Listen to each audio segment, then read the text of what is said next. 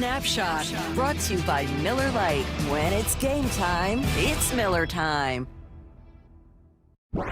From the Quantum Fiber Studio, this is Bump and Stacy on Seattle Sports. Streaming through the Seattle Sports app and at seattlesports.com. Now, here are your hosts, Michael Bumpus and Stacy Ross. Here we go now. Feels like still digesting the end of the Mariners season. I was thinking of Shannon Drayer sitting with us yesterday. If you guys missed the interview, she was fantastic. It'll be in, I think, the final hour of yesterday's Bump and Stacy podcast. Rate, review, subscribe, 5 stars. And she mentioned that part of why it was so jarring is because it was so sudden. You were leading into the 7th, and then not only with the George Springer home run did it feel over, but it was just bam, bam, bam. Rest of the outs are done, and you're finished. Mm-hmm. You know what I mean? No one's getting on base. No one's driving in runs. It was over suddenly, and it was so jarring. So I think I was thinking of that suddenness of how it ended, and that playing certainly a part too, and what makes it hard to digest. But I think it's, I don't want to say reassuring, eye-opening, perhaps, to hear Jerry Dipoto and Justin Hollander do so very publicly, trying to digest it, feeling that raw emotion, talking about what it means to move forward. So yesterday we didn't get a chance to play what Jerry Dipoto had to say, and I know some of you are still waiting to hear it. So let's go over a lot of it right now. First, what the last few days have been like. Not a lot of talking, mostly ignoring a lot of, communication, trying to just lay low. I think that's probably true of our staff, our players, is just trying to disconnect for a minute. And, a number of friends who do what I do for a living suggested, that it might be wise just to take a week or so and not think about baseball. But it's probably not our nature. We'll get back after it next week and start working at it. But, for now, mostly just, replaying, just like everybody else, our fans, replaying a variety of different, events in our heads. And, we'll probably, I will see George Springer on the ceiling of my sleep for years to come. It's just, he's tormented us for years. And honestly, I think a lot of Mariners fans, Bump, will feel the same. They're going to see George Springer in their nightmares. And I'm going to be real honest. Go Dodgers. The World Series. That's completely how I feel for this one. I don't see the Dodgers as like an evil empire per se. Nothing they do drastically affects the Mariners until it were to get to a World Series. But in this case, I'm being petty about it. And I think a lot of Mariners fans are fine doing that too. Yeah, I was trying to figure out like when I first felt something like this, like what Mariners fans were feeling. Mm-hmm. And I had to go back to like 98, 99 when, I hadn't really experienced a Laker championship, right? And the Spurs just kept whooping our butts in 98, 99. And I kept looking at the Spurs like, I hate them. Mm-hmm. Like, we're so close.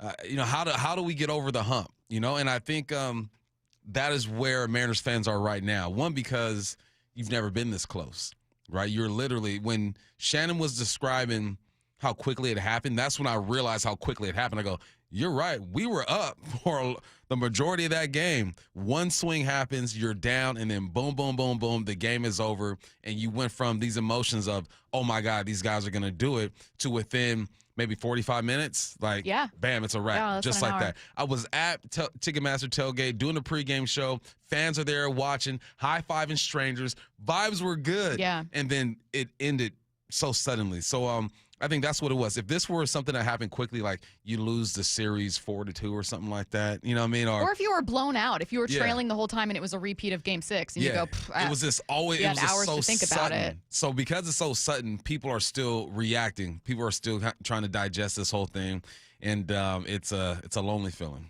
Okay. God, we have a lot to get through.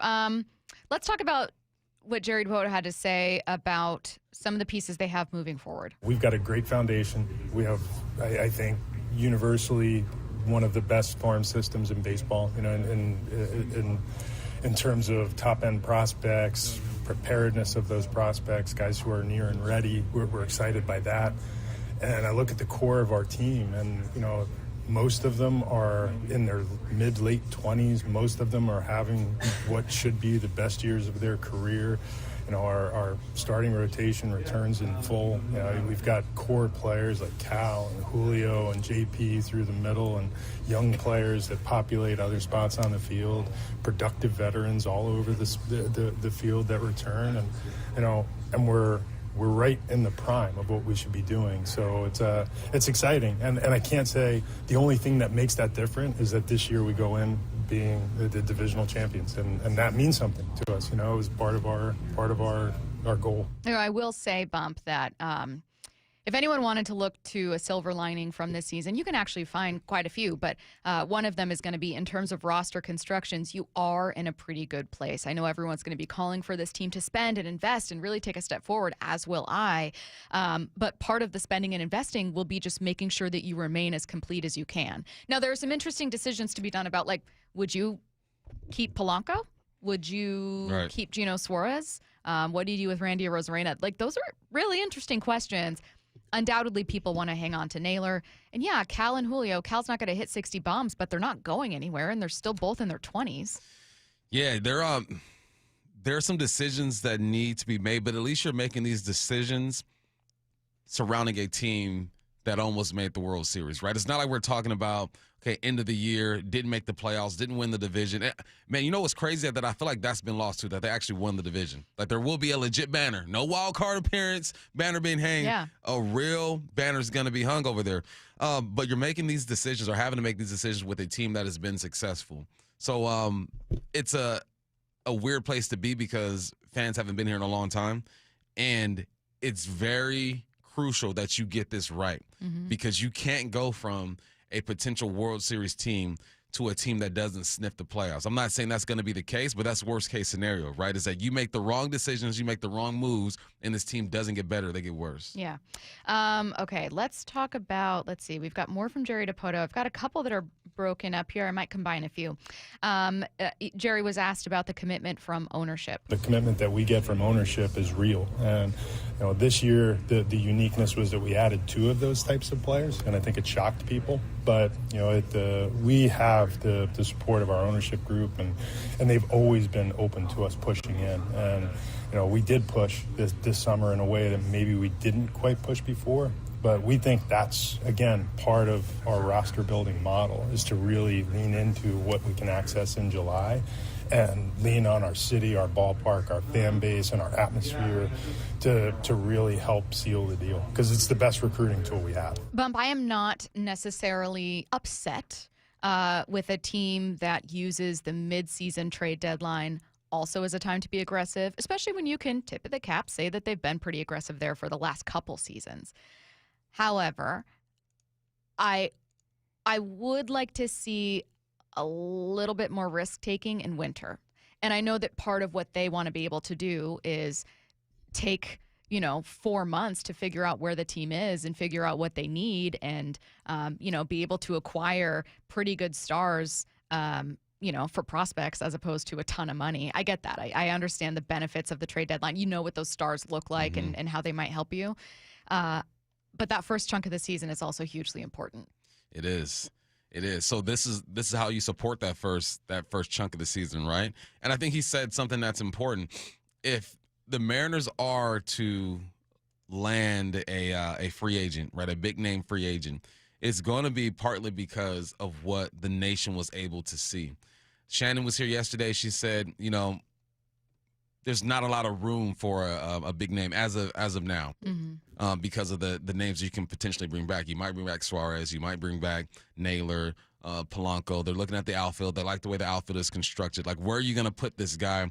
Me personally, I'm looking at that third base spot and saying, if there is potential to bring a big name in, it's going to be at that third base spot. So what do you do with Suarez? But back to my point is, if you are able to lure one of those guys in, it's because of what the fans were able to create during the playoffs. Partly because of that, right? It's partly because of what Dipoto and what Hollander have been able to do in constructing this team.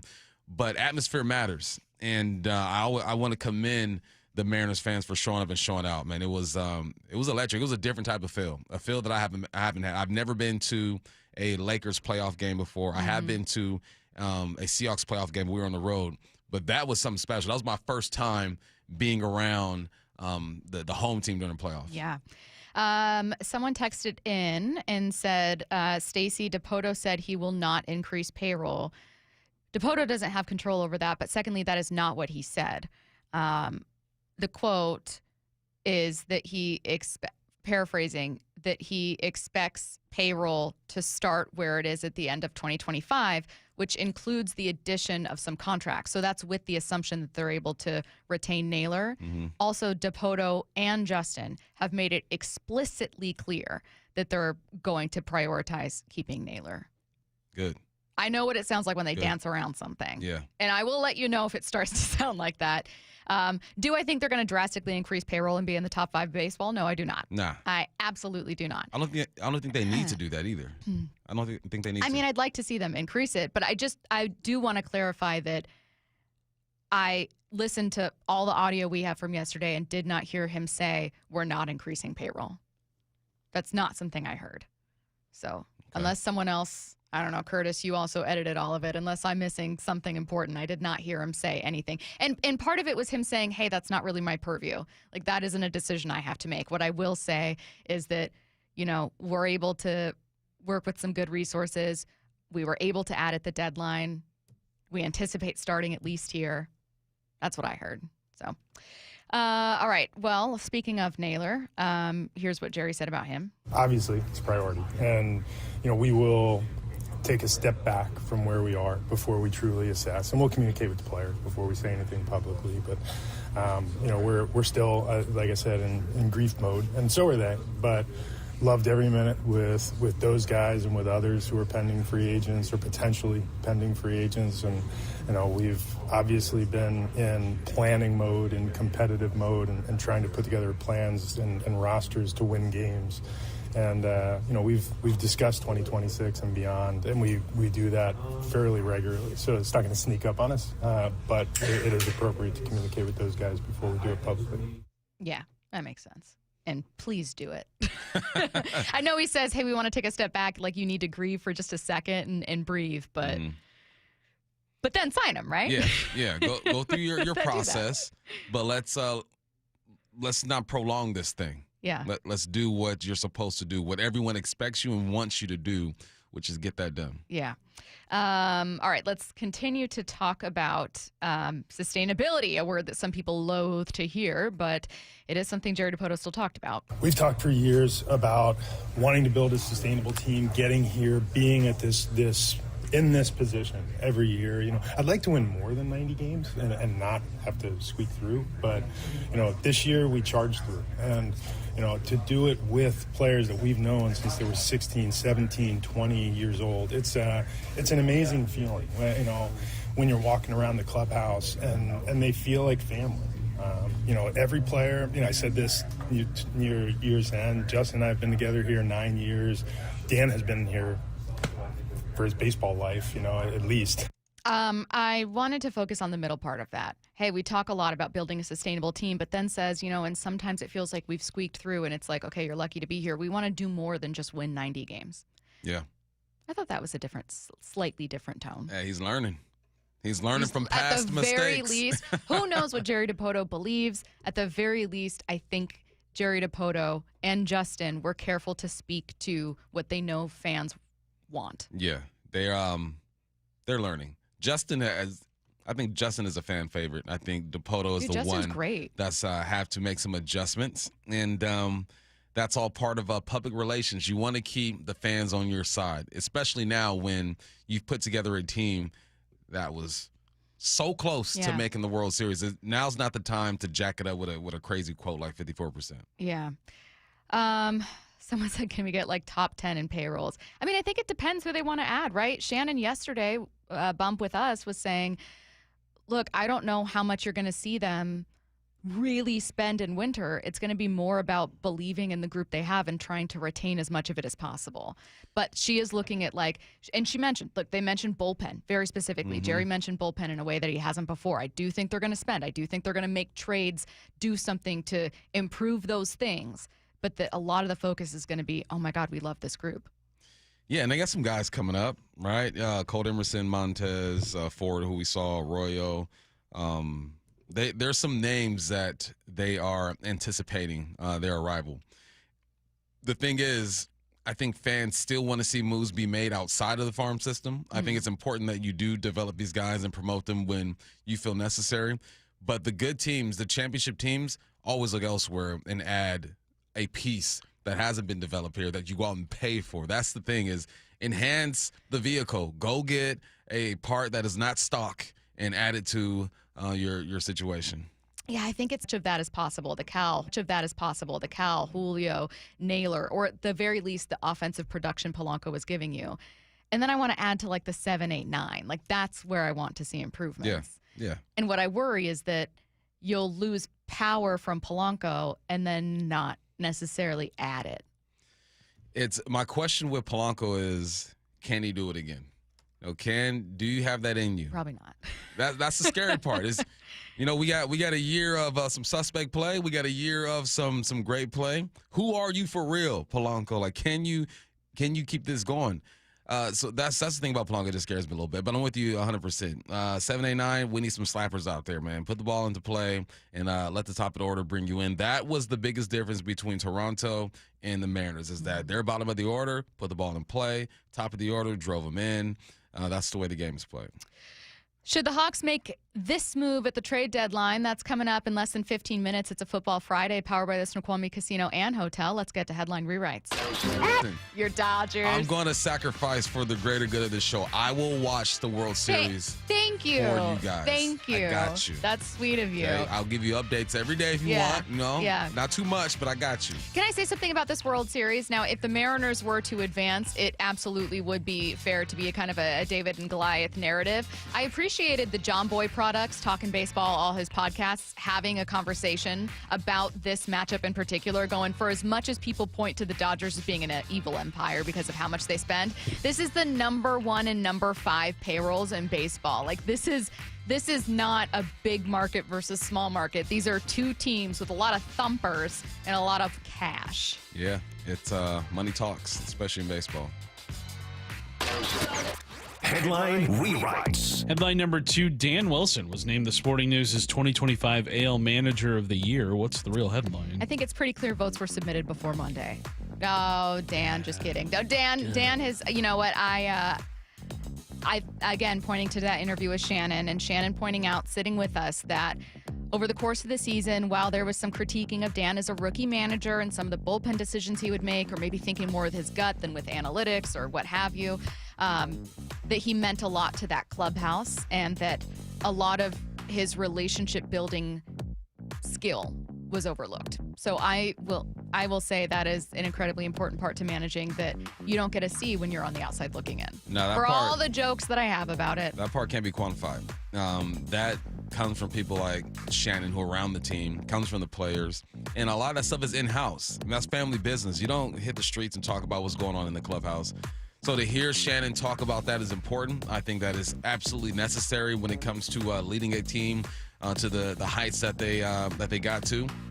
But it comes down to decision making as well. So blend the two, and I expect Dan to continue to grow. Who do you guys think might actually be the AL and NL Manager of the Year when it comes to? Is it it's AP, right, or is it the Pro Baseball? Oh, the writers? BBWA. Yeah. AA. In the National League, probably Pat Murphy. I thought Murphy too, and then Brewers. Maybe Vogt. Probably In the American League, maybe Just Stephen with Vogt. Didn't Stephen Vogt win it last year too? Did he? Or he was a runner-up. He was certainly Yeah. part of it, because I remember thinking like, oh man, you had him here, but he would have advanced. Just, I think what the Guardians were able to do is absolutely amazing. And you could say, oh, the Tigers blew it. They needed to add at the deadline and they fell apart, but you cannot overlook the Guardians still staying That's nuts. incredibly competitive. Murphy and Vogt won it last year. They both did. And they could win it continue to again do a this great year. job. Yeah. Run it back. What's next? Headline rewrites.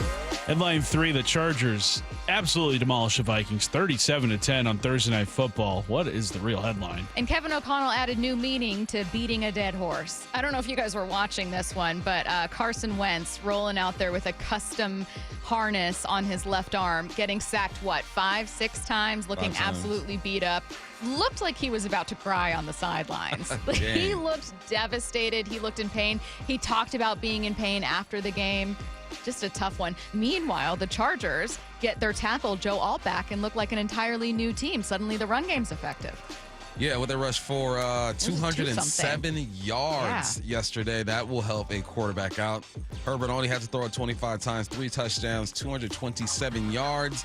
Yeah, I mean, we talked about this. The winner of this game kept hope alive. The Vikings are going to have to go on a heck of a run to continue to contend in their division. They got the Lions, the Ravens, the Bears, the Packers, then the Seahawks coming up. That's a tough road ahead, especially when, even if they had J.J. McCarthy, what do you expect? He's still a rookie. Not a rookie, a second-year guy, but this is his first year getting some playing time. This is, they're missing Sam Darnold right now. Well, they're gonna, and maybe even Daniel Jones. It's funny that the Vikings were, had both guys there, and then both ended up succeeding with their new teams. And now the Vikings are looking. I feel bad for Justin Jefferson, who looked deeply frustrated. He'll be all right. I mean, he'll be fine. He's getting a lot of money. He's getting a lot of money. He's just fine. He still had a decent day. 70-something yards? He had a decent day. I bet he's just thinking like, man, Daniel Jones and Sam Darnold, both also not just like clearly passing a ton, but with a lot of deep shots this year and explosive plays this year. I think both are top 3 or 4 in pass plays of 40 or more yards. If you're Justin Jefferson, you're missing that. Yeah, you are. But he's had some good years. Everybody deserves a down year or two. Yeah. He's had some good years. He's still 5th in the league when it comes to yards. Yeah. Should the Seahawks make this move at the trade deadline? That's next. Wyman and Bob. It's going to take a bit for this team, I think, to get past this moment. Every afternoon at 2. To be that close. You were just steps away, and you came up short. Some of them sat in that dugout and watched the Jays out there celebrating, and they're going to use that as fuel. You're never going to be happy unless you win the last game, right? Yeah, but somebody's always going home disappointed, and hopefully it's the Blue Jays. Yeah, that'll be easy to root for the Dodgers. Plus, they've got my favorite non-Mariner, Mookie. Oh, that's Betts. right, Mookie. Love Mookie. Only on Seattle Sports and Seattle Sports on YouTube. Dave Wyman here, and after 20 years of living in our home, our window seals started breaking. That's when I called Harley Exteriors. They're huge fans of our teams and regular listeners at the station, but what really sold me was their Olympic Series windows, built right here in Washington, designed for Pacific Northwest homes and climate. That means cooler in the summer, warmer in the winter. They're beautiful windows that last up to 60 years, and they'll help with noise, too. Harley Exteriors knows you've been spending a ton on playoff tickets, so they have a special deal for Seattle sports listeners. No interest and no payments for an entire year. Also, buy one window and get the second one 40% off, and take another $200 off your entire project. They're the friendliest team and so easy to work with. You call the number, and the person on the other line asks, "How can I make you smile today?" Just give them a ring and tell them you heard our ad. Call 833-HARLEY. That's 833-HARLEY, or go to harleyexteriors.com. Don't miss the Daniel Jeremiah Show, presented by Marquee Data. I think he's been awesome. Tuesday mornings at 8:30 with Brock and Salk. If this is where he is right now, he could win an MVP. Only on Seattle Sports. This is the story of the one. As a custodial supervisor at a high school, he knows that during cold and flu season, germs spread fast. It's why he partners with Grainger to stay fully stocked on the products and supplies he needs, from tissues to disinfectants to floor scrubbers. All so that he can help students, staff, and teachers stay healthy and focused. Call 1-800-GRAINGER, click Grainger.com, or just stop by. Grainger, for the ones who get it done. Help DEA keep our communities safe and healthy by participating in National Prescription Drug Take-Back Day, Saturday, October 25th.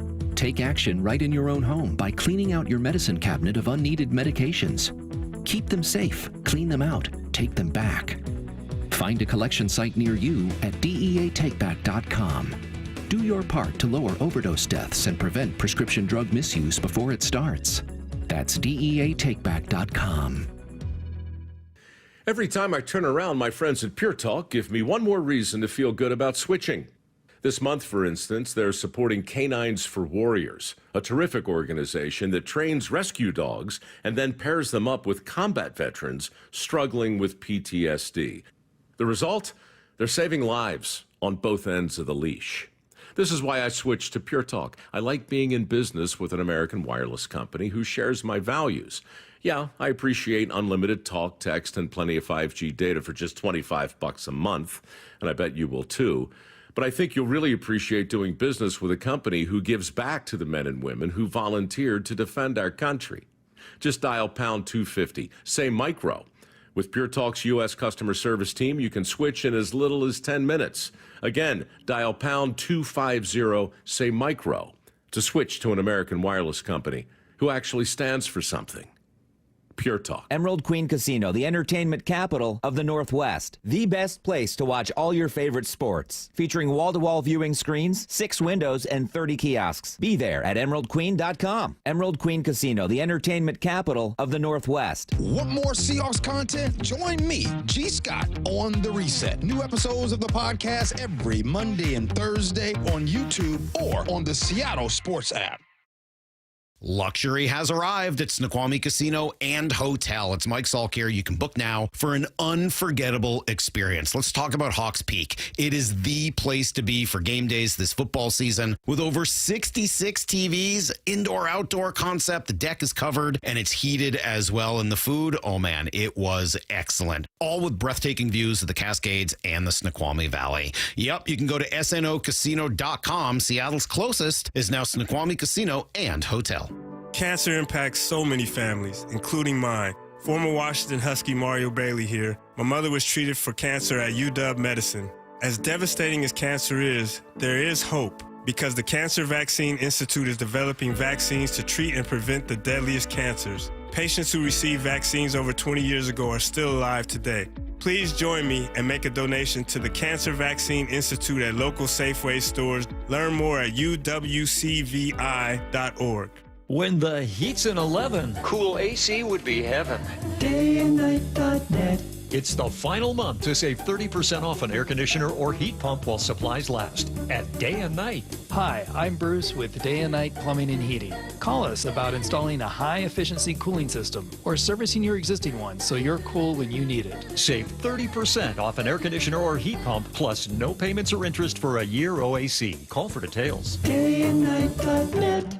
Ward C. Moeller and Associates remind listeners we lose an average of 37 people every day to alcohol-related crashes and many more to distracted driving. Make an agreement with your loved ones to never drive under the influence of alcohol or drugs, text behind the wheel, or ride with a driver who is. Always designate a sober driver or take a ride share for a safe ride home. Here's to a sober and text-free commute from the entire team at Ward C. Moeller and Associates. Family-owned since 1955, providing top-quality services for all your land surveying needs. From the Quantum Fiber Studio, you're listening to Bumpin' Stacy. Weekdays 10 to 2. On Seattle Sports and 97.3 FM HD2.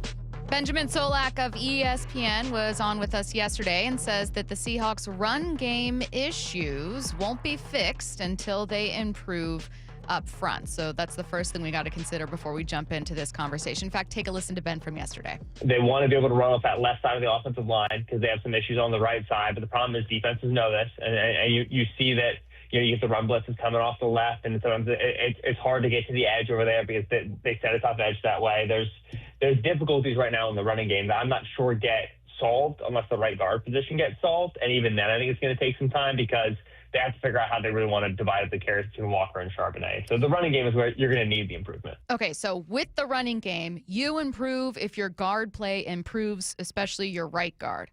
Well, here's the problem. Offensive linemen aren't typically dealt at the trade deadline, but you asked Ben yesterday, Bump, hey, what move would you make if you were in that front office at the deadline? And he said, I still would acquire a guard. They should not be opposed to doing it. Absolutely not. So I got a couple questions for you, Bump. Number one, like Ben, when you look at the run game, is part of the problem that you're seeing just fundamentally your play up front? The play up front. Mm-hmm. He's being nice about it. He's being nice about it. He says the offensive line, there's particularly one guy who struggled the most. How professional of Ben. Yeah, and you should be professional because you never want to really single anyone out because they are pros. Person. He is one of the best in the world at that. Just within the 1,500 men who are in the NFL, he's just not performing at a high level. And the jacked up part about it is there's glimpses where he does, where he looks good. where his hands are where they're supposed to be, where his eyes are up. The worst thing for a lineman is when you're looking back at the quarterback. You never want to look back at the quarterback. You want to be looking forward at the guy in front of you. But I think that there's potential with the group that is here right now because – As in you wouldn't add.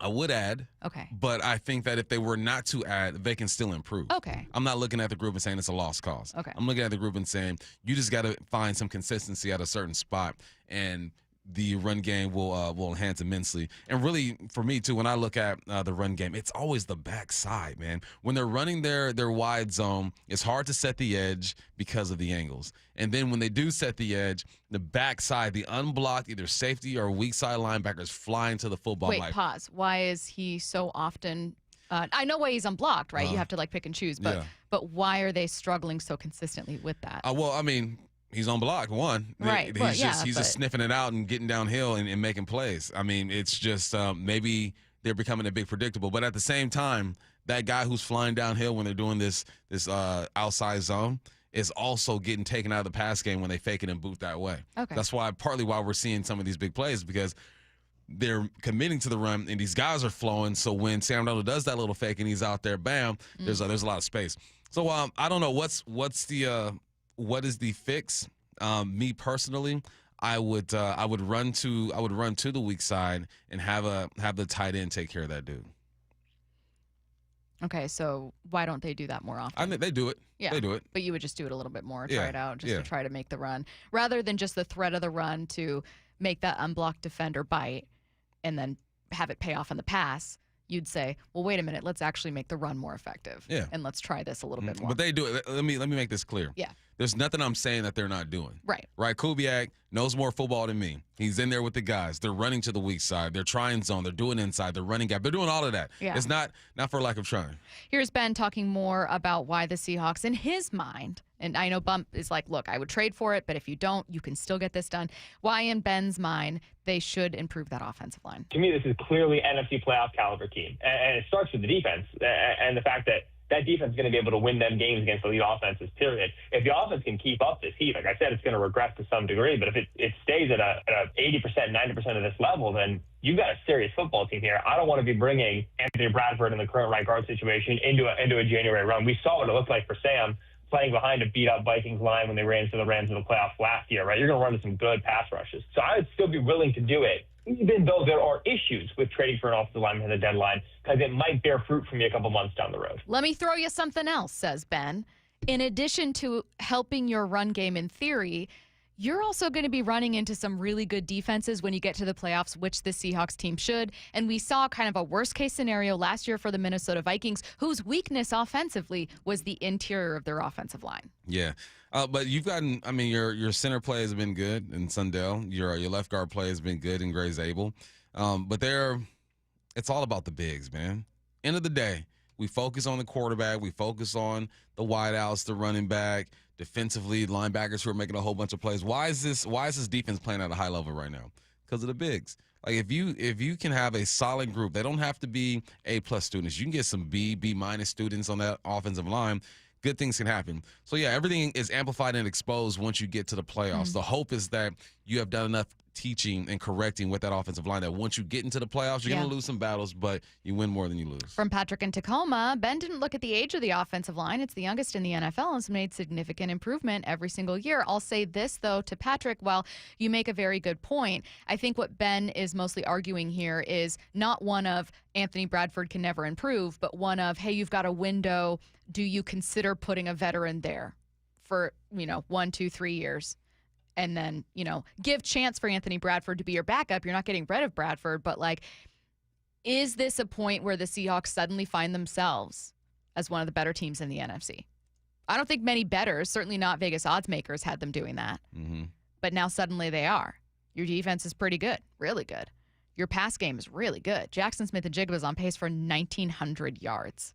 Is he going to get it? I don't know. Probably but not. Your pass game has been absolutely electric and explosive. is this a window where you do need to add a Wyatt Teller from the Browns, who's in the final year of his deal? He's been linked to the Seahawks as part of some trade reports, and these aren't reports from people like Brady Henderson saying he's going to be traded. These are like hypothetical kind of posts coming out ahead of the trade deadline, talking about good matches, but has been in that case, projected, I should say, as a possible trade target for the Eagles, for the Cowboys, and for the Seahawks. Why not? Go for it. Put your bid in. But I think it's more important that you continue to develop what you have here, because we just talked about how important this offensive line is. Everyone and their mama going to be going after that dude. You know what I'm saying? And it's not guaranteed that you get him. So what's best is that you develop what you have here. I mean, we're still waiting on like Christian Haynes to come around eventually. There are some options that you have here, and you've shown that even with the lack of talent in certain positions, the run game is still effective. So if you're not able to go out and grab someone, you coach your butt off and you be deceptive on offense to help. You create angles to help. There are things that scheme can do to help these guys, but at the end of the day, it's the Jimmys and the Joes, and it's so hard to find a great 6'6", 330-pounder out there. But what if there's one right now and it costs you a 5th-round pick? Go get it. Go get it. It's all about how they view their team, right? Mm-hmm. It's like the Mariners. They view their team at the trade deadline as contenders. So what do? They go out and they make moves. I would assume that John Schneider and Mike McDonald view their team as contenders. And if they do view the team as contenders, then you go out and you try to make that move. If it doesn't work out, it doesn't work out. But you at least put the effort out there. From the 7-8-6, they also have the option of putting Sundell at guard and Olu back at center. Exactly. That's an option as well. And I'm not intrigued. There have been rumors of that. Really? I am. Yeah, I am. But what about just upgrading instead of moving pieces around, letting Sundell stay at center where he's been all year long? But if you can't upgrade, that's your move. That is a possible move. You always got to, I didn't get to Washington State. Washington State was not plan A, okay? Washington State was plan C. And I got to plan C. So that's probably their plan B or C. No, C's typically work for Washington State. Dang. Dang. I'm pretty sure. Wow. I'm pretty sure that's right. The Seahawks have a difficult decision to make. Coming up next, go to break. Go to break. Coffee? It's the Hawks Player Spotlight. Tight end A.J. Barner is with us. How are you, man? Doing well. It's good to be on here. Brought to you by 3 Tree Roofing. The rookie on this O-line, Gray Zabel, is with us. Sam is an elite quarterback. Going deep with a different Hawks player every day at 3:30 with Wyman and Bob on Seattle Sports. Every time he walks into the huddle, we know we got a chance for a big play. Nick Eamon-Wari is with us. I felt good physically going into the game. Catch up on every Hawks Spotlight on Seattle Sports on YouTube and the Seattle Sports app. Stacy here to tell you that I have had a horrible experience buying and selling a car, so I know a good one when I see it, and that's why I want to tell you about Wayscar Ford in Auburn. These are real people. I was working with Mark and Chris, and Way himself, he's real. I know them, and you will too. And they want you to have a hassle-free, no-pressure experience when you're looking to sell your car or buy a new one. And let me tell you what, trusting the people you're working with is massive. Again, I mean it. I sold my car years ago to this place that absolutely ripped me off, and I wish I would have known about what Wayscar Ford does, which is this. You sell your car to Wayscar Ford and get paid for it that day. The whole process takes about 30 minutes. And then when they resell your old car, they send you a check for half the profit. It's not a consignment. It just lets them save money that they'd rather share with customers, and it lets you avoid scams. They've just surpassed sharing over $1 million with people who have sold them their cars. Plus, you can upgrade to a new model from their vast inventory like I did. Learn more at wayscarford.com. The rainy season's here, Seattle, and your roof can't wait. Schedule your free estimate at 3treeroofing.com and get $500 off today. Costly repairs and Band-Aid fixes won't hold up and just drain your pockets. Our technicians replace roofs year-round, backed by the strongest warranties. 3 Tree Roofing, your Puget Sound roofing experts. The birth of the American supercar is roaring into LeMay, America's Car Museum, October 25th. Curated by racing legend Steve Saleen, this high-octane exhibition features icons like Hennessy, Shelby, Zinger, and more. Don't miss it. Visit americascarmuseum.org. At Bible Law Group, our team reflects the same lessons learned by our founder, James Bible, while playing for legendary Husky coach Don James. Coach James always said it's amazing what gets done when nobody claims credit. That's the philosophy we carry into every case, because your victory is what matters at Bible Law Group. When your legal problems hit biblical levels and you feel like you're stuck in a lion's den of litigation, you need a legal team that won't back down. At Bible Law, we've secured over $40 million in settlements for our clients, and we're ready to fight for you. Find us online at BibleLawGroup.com. Stacy Rost here from Seattle Sports. Ladies and gentlemen, this is for you too. Stubborn fat is really hard to get rid of. And then there's all those gimmicky lasers, fat freezing methods, prescriptions. But imagine a simple solution that takes just one day and provides immediate, noticeable results. Introducing ProSculpt. ProSculpt uses air-assisted technology that's safe and gentle, yet powerful, delivering instant fat-reducing and skin-tightening results. Performed by board-certified plastic surgeons while fully awake, ProSculpt contours your body with minimal downtime. It's designed to target problem areas: waistline, face, neck, arms, thighs. ProSculpt gently removes unwanted fat and tightens loose skin with FDA-cleared plasma technology, all in a simple, guaranteed one-day procedure. ProSculpt is one and done. For your free consultation and $250 off, visit ProSculpt.com for powerful permanent fat removal and skin tightening that works for ladies and you men.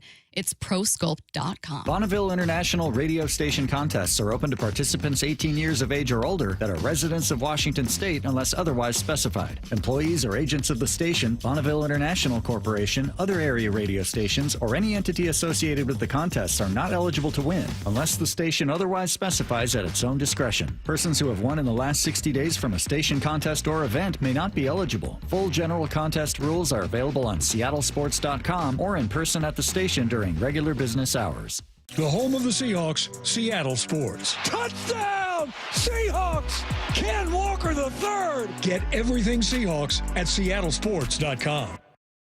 IRG Physical and Hand Therapy doesn't just treat injuries, they elevate athletes. From weekend warriors to elite competitors, IRG Sports Institute clinics are built for performance, blending top-tier physical therapy with advanced sports science and personalized training plans. Hey, Brock Hewitt here with Shannon O'Kelly, physical therapist and owner of IRG Physical and Hand Therapy. Why? Why elevate athletes as well? Because here at IRG, Brock, our motto is we want you to be your best self, your best physical self, your best mental self, and your best community self. At our new IRG Fremont Sports Institute, we're providing that type of care. We've got the latest equipment, the greatest techniques, the providers there that are excited to get you better, basically bigger, faster, stronger. Doesn't matter if you're a weekend warrior, a recreational athlete, an elite athlete, we will make you to be your best. You'll work with specialists who understand the grind because they've been there. With access to cutting-edge equipment and recovery techniques, you won't just heal, you'll come back stronger. Visit irgpt.com, irgpt.com. Free consultations, no fee guarantees, 5-star reviews. JP Pendergast with Pendergast Law explains the importance of going beyond these familiar offerings. Accident victims want an attorney, Tom, that satisfies their needs. Someone who handles those needs with the highest degree of care. Pendergast Law offers the no-fee guarantees and free consultations, but these only scratch the surface. Okay, explain more. We make sure that every member of our team is genuinely passionate about helping others. Customer service and communication are our top priority. It's how we take care of our clients so they always feel one step ahead of the insurance companies. Our strong reputation for high standards provides comfort and confidence when it's needed most. Pendergast Law offers the free consultations, the no-fee guarantees, and of course, they are 5-star rated. But what really makes them different is their genuine passion for helping others. I can't recommend them enough. If you or a loved one has been injured in a car accident, call Pendergast Law. We can help. That's PendergastLaw.com. From the Quantum Fiber Studio, you're listening to Bumpin' Stacy. Weekdays 10 to 2. On Seattle Sports and 97.3 FM HD2. I just want to say I could have gone to any college I wanted to, okay? I know. And I chose WSU. I know. For their education, actually, WSU for their community. chose you. They were like, please, we beg of you. Anywhere. Yeah. No, I know, Bump. And world class, face to face. And you got really good grades. You're very, very smart. I'm tired of you talking about my school like that. The joke was right there. I'm tired of you talking about my school. It was teed up and hardly original, but I had to take it. I could not swing. You know what I mean? We just lost 2 games on the road to ranked teams. All right? The Mariners lost. You're beating me, kicking me when I'm down. Sorry. You know what? What? You know what? I'm going to save my, you know what? I'm going to hold it. I better not be too mean. I'm sensitive. No, I know. I get your personality. I won't go too far. I promise. Bump won't stop till you're in tears, Stacy. It won't take long. The Seahawks have a difficult decision to make. Now, we'll start by saying this. This is going to be about Reek Woolen and the trade deadline. They are probably not going to extend cornerback Reek Woolen. I mean, does anyone right now think that they absolutely, definitely will? No. I don't either. I think that would have happened prior to this season starting. ESPN's latest trade deadline column gives him a 50% chance to be moved, claiming in part that he just doesn't quite fit McDonald's scheme and also that Seattle has good depth there. They're going to need to pay Devin Witherspoon, etc. On the other hand, Devin Witherspoon has been hurt. Not only that, but came back to play and then left again. Woolen's coming off a good game. You won't know if Devin Witherspoon is fully ready to go, can play until he gets back into a game, which your next chance is November 2nd, 2 days before the deadline. Can you actually afford to trade Reek Woolen? I think you can. I also see reasons to keep him here. I think that his physical attributes are unique. Obviously, you have to combine that with playing good football, tackling, pass defending, interceptions, all that good stuff. But I think that there's enough there in him physically to where I can see McDonald saying, you know what, we're just going to try to work with him and mold him and make him to what we need to be. But you are rolling the dice. You are rolling the dice when it comes to moving him because, yes, you do have depth at the corner position. You just don't have anything quite like him. But that's also what makes him attractive as a trading piece because there's not a lot of Reek Woolens walking this earth. Josh Jobe has played some good football. You have Darian Kendrick behind him who's played some good football. After that, there ain't a lot. You know, it's Spoon, it's Jobe, it's Pritchett who's had his up and downs, and it's Kendrick or Darian Kendrick.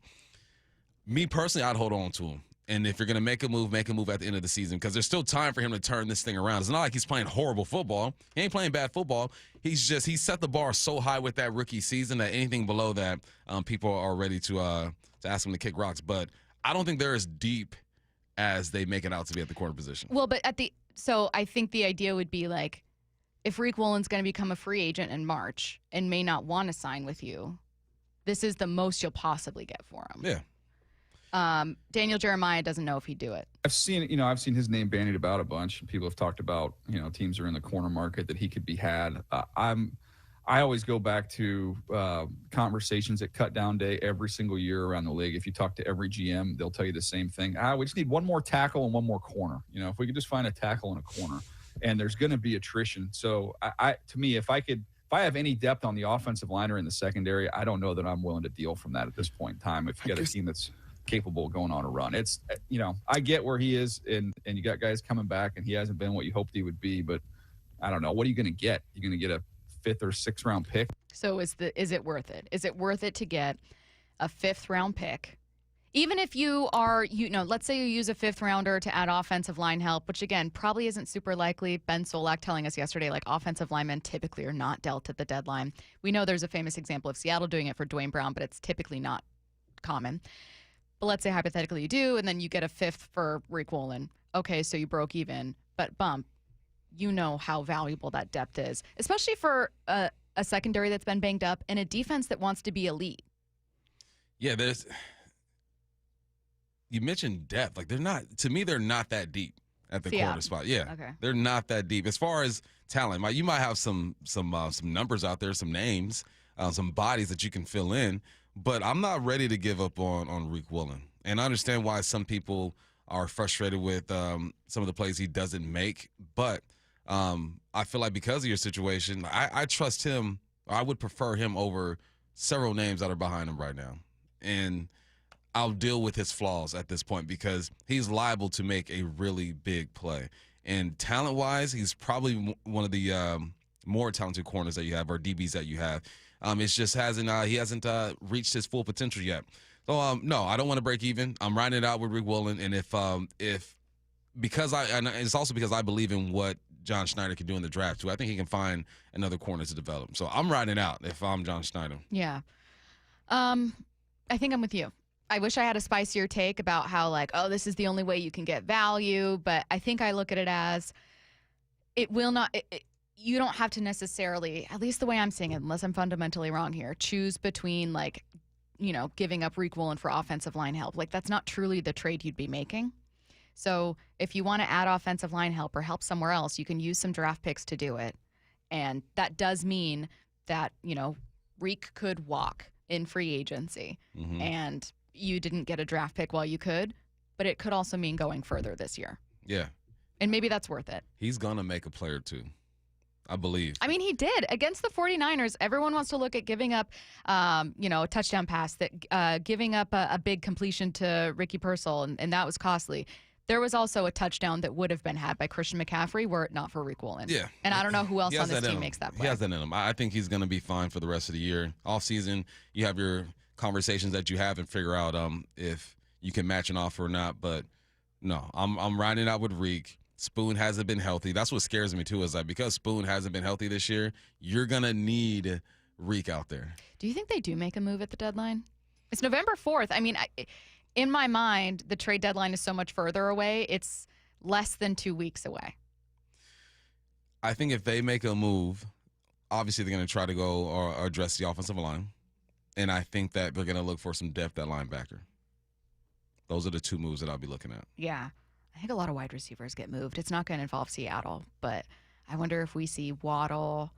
I wouldn't think the Jets would deal Garrett Wilson. They shouldn't. Nah, heck no. Isn't he banged up right now? They're 0-7 right now. Sauce is banged up. No, I think Garrett Wilson might be coming back. I don't know. I had him on fantasy, so I did have to put him on IR for a minute. But the Jets are in this weird spot where they have a lot of young talent. It's just super not coming together at all. But they definitely can be sellers. They're not going anywhere. They're 0-7. Yeah. Yeah. It can be. The wide receiver moving. Seattle will not be a part of it, but that'll be one of the top most interesting storylines at the deadline. The Jets are the most talented 0-7 team I've seen in a long time. The Jets are the weirdest team I've ever seen. Outside of this year's Broncos, also a weird team, but it's the flip where they're actually successful. Bill Barnwell thinks the Seahawks had one of the league's best off seasons, but does it mean they get further than expected in January? He joins us next to talk about a competitive NFC. Wyman and Bob. It's going to take a bit for this team, I think, to get past this moment. Every afternoon at 2. To be that close. You were just steps away, and you came up short. Some of them sat in that dugout and watched the Jays out there celebrating, and they're going to use that as fuel. You're never going to be happy unless you win the last game, right? Yeah, but somebody's always going home disappointed, and hopefully it's the Blue Jays. Yeah, that'll be easy to root for the Dodgers. Plus, they've got my favorite non-Mariner, Mookie. Oh, that's right, Mookie. Love Mookie. Only on Seattle Sports and Seattle Sports on YouTube. Lowe's knows pros want more. Join My Lowe's Pro Rewards for free to get $20 off your first qualifying purchase of $100 or more just for signing up. Plus, enjoy free standard shipping and more ways to save on your next job. Lowe's, we help, you save. Offer valid for new members only. Not valid with any other discount. Free standard shipping not available in Alaska and Hawaii. Exclusions and more terms apply. Loyalty program subject to terms and conditions. Visit Lowe's.com/pro-loyalty for details. Subject to change. Luxury has arrived at Snoqualmie Casino and Hotel. It's Mike Salk here. You can book now for an unforgettable experience. Let's talk about Hawks Peak. It is the place to be for game days this football season. With over 66 TVs, indoor-outdoor concept, the deck is covered and it's heated as well. And the food, oh man, it was excellent. All with breathtaking views of the Cascades and the Snoqualmie Valley. Yep, you can go to snocasino.com. Seattle's closest is now Snoqualmie Casino and Hotel. Hey, it's Bob Stelton here, and I can see clearly now. It's amazing. Let me tell you about one of the best decisions I've ever made in my life. That's when I went to K2 Vision for Refractive Lens Exchange, or RLE. Dr. Kopstein started K2 Vision with Dr. King from King LASIK, the most experienced LASIK surgeon in the Northwest. King LASIK plus K2 Vision equals freedom vision for every stage of life. No glasses, contacts, readers, or cataracts. So if you're somebody that struggles with distance vision and now you always need a pair of reading glasses, K2 Vision RLE could be your perfect permanent solution to spending your good active years not needing reading glasses. And here's the capper. You're never going to develop a cataract. I'm somebody that needed readers in every room of the house. I needed to see the scoreboard out at ball games. I just couldn't see clearly. That has all changed thanks to RLE. Whether it's LASIK, even go ICL or RLE, trust the most experienced team of doctors to point you in the right direction. Schedule your free Zoom consultation today at K2VisionRLE.com. That's K2VisionRLE.com. You're listening to Leaf Filter Radio, and the guru of gutter protection himself, Chris Coonahan, is here to take your most pressing leaf-related questions. Hey, everybody, Chris here. I understand we have Ron on the line. Ron, where are you calling from? Uh-oh. Ron, are you calling from a ladder? Well, I was. I wanted to ask Chris what I need to do to get my gutters ready to have leaf filter installed. Oh, Ron, you don't have to do anything. A Leaf Filter Trusted Pro will come out and clean out your gutters, realign and seal your gutters, and install Leaf Filter, America's #1 gutter protection system. So I didn't need to get on this ladder? Ron, Leaf Filter Trusted Pros are in your neighborhood and ready to help. Just visit leaffilter.com/deal to schedule your free gutter inspection and get up to 30% off. Thank goodness. What was that site? To get this special radio offer, go to leaffilter.com/deal for your free gutter inspection today and get up to 30% off. That's leaffilter.com/deal for up to 30% off. leaffilter.com/deal. See representative for warranty details. This is the story of the one. As a custodial supervisor at a high school, he knows that during cold and flu season, germs spread fast. It's why he partners with Grainger to stay fully stocked on the products and supplies he needs, from tissues to disinfectants to floor scrubbers. All so that he can help students, staff, and teachers stay healthy and focused. Call 1-800-GRAINGER, click Grainger.com, or just stop by. Grainger, for the ones who get it done. Tired of hearing scary radio ads about the IRS? Tax Relief Advocates is different. TRA is here to tell you that if you owe money to the IRS, whether it's $5,000 or $500,000, we have a solution. TRA can eliminate or reduce what you owe to the IRS with zero risk to you. We have over 1,000 5-star reviews on Google and an A+ with a BBB. End your tax nightmare today by visiting TRA.com or call 800-583-6681. That's 800-583-6681. Confidence is knowing you're ready to handle whatever comes your way. That's what it feels like to take on your workday with Cintas. They make sure your AEDs are up to date, your fire extinguishers are tested and inspected, your floor mats are cleaned and delivered, and your workwear looks good, feels good, and is freshly laundered with the Cintas Apparel Plus program. So are you ready to take on today? Visit Cintas.com. Oh, I'm ready! And get ready for the workday. Let's go! You're still glowing, flirting, grooving. You still got it. But your immune system weakens as you age, making it harder to fight flu, pneumococcal pneumonia, RSV, and COVID-19. Vaccines are a key part of any health routine and help strengthen your immune response. Ask your doctor or pharmacist which vaccines you need. Schedule in minutes at vaxassist.com. Sponsored by Pfizer.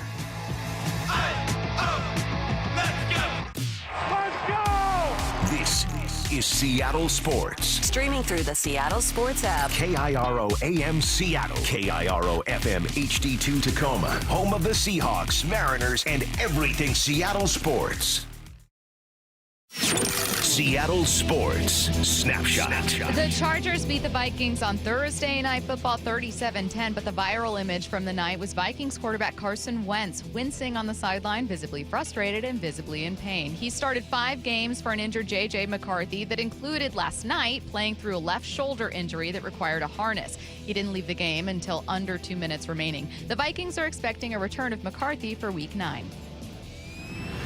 Snapshot, brought to you by Miller Lite. When it's game time, it's Miller time. From the Quantum Fiber Studio, this is Bump and Stacy on Seattle Sports. Streaming through the Seattle Sports app and at seattlesports.com. Now, here are your hosts, Michael Bumpus and Stacy Ross. Here we go now. ESPN's Bill Barnwell joining us now on the Emerald Queen Casino Sportsbook Hotline. Bill, we do want to talk to you about a very competitive NFC right now, but we're going to start with a look back because you looked back to see which NFL teams had the best off seasons. And while I know you settled on the Colts kind of getting the most bang for their buck, and you're absolutely right, you did have the Seahawks ranked as one of your better teams. What did you see? I mean, you saw a team that had a plan, and there were skeptics of that plan. I'm not going to lie, myself included. Can't argue with the results so far, though. Obviously, going from Geno Smith to Sam Darnold, we can get into, I think, some of the factors that go into that. But obviously, Sam Darnold playing much better football than Geno Smith so far this season. And then the Gray Zabel pick has been a hit. I think he's been phenomenal on the interior. And I'll say, like, you know, one of the things myself, I think a lot of other people thought heading into the out of the offseason was, hey, maybe you needed to add more offensive line, and maybe there needed to be more than just that one addition. But the offensive line, because of the scheme, because of the structure, because of how they've played, they have been much improved. And so I think you have to give John Schneider, who, you know, has been in this job for a long time for a reason, a lot of credit for what he accomplished. Seahawks in a great spot right now. Bill, you mentioned all the moves that were made and the approach of the Seahawks. Do you think this is finally the year that Schneider wins GM of the Year? No, because unfortunately, those awards, GM and Coach of the Year, seem to just go to whoever is the new person or the new spot.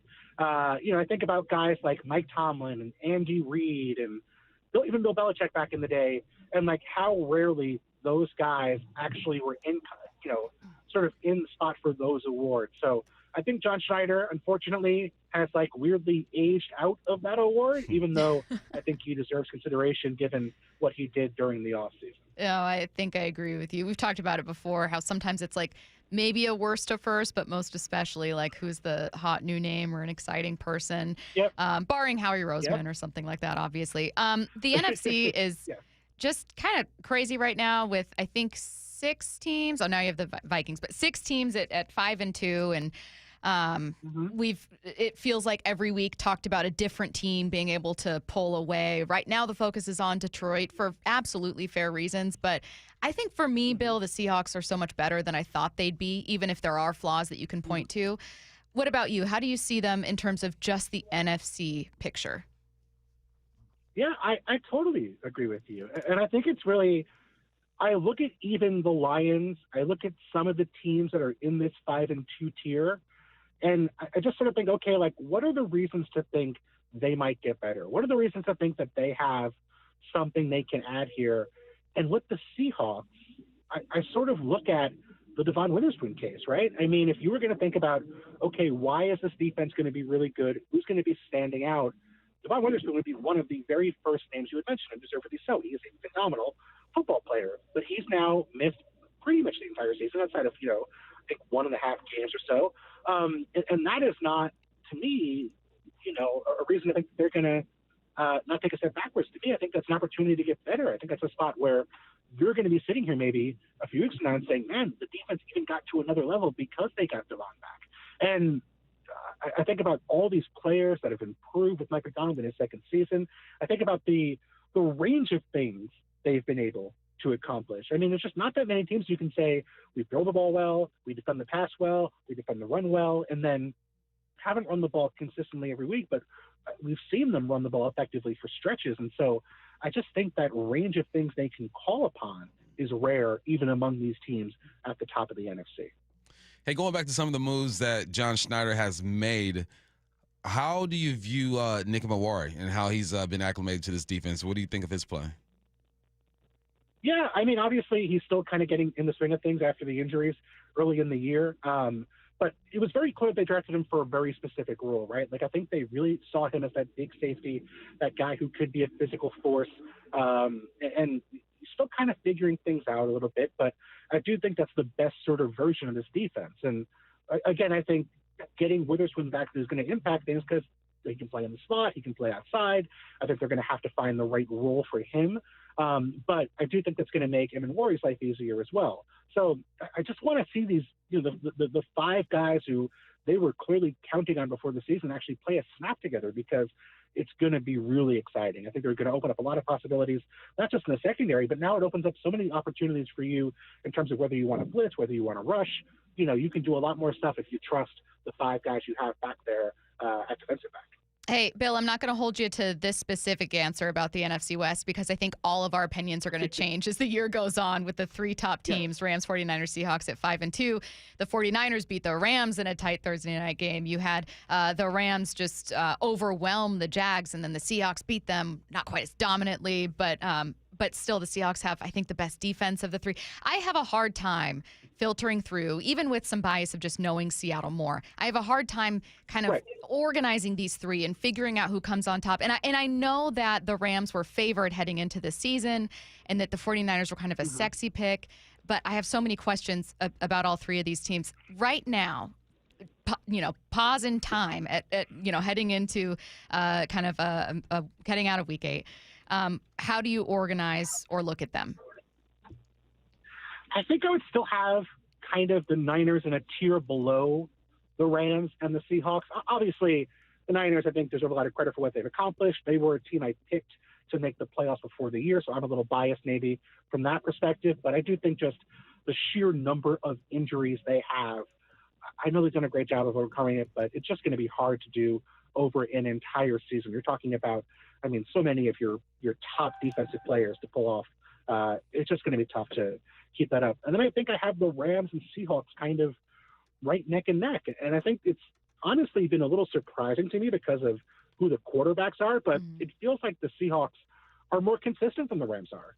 It feels like the Rams with Matthew Stafford with that passing game feels like you get a little more inconsistency, a little more sloppiness from week to week. And that, I think, is the part that I'm surprised at, because if I told you, hey, Matthew Stafford, Sam Darnold, who's going to be more consistent, I think a lot of people, understandably so, would pick Matthew Stafford just because of his pedigree, his experience. They've seen him play at the highest level. They've seen him win a Super Bowl. But I don't think he's been a more consistent quarterback this year. So I think that maybe the Rams have a little bit of a higher ceiling. I think when they've been at their best, they've been maybe the best team in football. I think that's how dominant they've been. Obviously, that Jags game in London being a good example. But I just think the Seahawks have been a little more consistent. Maybe they're a better team on a weekly basis than the Rams are. So still figuring it out like you and like everyone else. But I could see cases for the Seahawks or the Rams. The AFC North was one of the better divisions the last few years. This year is down a little bit, obviously, because mainly because of the Baltimore Ravens, right? Do you think it's a wrap for them? Do you think they find a way to get back into playoff contention, or do you think it is what it is over there? No, I do think they have a shot, but I think more than anything, it's because their schedule is really easy. I think they have the Jets coming up. They have a game against the Browns coming up. They have one of the easier schedules in football. To me, the question is just this defense is like, I'm 42, so I most of my adult life has been with the Baltimore Ravens having a really good defense. I almost don't know what to do with myself when I watch the Ravens defense and it's bad. It just feels like something in the universe is off versus what I'm used to now for 3 decades of this Ravens franchise. So the defense has been so abysmal this year. But that's the part that really concerns me. They did figure it out last year. Remember, as time went on, though, they were struggling early in the year. They moved Kyle Hamilton back to free safety, make some changes. They cut Marcus Williams, who had been a big free agent addition for them. And they were dominant towards down the stretch, second half of the year on the defensive side of the football. So we've seen them improve in season before.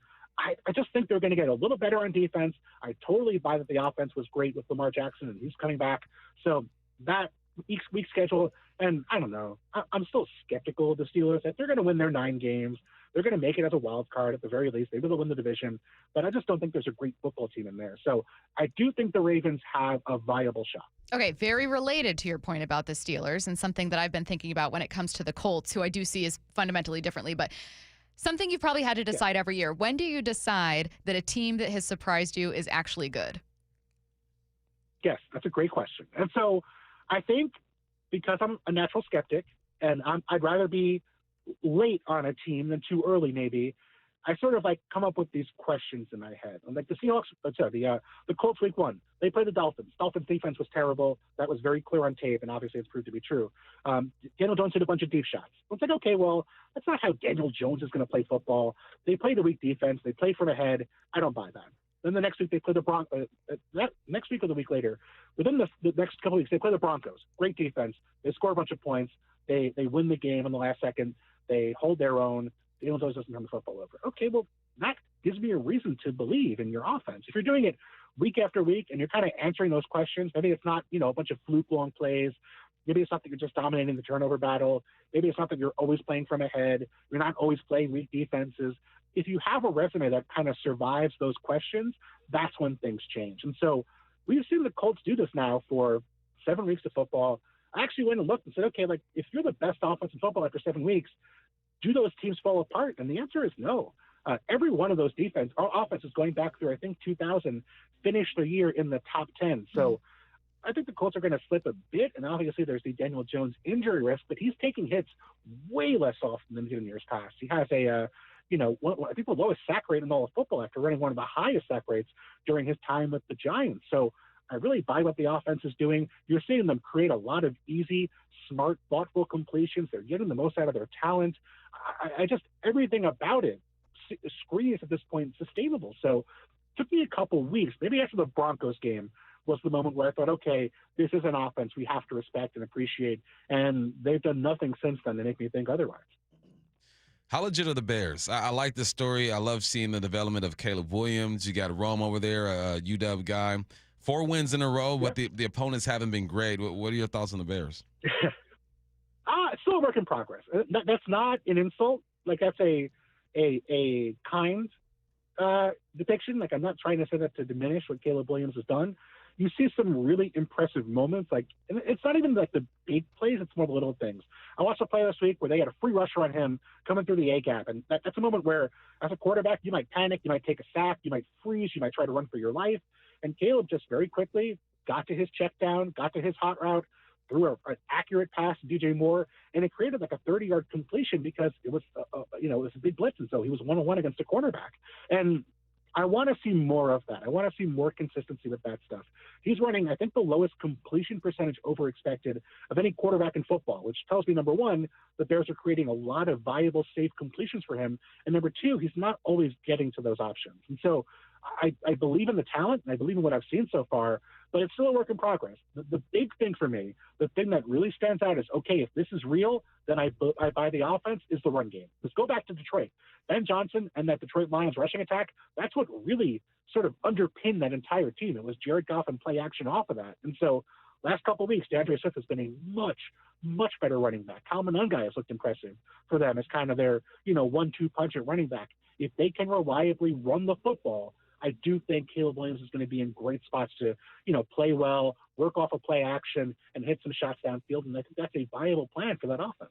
Saying that a team doesn't look like an NFC title team is only an insult when that's kind of the expectation, but that was the expectation for the Eagles.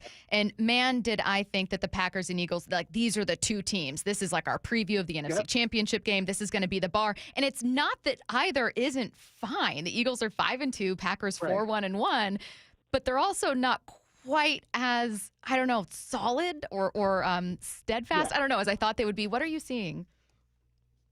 Yeah, I agree with you. I thought when the Packers blew out the Lions week 1, they were, to be honest, my NFC title pick before the year. I'm like, okay, I felt so smart. I was like, man, I know, I saw it coming. And then they lose to the Browns. They look inconsistent. I just think there's an identity thing with both these teams that comes to mind. And I don't want to drill into just the you got to run the football thing. I don't want to be like the crustiest old school coach.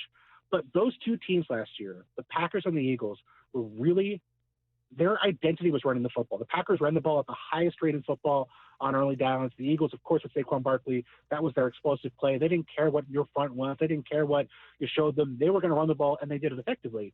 And now the Eagles can't run the football. Jalen Hurts has not been part of the quarterback run game. Saquon has not spiked any big plays as a runner. He has one as a receiver, but when you don't have that, you have to kind of figure out, okay, what's our identity now? What are we doing? What's our philosophy? What's the thing we can call upon and say, okay, in a key spot, this is what we trust. And we saw in that game last week, it was Jalen Hurts hitting 50-50 balls downfield to Devontae Smith and to A.J. Brown against the Vikings. And that was what really propelled that offense, was hitting those explosives in the pass game. For the Packers, Jordan Love is a good quarterback, but they clearly don't want him throwing the ball 45, 50 times a game. It's just not what their philosophy is. They want to run it with Josh Jacobs, and that has not been anywhere near as consistent this year. And so that Packers team, I think when they traded for Micah Parsons, they figured, okay, we're going to be playing from ahead. We're going to be able to, spike Micah Parsons in pass rushing situations. And that Lions game week 1, they get ahead early, and Micah Parsons was in, those situations the entire game and looked great doing it. He's playing really well, but they have not been able to get up by a touchdown, up by 2 touchdowns early on all that often because the running game has not been that effective. And so I do think there's an identity question happening with those teams that they're going to have to figure out to look like the teams maybe we were expecting heading into the season. Make sure you are always reading Bill's work at ESPN.com. He is ESPN's Bill Barnwell. Thanks, Bill. Thanks, Bill. Thanks so much. Have a good one. All right, let's get to 4 Down territory. This is 4 Down territory, going inside the game with former Seahawks and Coug wide receiver Michael Bumpus. First down, what did Scadaboo and Dable remind you of? So Dable was fined $1,000 for violating concussion evaluation protocol. Him and Scadaboo went into the tent where Dart was and said and did who knows what. When I was a sophomore or junior in college, we played Los Alamitos on ESPN, right? And they ran like a Fumbarooski. A big lineman got the ball, and I went up to him, and I was like, I'm going to lay this dude out. Boom, I hit him. I hit him hard. He went down, but I lost that battle. And I went to the sideline, and I knew I was concussed. I knew I was. But the concussion protocol back in those days, it was garbage. It was like, remember this, bump. What's your favorite color? Tuesday, Friday, bananas and grapes. And I'm like, all right. And I forgot it, but I tell my boy, I go, hey, remember that for me. Remember that for me. So I passed the protocol, and I go back in the game. What were they saying to Dart in that room? You know what I mean? I'm sure they were trying to convince him that he's okay. Yeah. We need you. But that's just they were like Wednesday, Friday. Exactly. Exactly. They are, but that's the culture of football. Yeah. Like guys want to play. You can have, I've had fingers dangling, broken and stuff, snap it back in there, boom, let's go get it. That's the mentality of football players. It is dangerous. I don't recommend it, but it does not surprise me that Dable, and of all people, Scadaboo, the craziest dude in the league right now, went to that tent and convinced Dart. And you can see in the Dart's eyes, my man looked concussed. Yeah, he looked concussed. Yes. But it just took me back to my high school days, man. I faked that protocol. I got through it because of my boy. Thank you. I appreciate you. We still lost the game, though. Cam Scadaboo is crazy for real. And it's legit. It's genuine crazy. Like I've never seen anything like him. No, he's a unicorn. I appreciate him, though. I appreciate him. Second down. If the Seahawks don't make a move at the trade deadline to acquire an offensive lineman, how do they improve the run game? Help is on the way. We almost forgot about this man, Mr. Oots. Mr. Oots is going to help this run game. He was just getting started. Was it against the Steelers? He knocked out 2 linebackers. Queen was one of them, knocked out another one. I think that if you don't go get an offensive lineman, which is going to be hard to do, we talked about it earlier, you have to develop the offensive line. You either have to move Sundell to guard and bring Oluwatimi at that center spot, or you hope that Oots can unlock something, and I think that he can. The thing about Oots is he will help the run game and he will help the pass game. He'll help influence linebackers in the run game, and then he'll leak out during the pass game. He's going to have a 40-yard reception this year. All right, I see some use check in him. But no, I'm looking at Oots. I almost forgot about him. I was trying to figure out, all right, what haven't they tried? What haven't they done? They are just without a young man who was really turning the corner when it comes to helping the run game. Third down. Tyler Lockett requested and was given a release from the Titans. Where do you think he should go? Anyone that's contending. You, as an older receiver, you do not jump in on projects. You don't look at the Jets and say, they'll throw me the football. Let's go play for them. You don't look at the Dolphins and say, they're struggling. I like their offense. Let's go play for them. You look at contenders. You're looking at the Rams. I would hate to see it, but you're looking at the Rams. You are looking at maybe even the Steelers. You're looking at Detroit. You're looking at the Eagles. You are going to be there to mentor and to help. And I guarantee you, if Tyler Lockett was on a team that was winning a whole bunch of ball games, he will take his, 12 receptions for 70-something yards with a smile and say it's all good. It's a good day. It's bigger than me, okay? I'm here to help this team spiritually and mentally. So contend, be selfish, Tyler Lockett. If you want to play football, you put yourself in the best position possible to go get a ring. Because it's a shame to me. I automatically associate him with the Super Bowl team, and he wasn't part of that. He had some good years, part of some good teams. But be selfish, Tyler. I know you're a selfless man, but be selfish this time and put yourself in a good position. You know what team's going to be looking for receiver help? Who that? I mean, quite a few, but the Bills.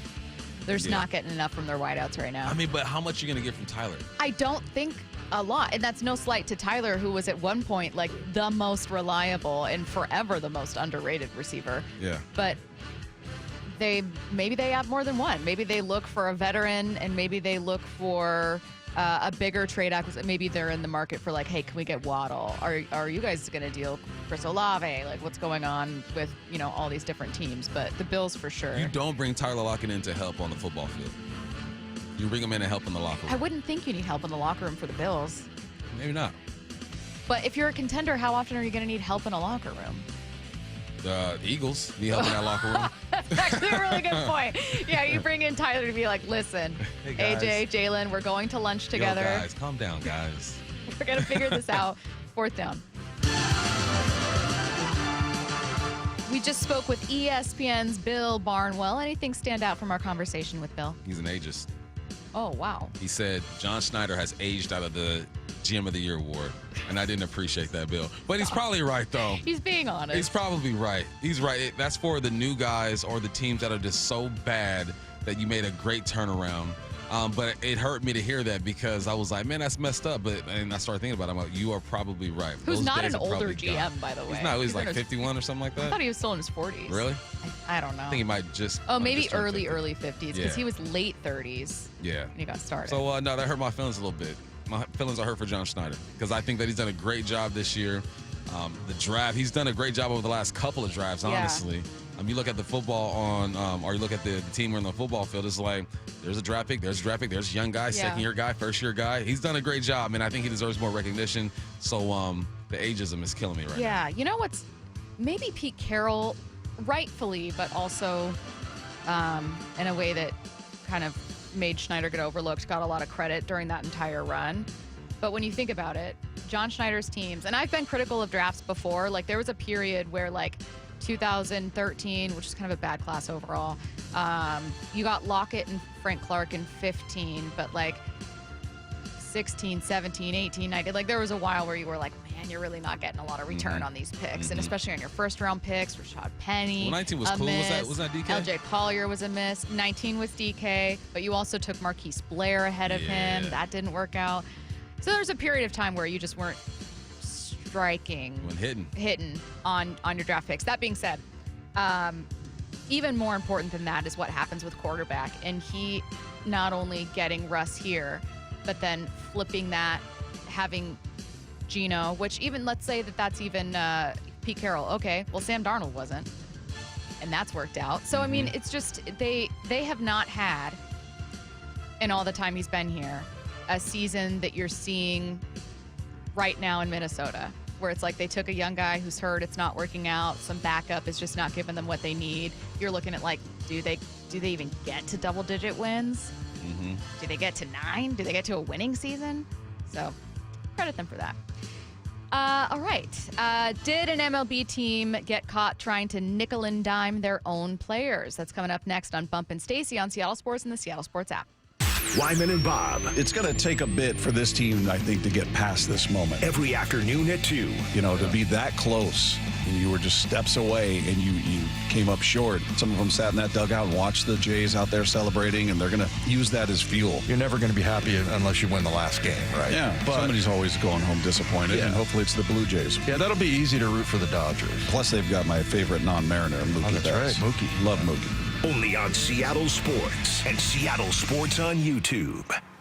Are you frustrated with those trendy weight loss shots and not getting the long-term results you really want? This is Dr. Ryan Coogan with Eastside Weight Loss, and whether you've hit a plateau, can't handle the side effects, or watch the pounds creep back after stopping, there's a better way. Our program has helped over 4,000 people lose up to 10 to 20% of their body weight in just 8 weeks without expensive injections or uncomfortable side effects. Our doctor-developed program costs up to half as much and works up to twice as fast. Ready for real lasting results? Visit eastsideweightlossclinic.com now to schedule your free consultation. Did he just say Eastside Weight Loss Clinic is half the cost and works twice as fast as weight loss injections? It's true. Eastside Weight Loss Clinic is natural and it works. I was finding that my clothes didn't fit as well, so I jumped on the program. I lost 35 pounds in 60 days. It was very safe and a healthy plan. Many clients lose 20 to 30 pounds in a month or two, and you can do our program remotely from anywhere you live. Schedule your free consultation at eastsideweightlossclinic.com. That's eastsideweightlossclinic.com. Dr. Ryan Coogan, D.C. Results may vary.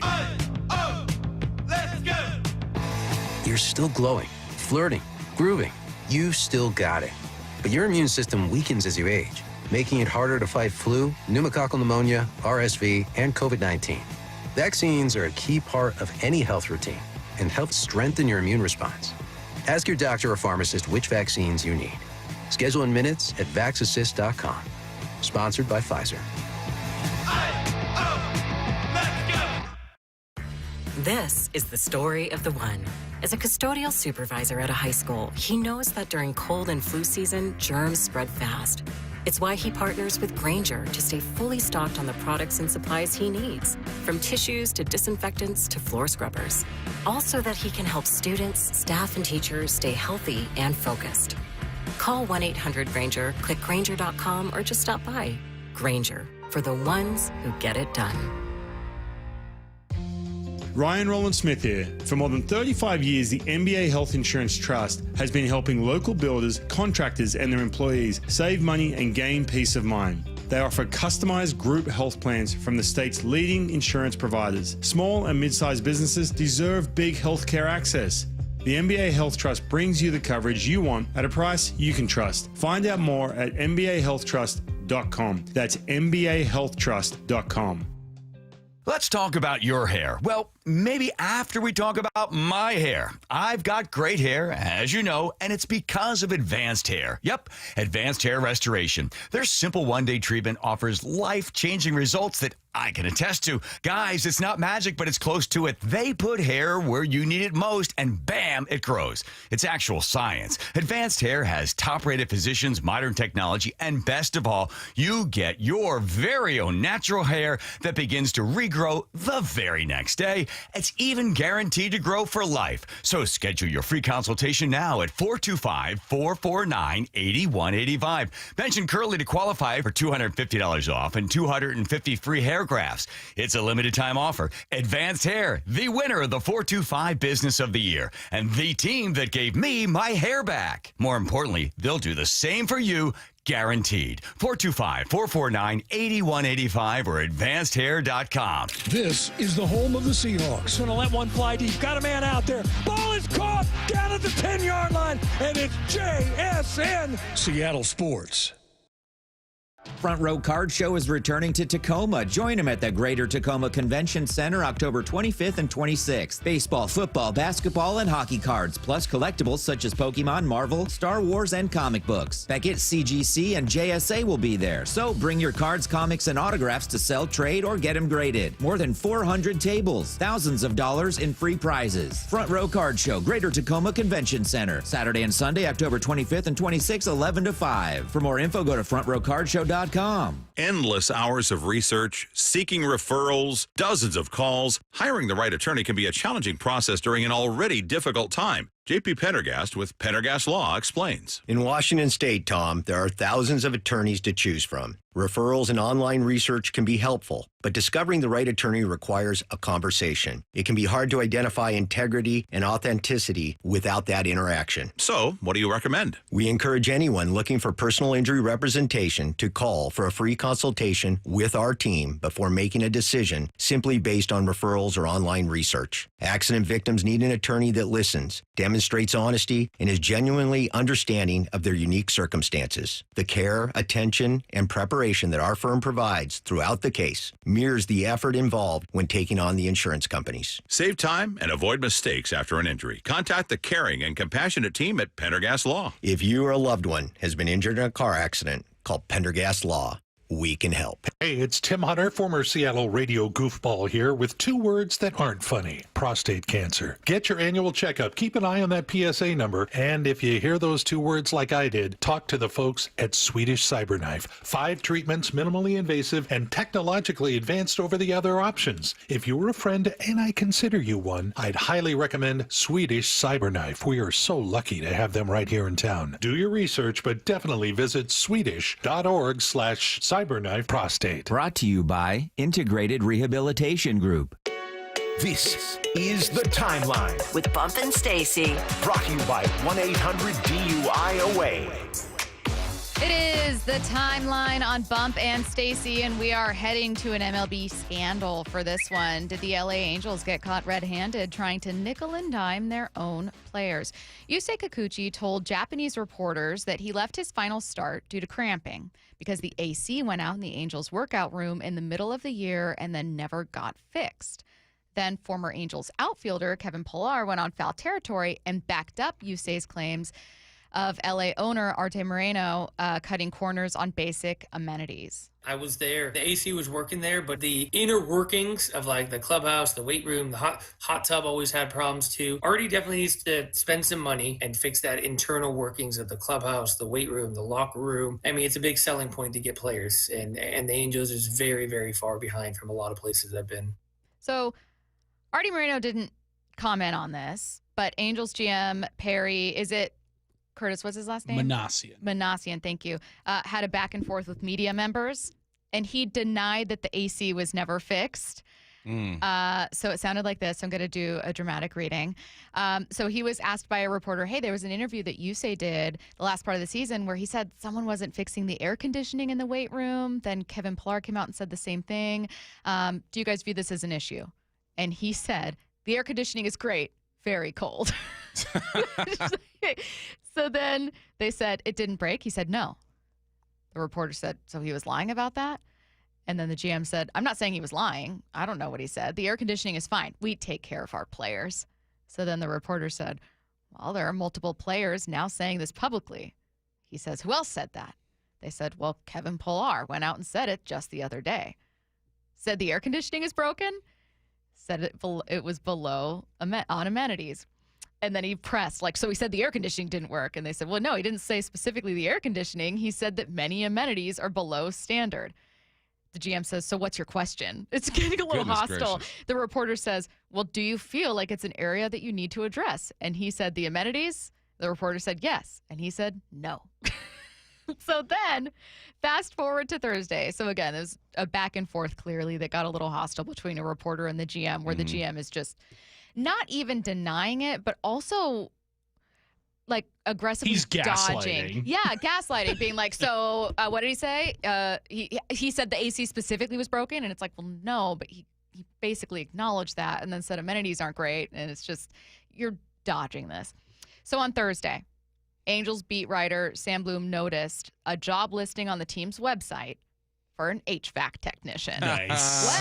Well, how the tables.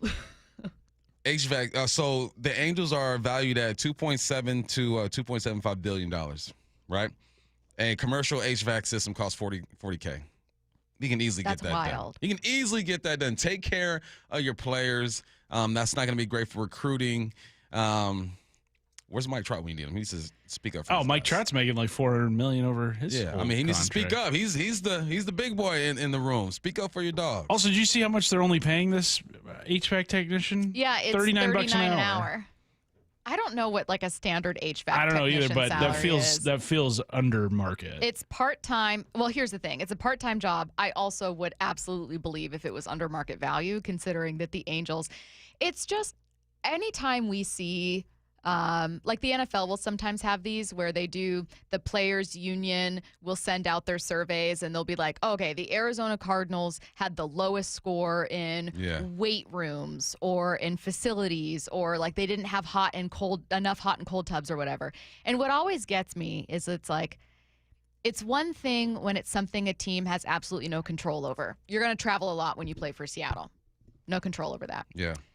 It's another thing when the entire industry is quite literally the bodies in the building, the athlete bodies. If there was ever an area that you were going to spend, it would be in making sure that those players are healthy, in shape, you know what I mean? That they're not dripping sweat and cramping in a weight room because there's an AC, that they're getting the right nutrition, that they have recovery tools. That's your industry. That's what you're selling. It's just weird. You got to take care of your product. Your product is the players. The players, if they're not healthy, if they're not able to grind, then the product on the field is going to suffer. It's just it's simple. It's simple math, Stacy. It is simple math. It's just really weird. This isn't players being like, there aren't leather seats in the meeting room. It's players being like, so they make us pay for our own lunch. This isn't what's happening with the Angels, but that was one of the Cincinnati. Yeah, that was one of the things in the NFL report was about.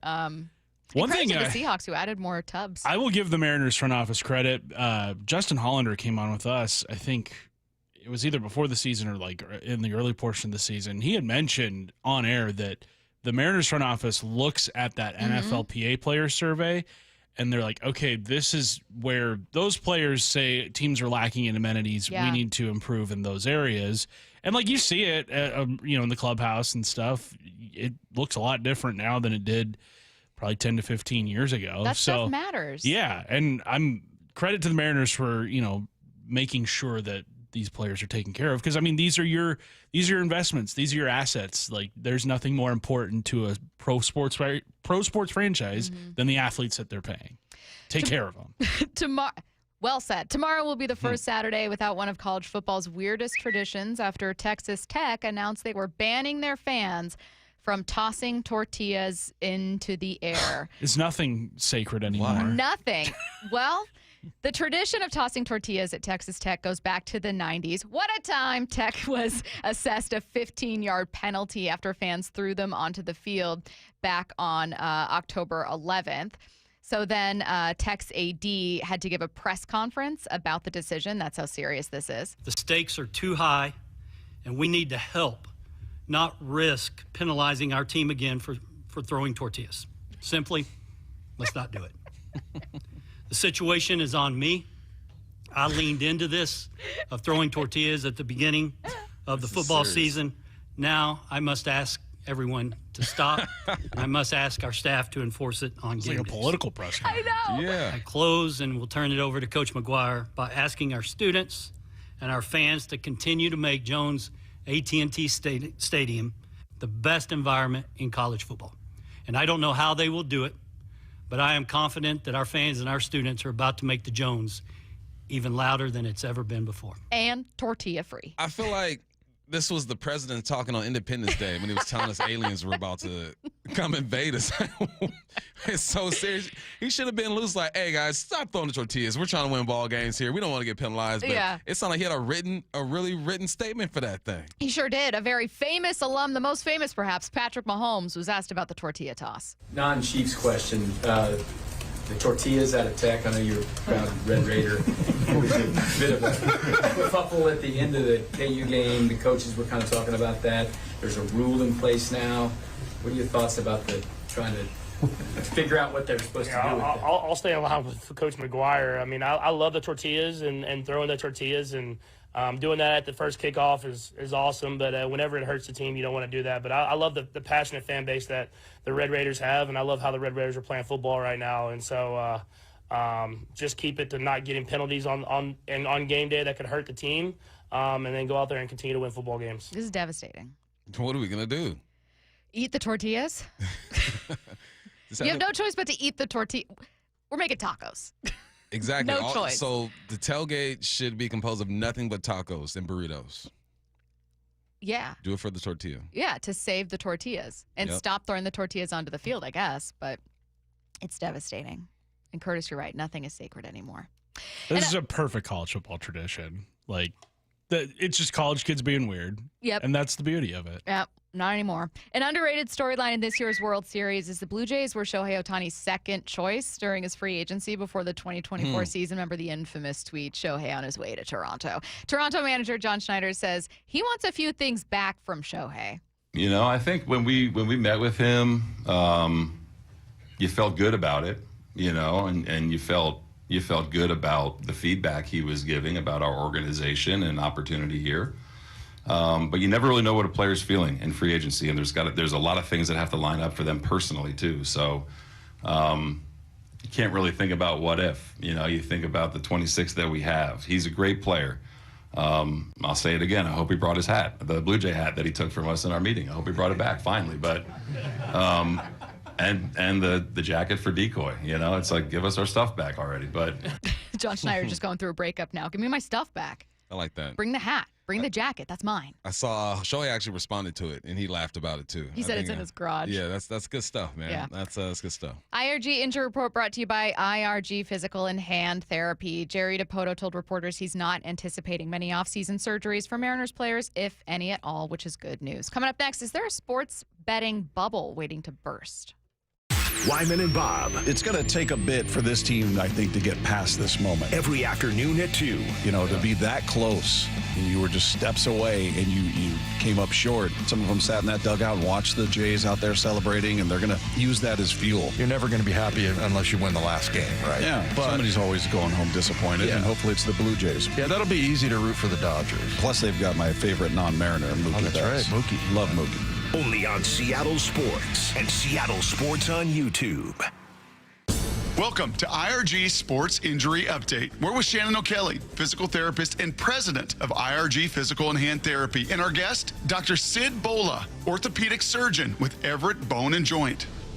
Dr. Bola, welcome. Hey, I want to ask you a question. What does a person do with that semi-worn out knee? You know, for example, I'm 56, I have a little arthritis, but I don't think I'm ready for a total joint, or I need that in-depth of a surgical procedure. I just want to stay active. What are some options for me? Since we can't truly reverse the arthritis once it's started, the first treatments are always about slowing progression through weight loss, rehabilitation, medications, injections. Then we have surgical options. We're looking to keep people as active as possible for as long as possible. We tailor our surgical options to their specific anatomic abnormalities, such as in the cartilage, the meniscus, ligaments, bone, and the joint mechanics. For example, we have some new techniques, such as we can take a small piece of cartilage, send it to the lab, grow more of it, and implant it back into the knee where there's missing cartilage. Other times, we can use tissue from a cadaver donor with healthy knees to replace a meniscus or cartilage that's missing. And in some patients, cutting and changing the shape of the bones can be very helpful. These can be big, complex surgeries with long recoveries, but for young patients can provide pain relief and allow them to return to sports without having a knee replacement. Wow, thanks, Dr. Bola. A lot of great options for that knee that's slightly worn out. If you want more information regarding sports injuries or knee arthritis, you can contact Dr. Bola at ebjproliancesurgeons.com. That's ebjproliancesurgeons.com.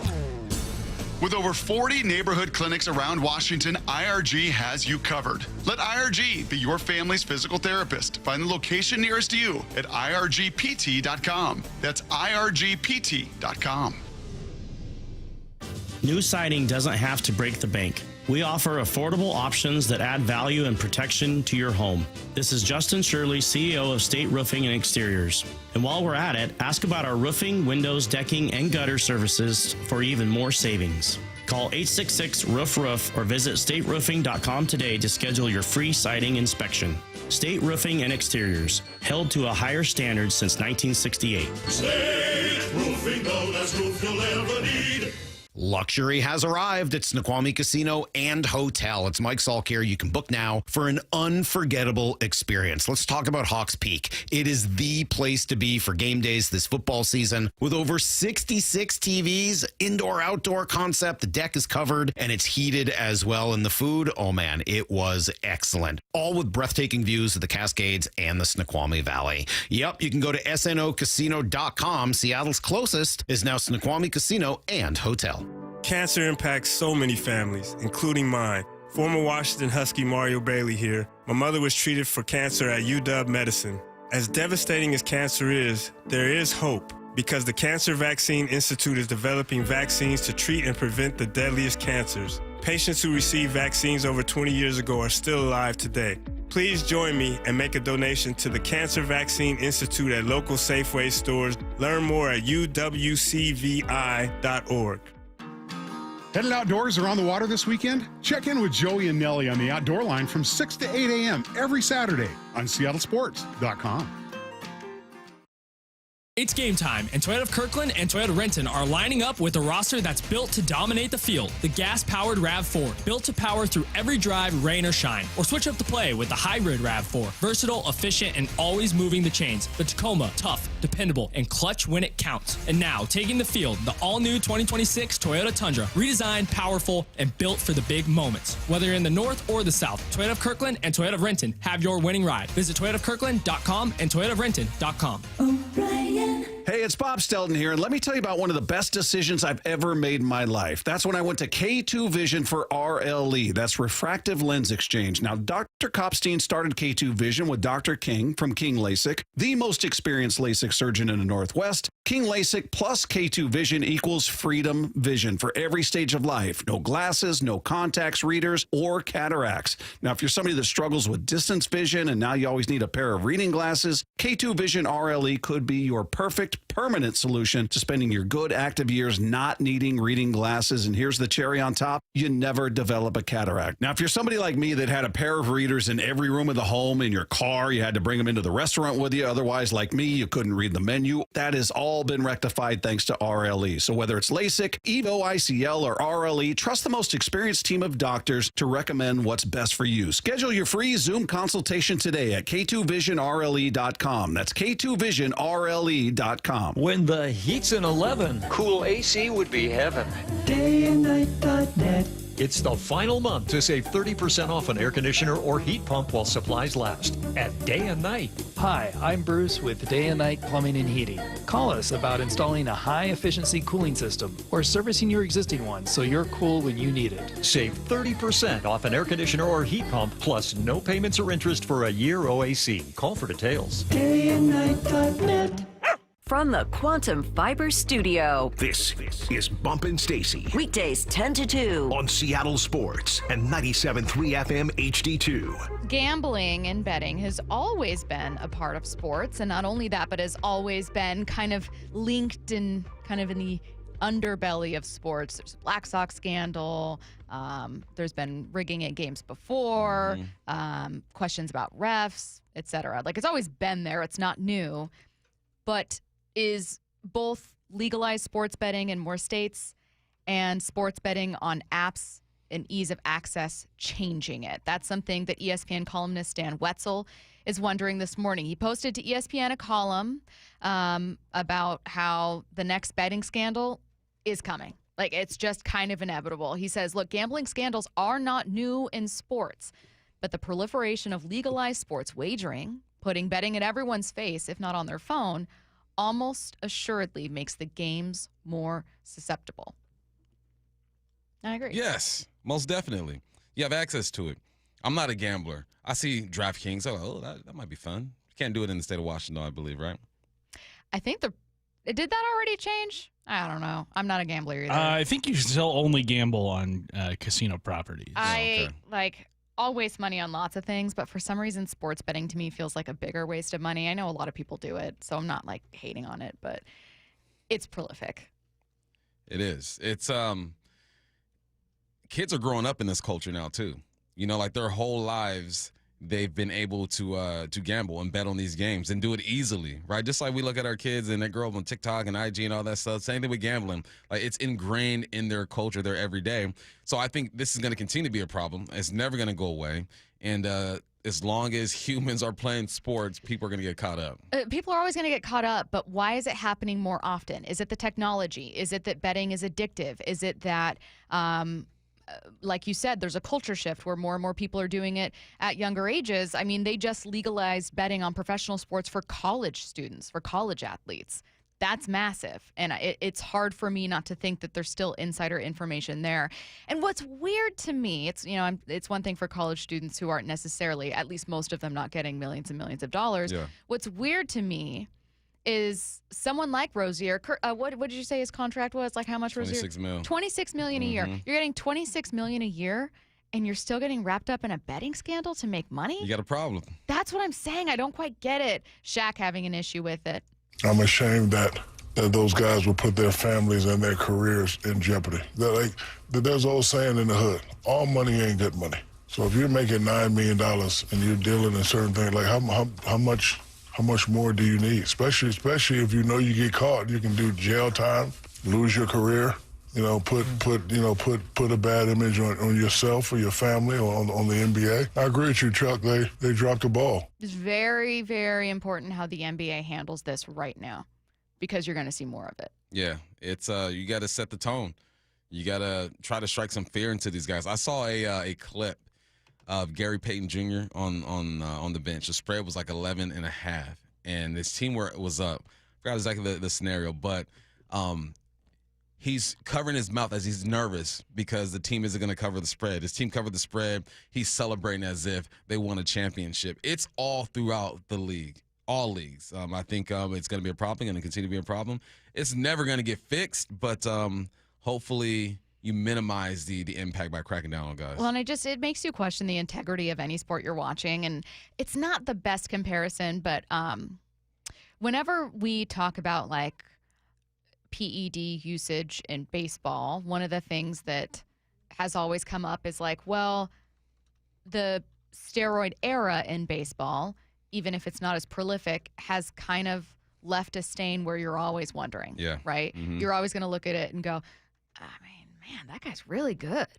Is he doing something? Like, it's just a natural question that people have, not because players aren't tested regularly now, but because of the darker legacy that was left on sports when so many players were doing it and getting away with it. The difference is all these players are getting tested very routinely now, and you still have guys that can kind of get away with it by really pushing the edges of what they think they can do, but it is harder overall. You're not going to do like anabolic steroids and get away with it. No. What do you do for gambling? What can you possibly? This was a 2-year investigation by the FBI into these organized crimes. Educate and try to get ahead of it. Warn these guys. Make penalties stiff as heck, and just continue to do what the FBI did. Right? You got to go through all these transactions, and you got to put money into it. That's the worst part about it, is that taxpayers are essentially paying for these investigations. Right? There's nothing really you can do to stop it. You can slow it down, but you're never gonna be able to stop it. Yeah.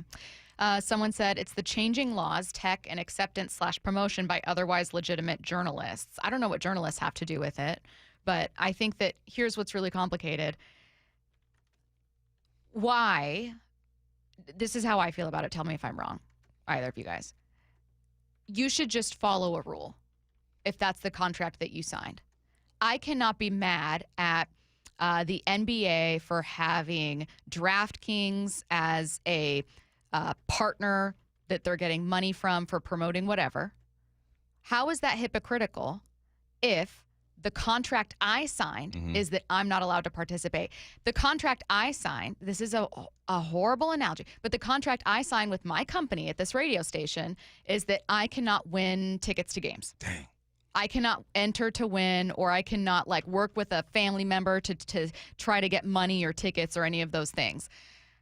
That's not hypocritical to give away. Now, it's drastically different because there's nothing morally wrong with winning tickets to games or going to games, whereas there are people that see something morally wrong with sports betting, and it's also seen as people can absolutely have an addiction to it. So it's very different, but that's the rule that you agreed to. I don't think it's wrong for the NBA to work with gambling, to work with casinos, or to work with betting apps. You just shouldn't be doing it. You should be an adult. Am I wrong? No, you're not wrong. Yeah, you got to follow your contract. I mean, my contract says I can't bet on NFL games. I'm not going to bet on NFL games or college games. Can't bet on college games. I don't bet anyway. But if I were a betting man, I can't do that. So no, you sign a contract, follow the contract. You don't get in trouble. Doesn't seem that hard. But some dudes have addictions, and I'm not making an excuse for addictions. Gambling is an addiction, and maybe they fall into that. I'm not sure. So I take that into account. But either way you slice it, it's still against what you signed up for. That's what I'm saying. Like people, journalists and broadcasters and outlets talk about it. They make picks, etc. Yeah, because in many places, sports betting is legal. Athletes shouldn't be doing it. I do not know why. I don't know why anyone thinks that a random podcast that's telling you, hey, if you're in Vegas and you're placing this bet, here's who we've got. How is that person or that podcast or whatever DraftKings show or whoever or a casino responsible for the behavior of an athlete that's getting paid millions of dollars? Yeah. It's kind of on that athlete getting paid millions of dollars to not work with organized crime to try to make extra money. I don't know. I think that you have to be the adult in the room sometimes. You do. You can't. This isn't like some strictly Protestant country where gambling and betting is absolutely immoral and illegal in all 50 states. The reality is that it is legal. The question is how leagues can prevent their games and their sport from being impacted by that. It's never going to not be impacted by it. It's a never-ending battle. It's never going to stop. This is just the reality of the situation. Well, that's how we ended, I guess. Lofa Tatupu joining us next. ESPN senior MLB insider Jeff Passett with Brock and Salk. If you are in the Mariners front office, what are you spending your offseason focusing on? This feels like a beginning, not an end. I see this being the beginning of the best run in the history of this franchise. The sheer number of really good prospects that the Mariners have lead me to believe that they're going to be in this position again. Get more on the Seattle Sports YouTube page and the Seattle Sports app. Stacy Rost here from Seattle Sports. Ladies and gentlemen, this is for you too. Stubborn fat is really hard to get rid of. And then there's all those gimmicky lasers, fat freezing methods, prescriptions. But imagine a simple solution that takes just one day and provides immediate noticeable results. Introducing ProSculpt. ProSculpt uses air-assisted technology that's safe and gentle, yet powerful, delivering instant fat-reducing and skin-tightening results. Performed by board-certified plastic surgeons while fully awake, ProSculpt contours your body with minimal downtime. It's designed to target problem areas: waistline, face, neck, arms, thighs. ProSculpt gently removes unwanted fat and tightens loose skin with FDA-cleared plasma technology, all in a simple, guaranteed one-day procedure. ProSculpt is one and done. For your free consultation and $250 off, visit ProSculpt.com for powerful permanent fat removal and skin tightening that works for ladies and you men. It's ProSculpt.com. When it comes to the security of your business, doubts can creep in about who you're trusting to protect it. At Bail Arm, we got you. For nearly 80 years, we've been putting our customers' minds at ease with our advanced technology and personalized support. Feeling insecure about your current security service? Visit BailArm.com today. The birth of the American supercar is roaring into LeMay, America's Car Museum, October 25th. Curated by racing legend Steve Saleen, this high-octane exhibition features icons like Hennessy, Shelby, Zinger, and more. Don't miss it. Visit americascarmuseum.org. This is the story of the one. As a maintenance supervisor at a manufacturing facility, he knows keeping the line up and running is a top priority. That's why he chooses Grainger. Because when a drive belt gets damaged, Grainger makes it easy to find the exact specs for the replacement product he needs. And next day delivery helps ensure he'll have everything in place and running like clockwork. Call 1-800-GRAINGER, click Grainger.com, or just stop by. Grainger, for the ones who get it done. Makita knows that pros never settle, and neither do we. With Makita, you get tools that perform at the highest level on every job without compromise. Makita is for the most detailed pros, expertly engineered to deliver precision, job after job. When your work calls for the best, call on Makita. Makita, built to be the best. Available at the Home Depot. Pros don't just show up, they prove how it's done, with precision and without shortcuts. Makita tools are built the same way, with a dedication to lasting quality, trusted performance, and results that reward your effort year after year. When the job calls for the best, call on Makita. Built to be the best. Available at the Home Depot. Workdays can be unpredictable, but your workwear shouldn't be. With the Cintas Apparel Plus program, you'll have freshly laundered garments for everyone on your team delivered every week. Cintas has workwear for just about any job imaginable, with high-performance fabrics and an uncompromising fit that stretches and moves with you. Don't leave looking and feeling good to chance. Visit Cintas.com. Oh, I'm ready! And get ready for the workday. If you're one of the millions of Americans behind on your taxes, if you're afraid to open your mail because IRS collection letters could be coming, listen carefully. The IRS is cracking down, taking paychecks, freezing bank accounts, revoking passports. That's a fact. But here's what most people don't know. There are official tax relief programs designed to help struggling taxpayers. Programs that could save you thousands if you qualify. No one knows these programs better than the experts at Optima Tax Relief. Optima's award-winning team will fight to protect your paycheck, your passport, and your property. Their tax attorneys and licensed tax professionals will work tirelessly to get you the best deal possible with the IRS. Every day, penalties and interest keep piling up, so don't wait. Call Optima now for a free consultation. Call 800-783-8055. That's 800-783-8055. 800-783-8055. Optima Tax Relief. Some restrictions apply. For complete details, please visit OptimaTaxRelief.com. Your time is money. So why are you wasting it stuck in I-5 gridlock, TSA slowdowns, and SeaTac crowds?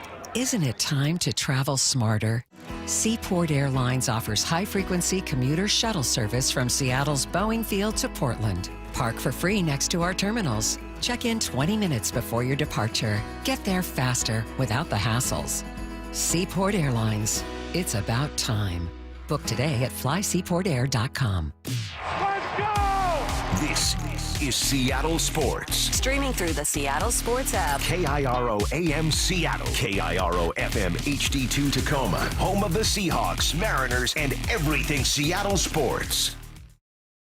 Seattle Sports Snapshot. The Chargers beat the Vikings on Thursday Night Football, but the viral image from the night was Vikings quarterback Carson Wentz wincing on the sideline, visibly frustrated and in pain. Wentz started 5 games for an injured J.J. McCarthy, and that included playing through a left shoulder injury that night that required a harness. He didn't leave the game until the final 2 minutes. The Vikings, though, are expecting a return of McCarthy for Week 9. Snapshot, brought to you by Miller Lite. When it's game time, it's Miller time. From the Quantum Fiber Studio. This is Bump and Stacy on Seattle Sports. Streaming through the Seattle Sports app and at seattlesports.com. Now, here are your hosts, Michael Bumpus and Stacy Ross. Here we go now. It's a Football Friday powered by the Snoqualmie Casino and Hotel. Joining us now, it's Lofa Tatupu. Lofa, how's it going? Good. I'm doing well. How y'all doing? Good. I'm looking forward to a weekend of just stress-free football viewing, checking out Red Zone, watching other teams, knowing you get kind of the week off here. Mike McDonald talked about taking the week to kind of look back. Obviously, you want to self-scout, figure out, where you need to get better. What do you think he might see when he takes a close look at his team through 7 weeks? Well, just knowing him, and he's a defensive coach, so as amazing as our defense is playing, he'll find something, I'm sure, right? That's what all the coaches do. We even when I was coaching, we just nitpick, right? It could be better. It could be better. But it's incredible what that side of the balls look like. And I think if he were to find one thing, it's like, can we get the ball back and give more opportunities to the offense? And like I said, that's nitpicking because I know we're up there in stats, as one of the best defenses. You can't run against them.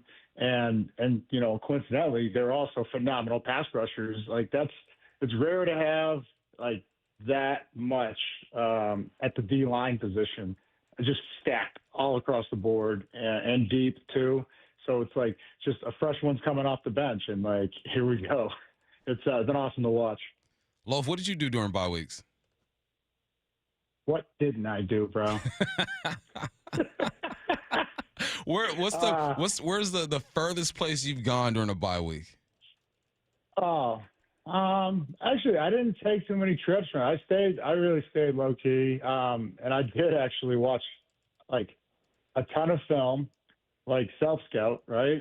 But also I didn't look ahead at everybody. I looked ahead at the next team, but then I also just wanted to see, what was going around the league because we're heads down, in the thick of it. We have no idea. We're not like really looking that closely at who's doing well and what teams are like, they start to separate right around this time. And I think this bye couldn't have come in a better place. We'll get healthy and get some guys back. But for me in particular, I mean, hopefully if it was an early bye week, I'd play a lot of golf, right? Nice. Still a little activity, but, not, taxing the body, still active recovery, they like to call it these days. I don't want to say like how important would it be to get Witherspoon and Love back, but I also do care about getting them back and do wonder what the ceiling of this defense could be. Do you anticipate them being able to get back here shortly after the bye? And what does that mean for the defense? Yeah, I don't know the extent of their injuries, right? We don't talk about injuries, Bump. No, we don't do that. But it's those are two of the best defenders or D-backs in the entire league. And I think, it was worrisome when Julian Love steps out of there. He's like, the centerpiece, just he keeps everything together on that back end. And because one miscommunication, I think everybody realized how valuable it is, because one miscommunication and a big play, an explosive or a touchdown happens, and it's just like, okay. But thoroughly impressed with how everybody stepped up in the absence of both of the players, right? And then Spoon's just dynamic. The so many ways you could use him. I don't know if I can remember too many that can do everything well at a high level, like whether man coverage, zone coverage, playing in the box as, a smaller guy. But, he's firing through gaps and making tackles for loss. I mean, it just looks like someone playing at a different speed, like the road runner out there. But impressed. I thought Okada looked great. Kobe, probably stepped into that, leadership role, though, of the communicator. But impressed with what I've seen with them. And then Job, I just like the way he fights. Like he likes to mix it up and get after it. And, that's special. I got a new favorite underdog, man. Drake Thomas. I love watching that dude play, man. Undersized and getting after it. What do you assess his game for me? I loved him since he was at NC State. I definitely had a draftable grade on him. I was, helping consult at the time when he came out. And it's just the way it goes, especially with, the COVID and, there's like some guys like 24, 25 enter the league as a rookie. But highly instinctive and, aggressive, smart, and just tough, right? Went undrafted, I think, to the Raiders, and unfortunately, he was probably going to get a lot of playing time there. He tore his ACL, I believe, and so it's just unfortunate. But to see that grit and that toughness, that it always showed up on his film, and he's just putting it together, man. Every time you look up, you see him there, man. Hey, we've been talking a lot about the run game and kind of a step that the offense can take to be really, even more well-rounded, even more competitive. And what's weird is, like, in terms of overall rushing yards, they're kind of middle of the pack, but I don't know that I can think of a game this year where I thought, the run game really, really took off. Are you seeing improvement overall, though? Yeah, it's not easy to run the ball, right? Because that's, as a defense, we have to take away the run. That is the sole mission, because if you give that up at all, if there's any kind of confidence from the offensive line that you're facing or that coordinator, it is going to be the longest day of your life. But I thought last game in particular, we stuck with it, and we just stuck with it, and we hammered and hammered. And while it wasn't like the craziest numbers, the average, I believe, was good enough. I think they were both, around 4, which that's awesome. Just getting into great situations, being at a 2nd and 6 or things like that, where the predictability really kind of goes out the window. You don't know what they're going to do at 2nd and 6, right? And we handed off a good amount of times. I thought it was close to I can't remember, but that was so long ago, but I think it was like 50-50. I know it was only Monday, but it feels like it was like 2 weeks ago. Hey, random question. Did you follow the Mariners this season?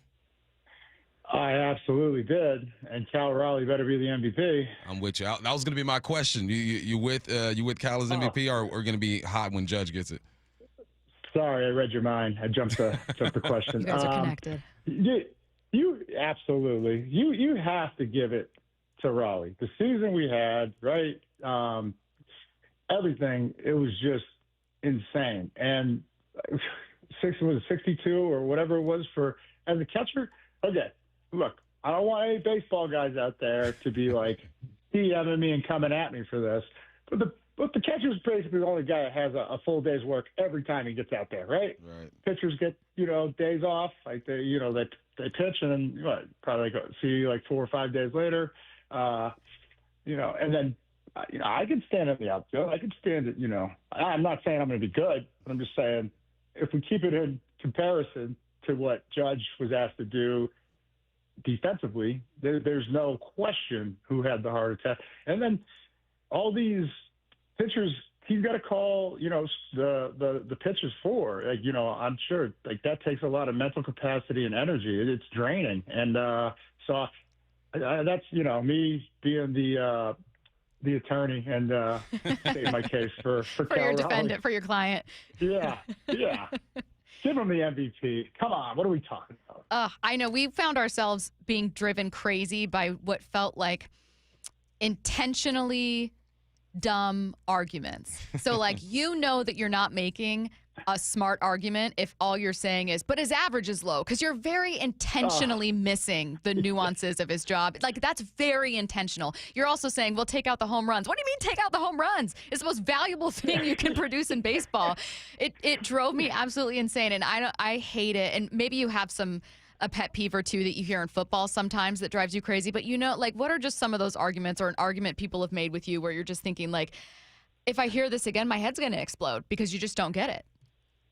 Oh, man. How much time you got? All the time in the world for you, Lofa. I can't. Oh, thank you. I can't think of anything in particular, but even quarterbacks, and it's the toughest job, hands down, right? But where they kind of respect or disrespect certain guys, and it's like, if you don't take into full weight of the help or lack of help, we're not talking apples to apples, ladies and gentlemen. Like, if a guy doesn't have a run game, that's a problem. I don't care who you are in the history of the game. You have to have some semblance of a run game, because I can't think of anybody that's done it on his own. I mean, even like sometimes Lamar Jackson was the run game, like, right? Jaden Daniels led his team in rushing last year. So I just, when they come out of the woodwork and just say, no, they're trash, I was like, first of all, they're in the NFL. Let's show a little respect. But, on top of it, it's like the arguments, for or against, it's just, I don't know. I just I find myself like, why am I wasting energy on this? Yeah, and you're a nice dude, so you're gonna give them a little bit of your energy. I never see you turn down a conversation, man. What do you like the most about McDonald's defense? Oh my God, the disguises! It's just beautiful. It's like poetry in motion. Just like they're set up one way, and even like the safeties, flat-footed at like 7-8 yards. Both defense were incredible to watch. Those were like on Monday, like D'Amico and them. They got that thing humming over there. They got great D-line, and then just active linebackers like us. But it's really just, I like the disguises, and never get comfortable as an offense when you're looking at so many different things. And then we have playmakers everywhere, and the aggression, like even when we're not sending anybody, just a pocket collapsing. It's like such a beautiful thing to watch, because as a linebacker, I just like so much space and room for activities, but you can go jump routes now. And bunk beds.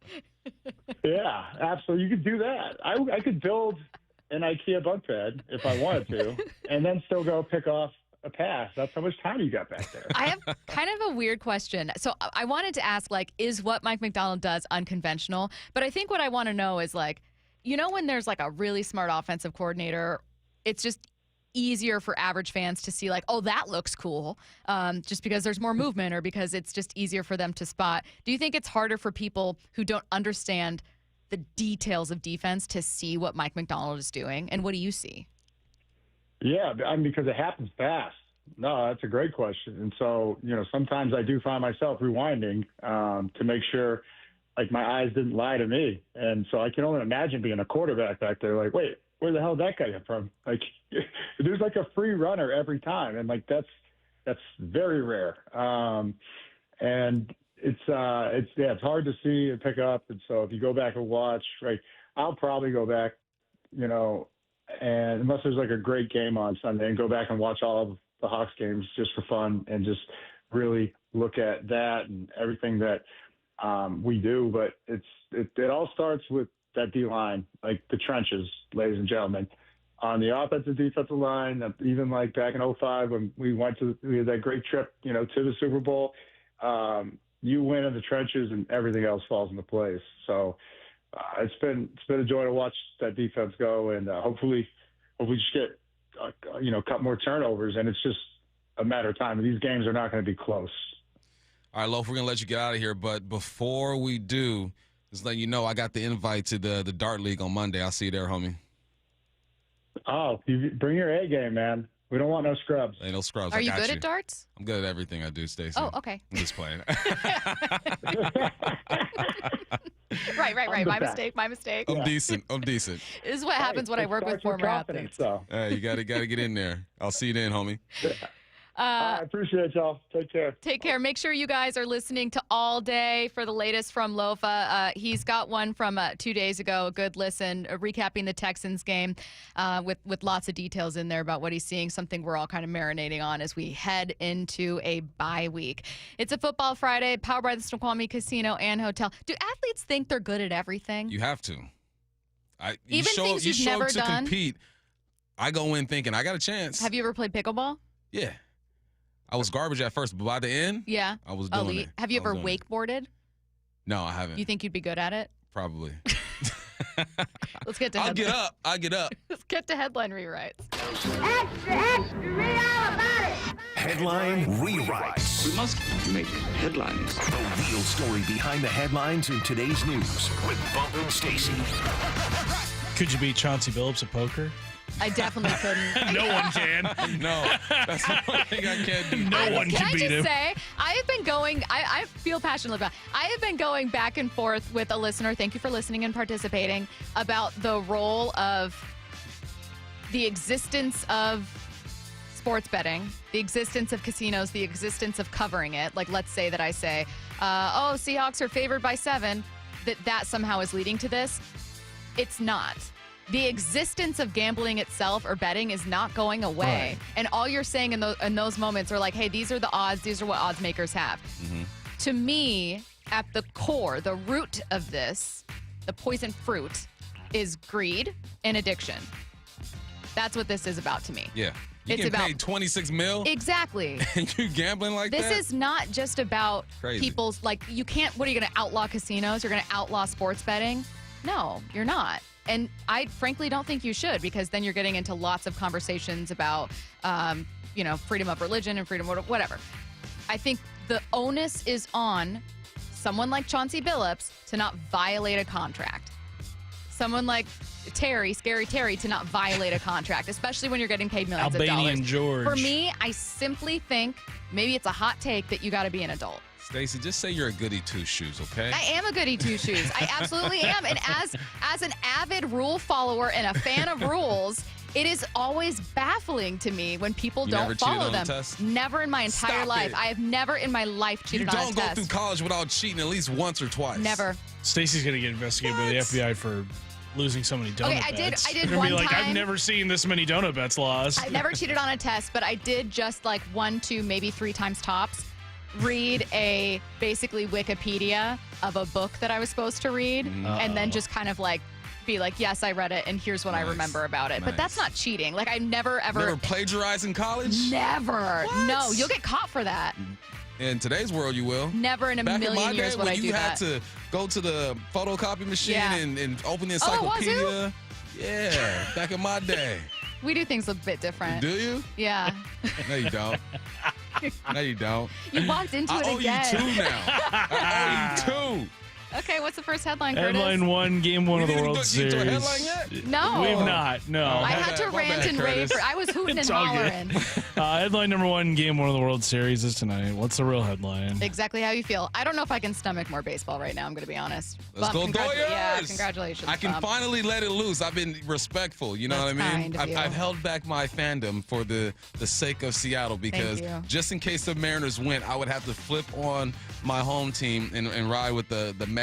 But now I can say, go Doyers, let's go. Yeah. No, it's I don't think I might watch a game. I don't know that I will for sure, though. I got you. I'll give you the Cliff Notes. It's the suddenness with which the Mariners season ended. that I can't do it. I don't think I can do it. You can. No, I can't. You want to. There's something different about getting this far. nuts. There's something different about getting this far. I enjoyed watching last year's World Series. I enjoyed watching that Freddie Freeman Grand Slam, watching all those moments. Aaron Judge have an error in the outfield. Like I actually enjoyed watching the World Series last year. It's something different about getting this close. I don't know that I'm even going to watch it. We're partners. You have to do this so we can talk about Go this. Dodgers. You got to say Doyers. Well, Doyers. That's how we say it in Cali. Okay. Go to the next headline. I'm done with baseball. Oh, no. You're done with baseball? No. Okay, headline number 2. God, Dan here we go Wilson was again. named I the want Sporting out of here. News' AL Manager of the Year. What's the real headline? I think these votes were submitted before Monday. Who gave him that? Sporting award? News. Yeah. All right, so that's like honorable mention type stuff then. It's not It's like, just a separate it's vote. like, you know, there's like a million different polls in college football. It's like how the Huskies claim a national championship. You know, it's like some. Dang, I wish I would have came with that one, Curtis. Gosh. Dang it. It's so quick. 3. You're down 0-3. No, he was talking about you. Oh, Yeah, he that was? was a shot at the Huskies. Oh. What are you talking about?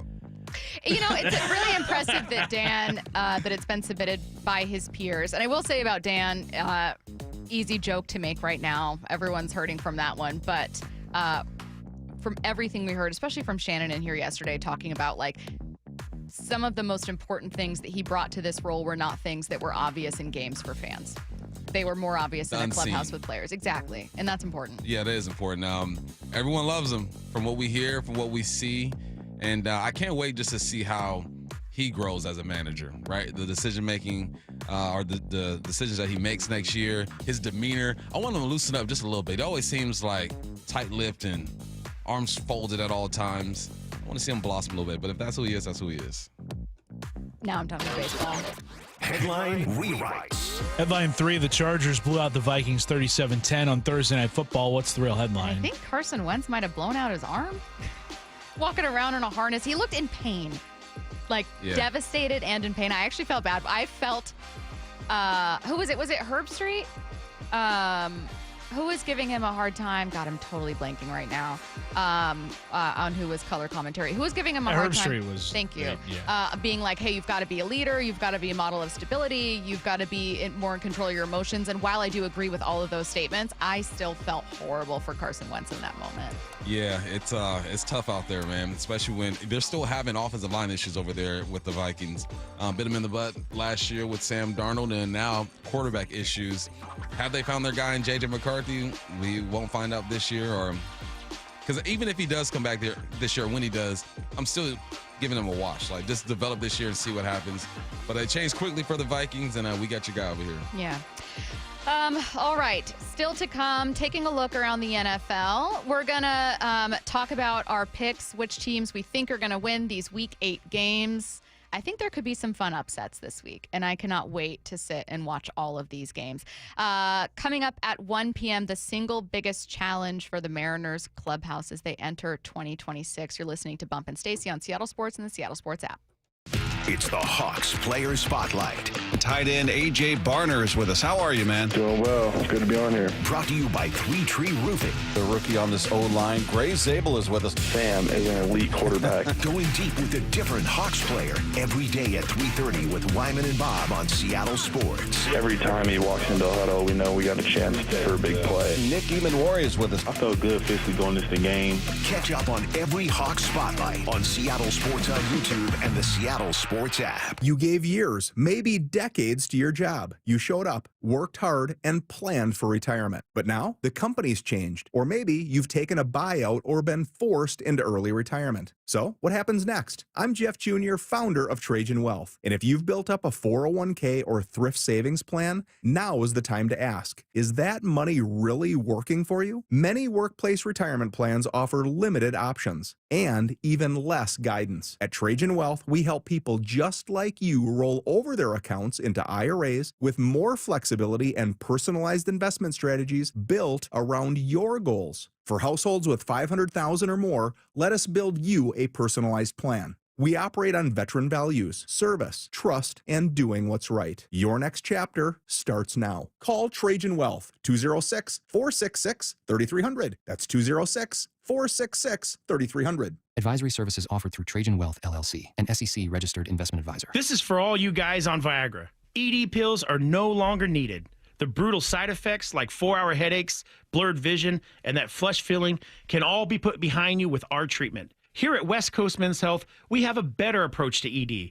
Acoustic wave therapy creates blood flow circulation by safely removing the plaque in your arteries and restoring function naturally. Guys, let me be clear. Pills will never fix your problem. Our equipment is the latest technology, and our medical staff is the best in the industry. So give West Coast Men's Health a call today. Speak with our clinic manager. Ask him any question you like, how it works, the science behind it, and even the cost. If you suffer from ED or Peyronie's disease, give West Coast Men's Health a call today. It's not just about better health, it's about a better life. With clinics in Redmond and Tacoma, call 206-519-6541. That's 206-519-6541. Online at westcoastmenshealth.com. When the heat's in 11, cool AC would be heaven. dayandnight.net. It's the final month to save 30% off an air conditioner or heat pump while supplies last at Day and Night. Hi, I'm Bruce with Day and Night Plumbing and Heating. Call us about installing a high-efficiency cooling system or servicing your existing one so you're cool when you need it. Save 30% off an air conditioner or heat pump, plus no payments or interest for a year OAC. Call for details. dayandnight.net. Finding great candidates to hire can be like, well, trying to find a needle in a haystack, but not with ZipRecruiter. Its powerful technology actively finds and invites qualified candidates to apply to your job. So while other companies might deliver a lot of hay, ZipRecruiter finds you the needle in the haystack. See why 4 out of 5 employers who post a job on ZipRecruiter get a quality candidate within the first day. Try ZipRecruiter for free at ZipRecruiter.com/free. That's ZipRecruiter.com/free. Help DEA keep our communities safe and healthy by participating in National Prescription Drug Take-Back Day, Saturday, October 25th. Take action right in your own home by cleaning out your medicine cabinet of unneeded medications. Keep them safe, clean them out, take them back. Find a collection site near you at DEATakeback.com. Do your part to lower overdose deaths and prevent prescription drug misuse before it starts.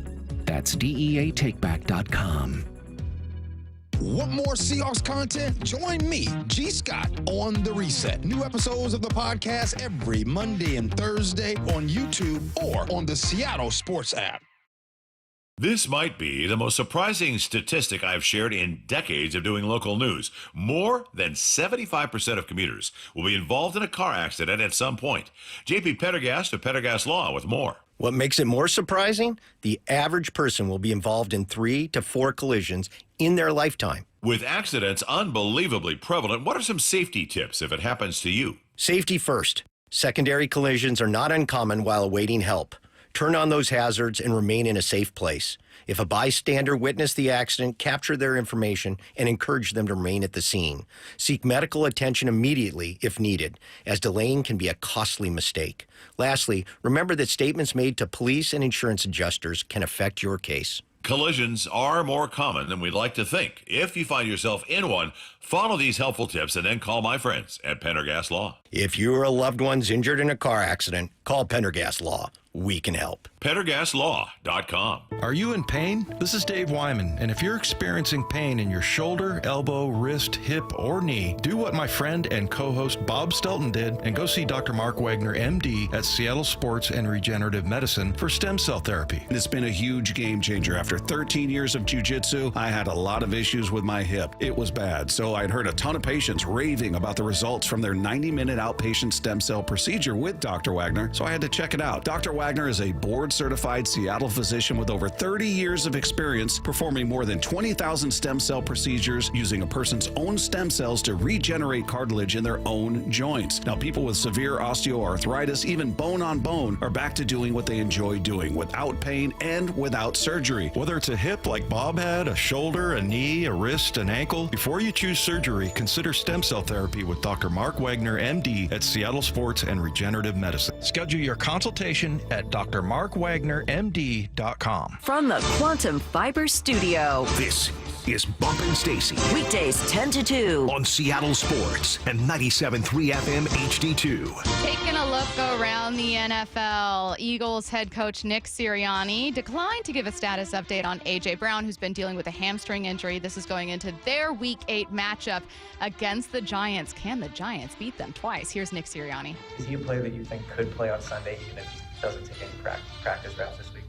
Yeah, everybody has different scenarios with that, and I think a lot of our guys, just because of the how locked in that we are to the details, and our guys are locked into the details, the game plan studying, the way they go about walkthrough, the way they go about meetings. I definitely think that he's a guy that could. There's been some dot connecting, I guess, on the outside with him missing practice, and then another social media post. Just wanted to ask you about how things are internally with him versus the... Yeah, we're always in constant communication with all our guys.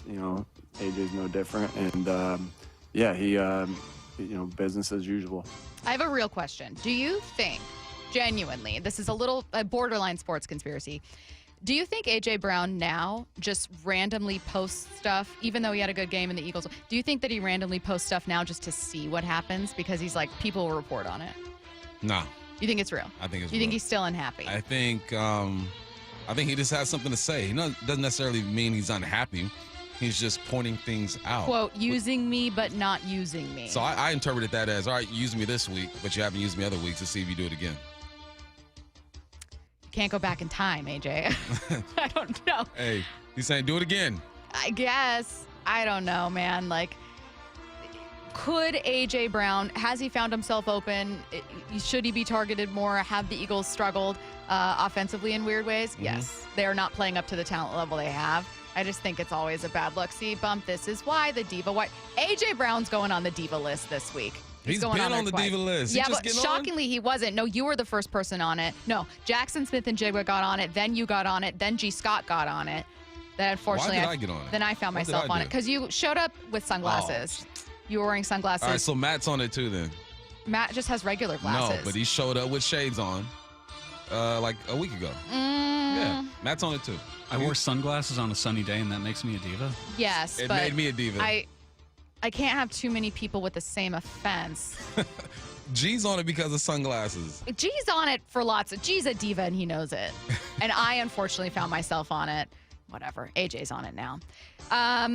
Tyreek Hill told his former teammate Teron Armstead that he's undecided about his playing future after suffering a season-ending leg injury. I feel like that decision is all based upon, how I feel and where my mindset is at the moment. Like right now, I'm happy. You know what I'm saying? I'm happy with being with my kids. I'm happy with, the career that I've had. And, I love playing football. I love it, man. But it takes a lot. Like a lot of people are like, T-State, it takes a lot, man, to be the best and to stay at the top and, make a lot of money and, help your team win games and stuff like that. It takes a lot, man. It takes a lot on you mentally. It takes a lot on you physically. And I'm at the point now where I'm just like, I need to have a conversation with mom, family, everybody. I don't know that I would be completely shocked, mostly because that was also a very serious injury. Yeah, when something like that happens to you at this point of your career, 31 years old, done almost everything. Did he win a Super Bowl with KC? He did, right? Yeah, you won a Super Bowl. You've been all pro. You've been considered the best in the game at some point. When you see your leg twisted around like that, you start thinking about other things. He's got a bunch of kids, a few wives, right? He's got other stuff to think about. So, and especially right now while you're going through the rehab, it's tough to see yourself playing again. So talk to him again in a few months to see how he feels. But this is the natural, procedure when it comes to figuring out your career. Lamar Jackson was a full participant in Friday's practice, which is great news after he was limited on Wednesday. He's expected to be back in Baltimore's lineup on Sunday. Who are they facing? I'll tell you. In the early slate, a 10 a.m. game here in Seattle, they are facing the Bears. Oh, the Bears. The Bears. Why you say yeah then? Nod your head no, I said more of like a wait for it because they're going to win.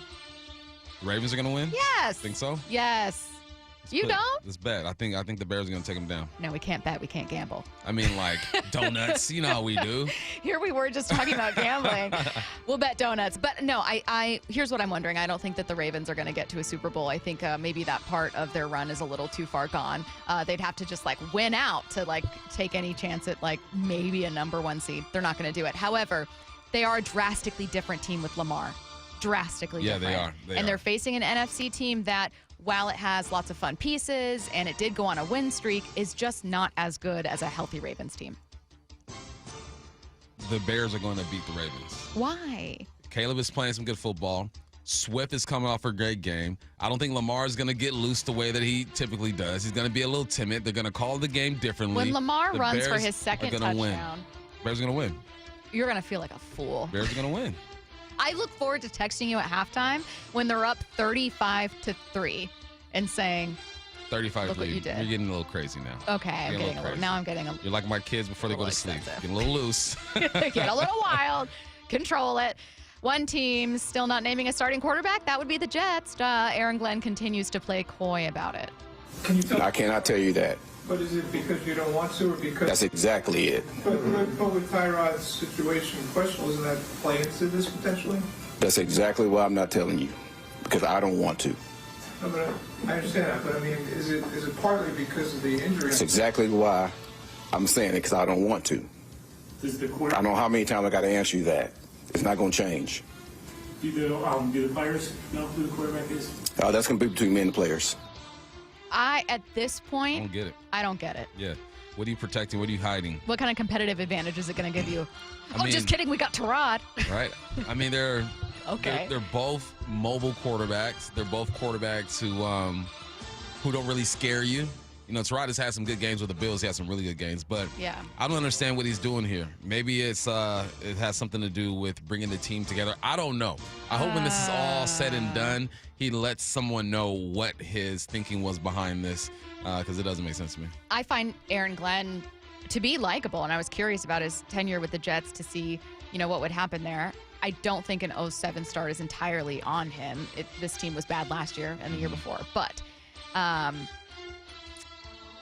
I wish I could talk to someone with the Jets to be like, hey, what's the deal with this? Because from the outside looking in, it's just, okay, maybe because Tyrod is dealing with something, you don't want to say it's Tyrod and then ask Justin to start. Maybe you've affected his confidence. So maybe you don't want to say anything at all, but it's just being handled in a weird way. It is. And the tone which he's speaking. Yeah. It's like he's talking to his nephew. I told you. Probably frustrated overall. Yeah. Vikings head coach Kevin O'Connell was asked how close J.J. McCarthy is to returning after Carson Wentz's rough start on Thursday night. We worked out J.J. and he was close, and J.J. and the medical staff kind of didn't quite feel like he was there yet. But there was a lot of encouragement that, especially with the time we have Kevin and where he's at and the confidence level he thinks he can get to. If J.J.'s healthy, J.J. will play. That's been the case since the injury, and that's always been kind of my mindset, and I believe we're right. We're right. Hopefully around the corner from seeing him be healthy, have a week of preparation, and go compete. Because that's really, that's what he wants, and that's what he's been working towards. Around the corner could mean this upcoming week 9, according to ESPN this morning. Yeah, it's important that he just gets in and gets those reps, right? He has to be healthy. You don't want to put him at risk, but this is supposed to be your franchise quarterback, or potentially your franchise quarterback. He needs these reps, and the last time we saw him, or the first time we saw him, was a half a disaster, a quarter of a potential, and then it kind of disappeared. So he's had an interesting start to his career, missing that first year, obviously, because of MCL issues or whatnot, learning from Sam Darnold. Believe it or not, he's learning from Carson Wentz, too, man. He is a Super Bowl champ, didn't win the Super Bowl, Nick Foles did, but was MVP that year. Hopefully, the mental game is getting right, and we'll see what the physical looks like. Want to know what kind of schedule awaits J.J. McCarthy if he's able to return this Sunday? Schedule. Lions, Ravens, Bears, Packers, Seahawks. Lions, Tigers, and Bears? Lions, Tigers, and yes. Well, kind of. Yes, kind of. Lions, Ravens, and Bears. Packers, Seahawks. And the Commanders, though the Commanders have been struggling with health this year. They're really He's got to do what my dad did to tough. me. Threw me in the pool and said, learn how to swim. That's what JJ has to do. Did you figure it out, or did he have to save you? I figured it out. Wow. Yeah. Good for you. Just stayed underwater the whole time, though. just to scare them, just to make them learn a lesson.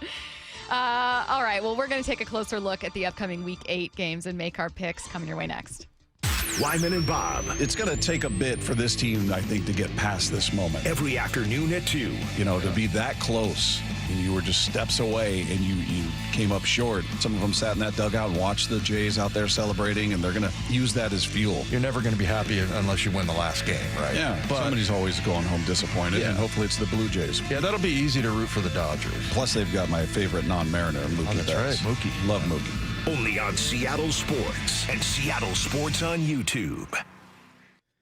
Things are getting spooky around here. What's up is Bump, and fall is my favorite time of the year. Obviously, you got football, you got baseball playoffs, you got fall golf. The leaves are turning different colors, and you see these kids and adults dressed up in funny costumes. What's not to love? This year, I want to start a new tradition. Make the easy drive up I-5 to Silver Reef Casino Resort. They have everything you need. Deluxe rooms where you can actually spread out and feel relaxed and comfortable. Then I'll head downstairs and watch the games on their big screens at the sportsbook while grabbing a bite to eat. Then head outside to Loomis Trails Golf Course. They got race you can't beat for a course this nice. There's water, there's trees. You loose back into the forest where you feel like you're the only group out there for a couple of holes. While golfing, the missus can check out the spa, and we'll meet back up for a delicious dinner at their steakhouse or cantina. It is an awesome trip. You should do it off I-5 exit 260, silverreefcasino.com. The birth of the American supercar is roaring into LeMay, America's Car Museum, October 25th. Curated by racing legend Steve Saleen, this high-octane exhibition features icons like Hennessy, Shelby, Zinger, and more. Don't miss it. Visit americascarmuseum.org. At Bible Law Group, we understand when you've got legal problems so biblical, not even an Etsy witch can turn your court case around. With James Bible and his team by your side, don't panic when your ark is lost in divorce or when a whale swallows your defense attorney. At Bible Law Group, we've secured over $40 million in settlements for our clients, and we're ready to fight for you. When your legal problems hit biblical proportions, contact Bible Law Group and let our talented team of lawyers get to work, no matter the problem. Find us at BibleLawGroup.com. The insurance world, it can be confusing, so have First Mark Insurance guide you through it by taking the free First Mark Challenge. They'll explore offerings from top carriers for better coverage and lower rates. They save the Heward family thousands. Go to firstmarkinsurance.com. Every time I turn around, my friends at Pure Talk give me one more reason to feel good about switching. This month, for instance, they're supporting Canines for Warriors, a terrific organization that trains rescue dogs and then pairs them up with combat veterans struggling with PTSD. The result? They're saving lives on both ends of the leash. This is why I switched to Pure Talk. I like being in business with an American wireless company who shares my values. Yeah, I appreciate unlimited talk, text, and plenty of 5G data for just $25 a month, and I bet you will too. But I think you'll really appreciate doing business with a company who gives back to the men and women who volunteered to defend our country. Just dial pound 250, say micro. With Pure Talk's U.S. customer service team, you can switch in as little as 10 minutes. Again, dial pound 250, say micro, to switch to an American wireless company who actually stands for something. Pure Talk. When it comes to the security of your business, doubts can creep in about who you're trusting to protect it. Are they a reliable service? How will I know if something happens? Are they keeping everyone safe? At Bay Alarm, we got you. For nearly 80 years, we've been putting our customers' minds at ease with our advanced technology and personalized support. Feeling insecure about your current security service? Visit bayalarm.com today to talk to a local security expert. The home of the Seahawks, Seattle Sports. Touchdown! Seahawks! Ken Walker III! Get everything Seahawks at seattlesports.com. Don't miss the Daniel Jeremiah Show, presented by Marquee Data. I think he's been awesome. Tuesday mornings at 8:30 with Brock and Salk. If this is where he is right now, he could win an MVP. Only on Seattle Sports. Your time is money. So why are you wasting it stuck in I-5 gridlock, TSA slowdowns, and SeaTac crowds? Isn't it time to travel smarter? Seaport Airlines offers high-frequency commuter shuttle service from Seattle's Boeing Field to Portland. Park for free next to our terminals. Check in 20 minutes before your departure. Get there faster without the hassles. Seaport Airlines. It's about time.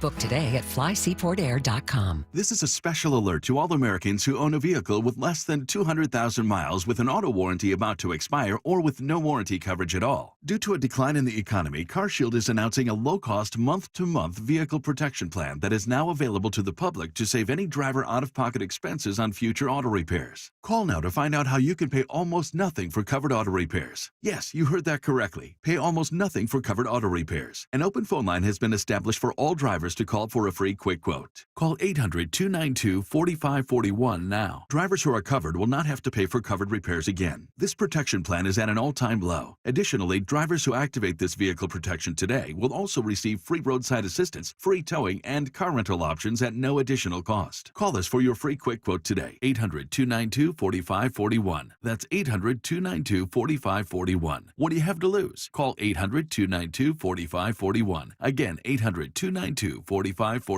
Luxury has arrived at Snoqualmie Casino and Hotel. Mike Salk here, and it's now open. Hawks Peak, the place to be for game days this football season, with over 66 TVs indoor and outdoor. Go to snocasino.com. Seattle's closest is Snoqualmie Casino and Hotel. From the Quantum Fiber Studio. This is Bumpin' Stacy. Weekdays 10 to 2. On Seattle Sports and 97.3 FM HD2. All right, coming up in 15 minutes, we're going to talk about the key for the Mariners clubhouse, the single biggest challenge for the Mariners clubhouse entering into 2026. Before we get to it, we're going to take a look around the NFL and make some of our picks for an exciting Week 8. So let's take a look, and we're going to start in the morning window bump with a riveting game between the Dolphins and the Falcons. Who you got? Why are you hating on an MVP candidate in Bijan Robinson? You know what I will say? Bijan Robinson has been absolutely phenomenal. The Dolphins are an absolutely amazing rushing offense. Would love to see more from Michael Penix Jr., and I hope he does. Oh, by the way, the Dolphins are absolutely losing. I like how you asked me for my opinion, and you just take it from me. Just took it from me, because I was going to say the exact same thing. I need Michael Penix to do some Penix things, man. Last year, what did he play? Like, started 4 games or something like that, the last 4, and he looked great. And, we were hoping that this would continue, but sometimes it takes a little bit of time. Not having a horrible season, but nothing too crazy. 5 touchdowns, 3 interceptions. Atlanta's going to get this done, though. Yeah. Bijan Robinson's going to have 100 receiving, 100 rushing, and get her done. We're both going Falcons. Next up, I'll let you go first for this one, and it's a good one. Jets, Bengals. I'm going with Joey Flacco. He was pretty good. You got to go with Joey Flacco, man. He's giving us old guys hope. You know, I'm not saying I'm going to go out and try to return punts anymore, but I'm saying that if Joey Flacco can go out there and compete in the NFL, you know what? I could go a little harder in the gym this week. So, Joey, I appreciate you, and keep doing your thing. Going with Bengals as well on this one. Yep. The next one I think is actually quietly kind of fun. Browns, Patriots. Drake May's this is a good one. Drake May's been balling. That Browns defense is on point. I'm going to go with the Drake Mays, and I'm going with the Drake Mays for selfish reasons. One of my kids, Efton Chisholm III, is activated, and he's been playing. So no way I'm going against the young man. But I think that, there could be some challenges over there. The Browns defense is so good. Yep. Quinshon Judkins has been phenomenal this season. He's already got 467 yards and 5 touchdowns. But Drake May, what he's doing for the Patriots has completely flown under the radar. Because I think they're not a team that anyone was expecting to be great. They're 5-2 right now. Yeah, he leads the league in passing yards, I believe. And so I think that this is going to be a Patriots win, but also a really good game. I'm also going to be tuned into this one, also in the 10 a.m. window. Oh, no, it isn't. Sorry. Giants, Eagles. Man, as much as I want the Giants to get this done, they're like my favorite new, young, vibrant team. I think that the Eagles are going to continue to feed their receivers. When Devontae Smith and A.J. Brown both score a touchdown, they're undefeated. And the run game has not been able to get going over there. So what do? You flip it. You use the pass to open up the run. I think Jalen Hurts has another good day. Eagles get it done. I hesitate to in any way say the 5-2 Eagles, with everyone healthy, can't get it done against a 2-5 Giants team. It's also tough to bet on a Giants team to get it done when they've already beaten the Eagles, and it just feels like you can't do that twice. I don't know, man. Scadaboo's taken off. The Eagles have been kind of weird this year. I think it's going to be the Eagles. You're trying to convince yourself. I am. I am because I think that not only is it good news in the NFC, obviously, for any other NFC contender to struggle, and the Giants aren't going to be one of them, so they can take this win. I don't know. Scadaboo's really interesting to me. Dart's really interesting to me. They're just certainly not anywhere near finished products, so they're still going to make mistakes as an entire team. Yeah, I'll go Eagles. It's fun, though. They're a fun team. Fun. Bills, Panthers. Oh, yeah, this Bills all the way. No doubt about it. I believe is Bryce Young back? He was banged up. I think he's out. You think he's out? Yeah, it says doubtful over there. So we're going to see, what do we call Andy Dalton? I said it wrong once and got in trouble. Oh. Curtis, what is it? Well, if we got in trouble once, we're not going to say it again. You got in trouble. What'd you say? Oh, never mind. Oh. Yeah, no. They're gonna see Andy Dalton in this situation. Here's the thing about Andy Dalton. He's a capable backup. He's one of the better backups in this league, right? You got guys like Andy Dalton. You got Joey Flacco. I'm still gonna consider Russell Wilson a good backup. If you need him to come in and win some games, then you're good to go.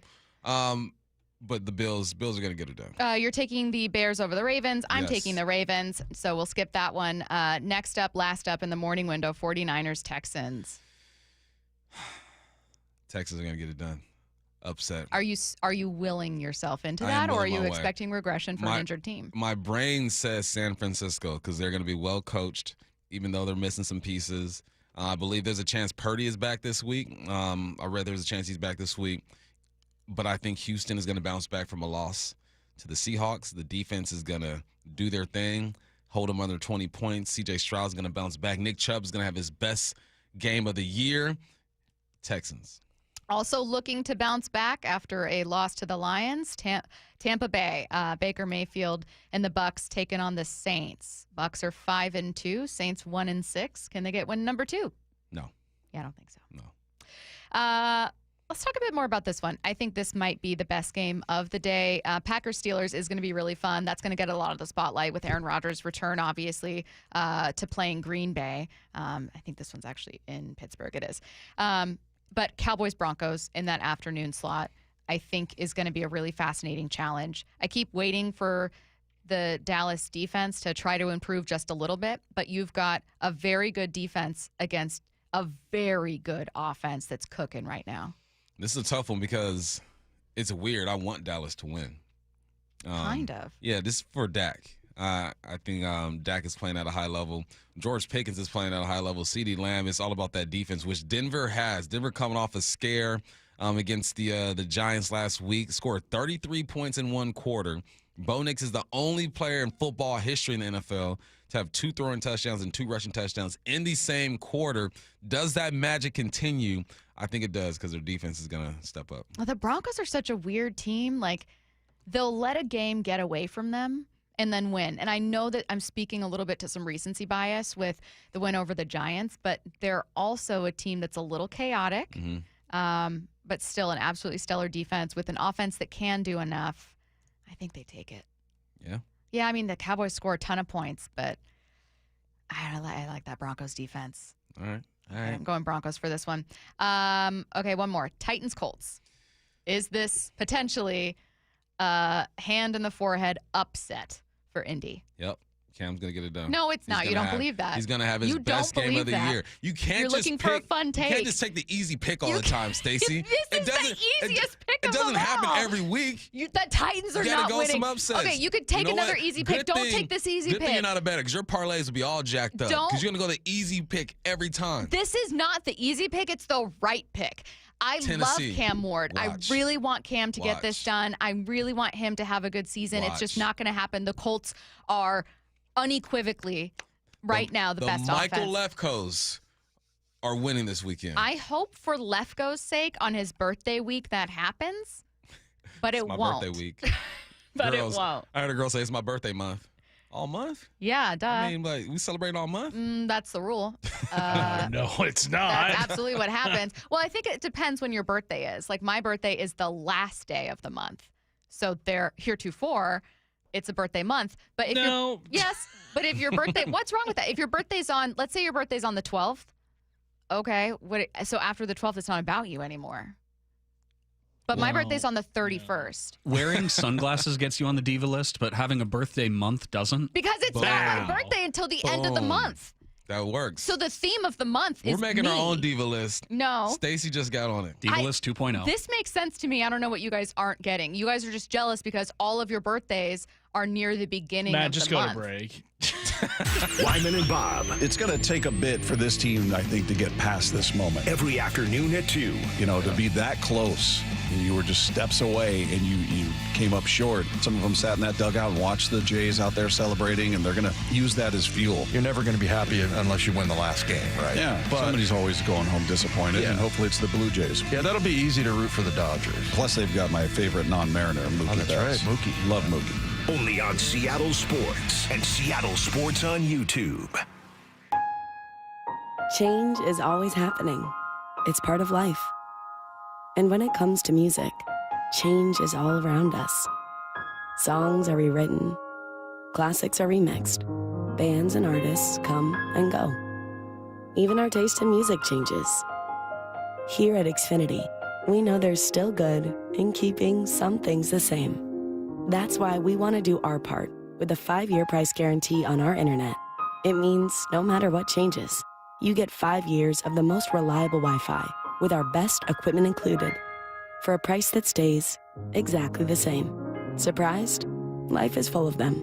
One internet price, 5 years, guaranteed. Learn more at xfinity.com/deals. Restrictions apply. New residential customers only. Taxes and fees extra and subject to change. Most reliable Wi-Fi based on Open Signal Awards USA. Fixed Broadband Experience Report, August 2024.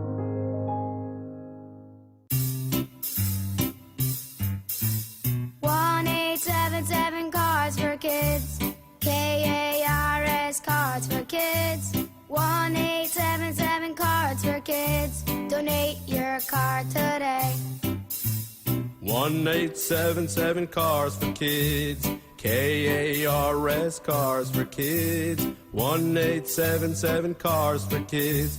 Donate your car today. Ready to get rid of that old car? Donate it to Cars for Kids. Call 1-877-CARS-FOR-KIDS to reach a friendly live agent. Donation's super easy, and your car can be picked up as soon as tomorrow. Call us now, 1-877-CARS-FOR-KIDS. That's Cars with a K to donate your car today. 1-877 Cars for Kids. Donate your car today.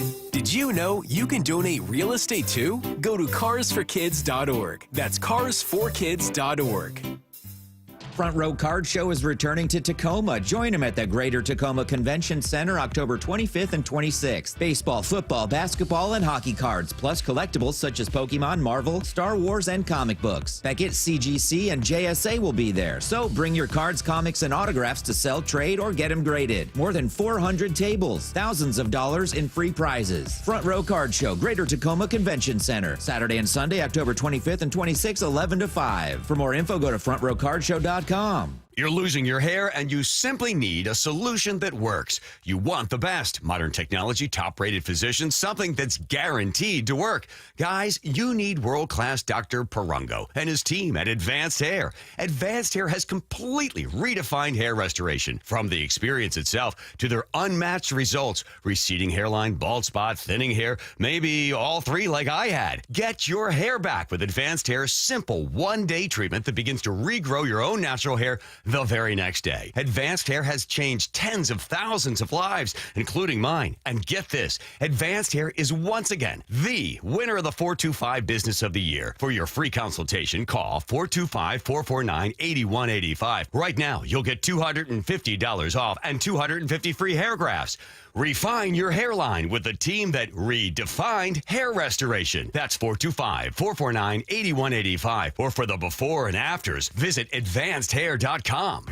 This is the story of the one.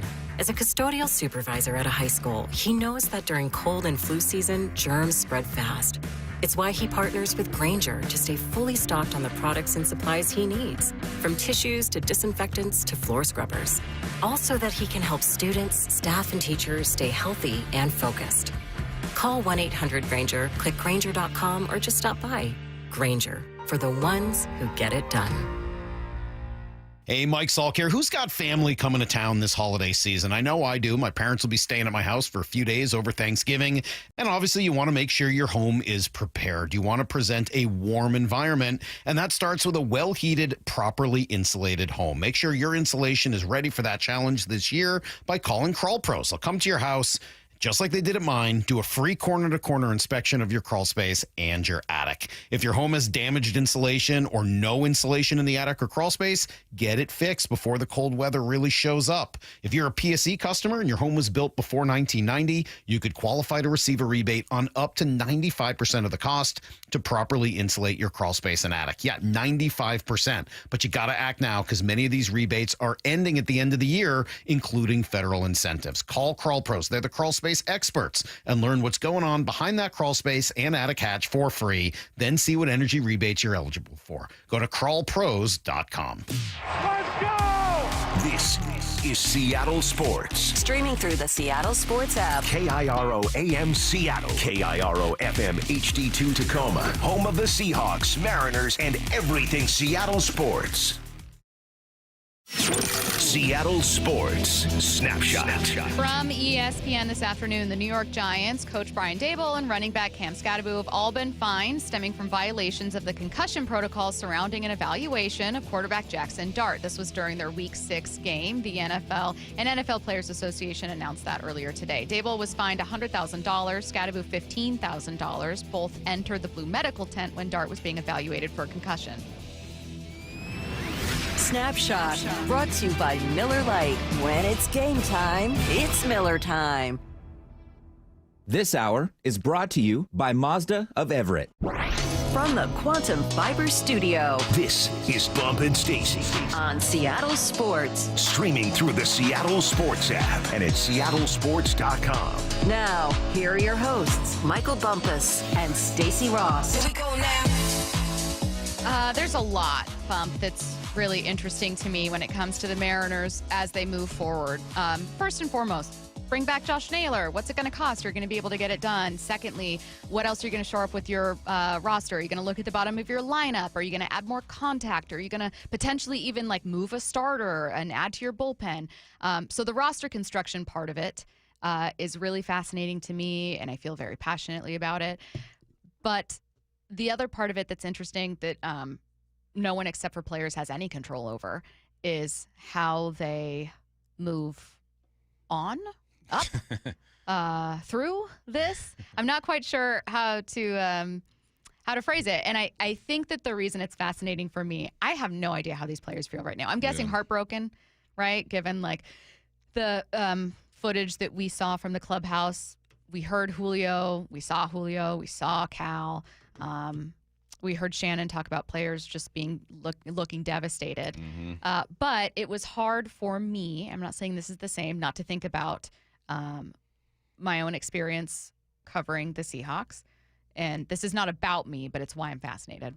I started covering like months after Super Bowl 49. So like jumped into OTAs and spring training, or excuse me, 49. They're all bouncing back, trying to from this. And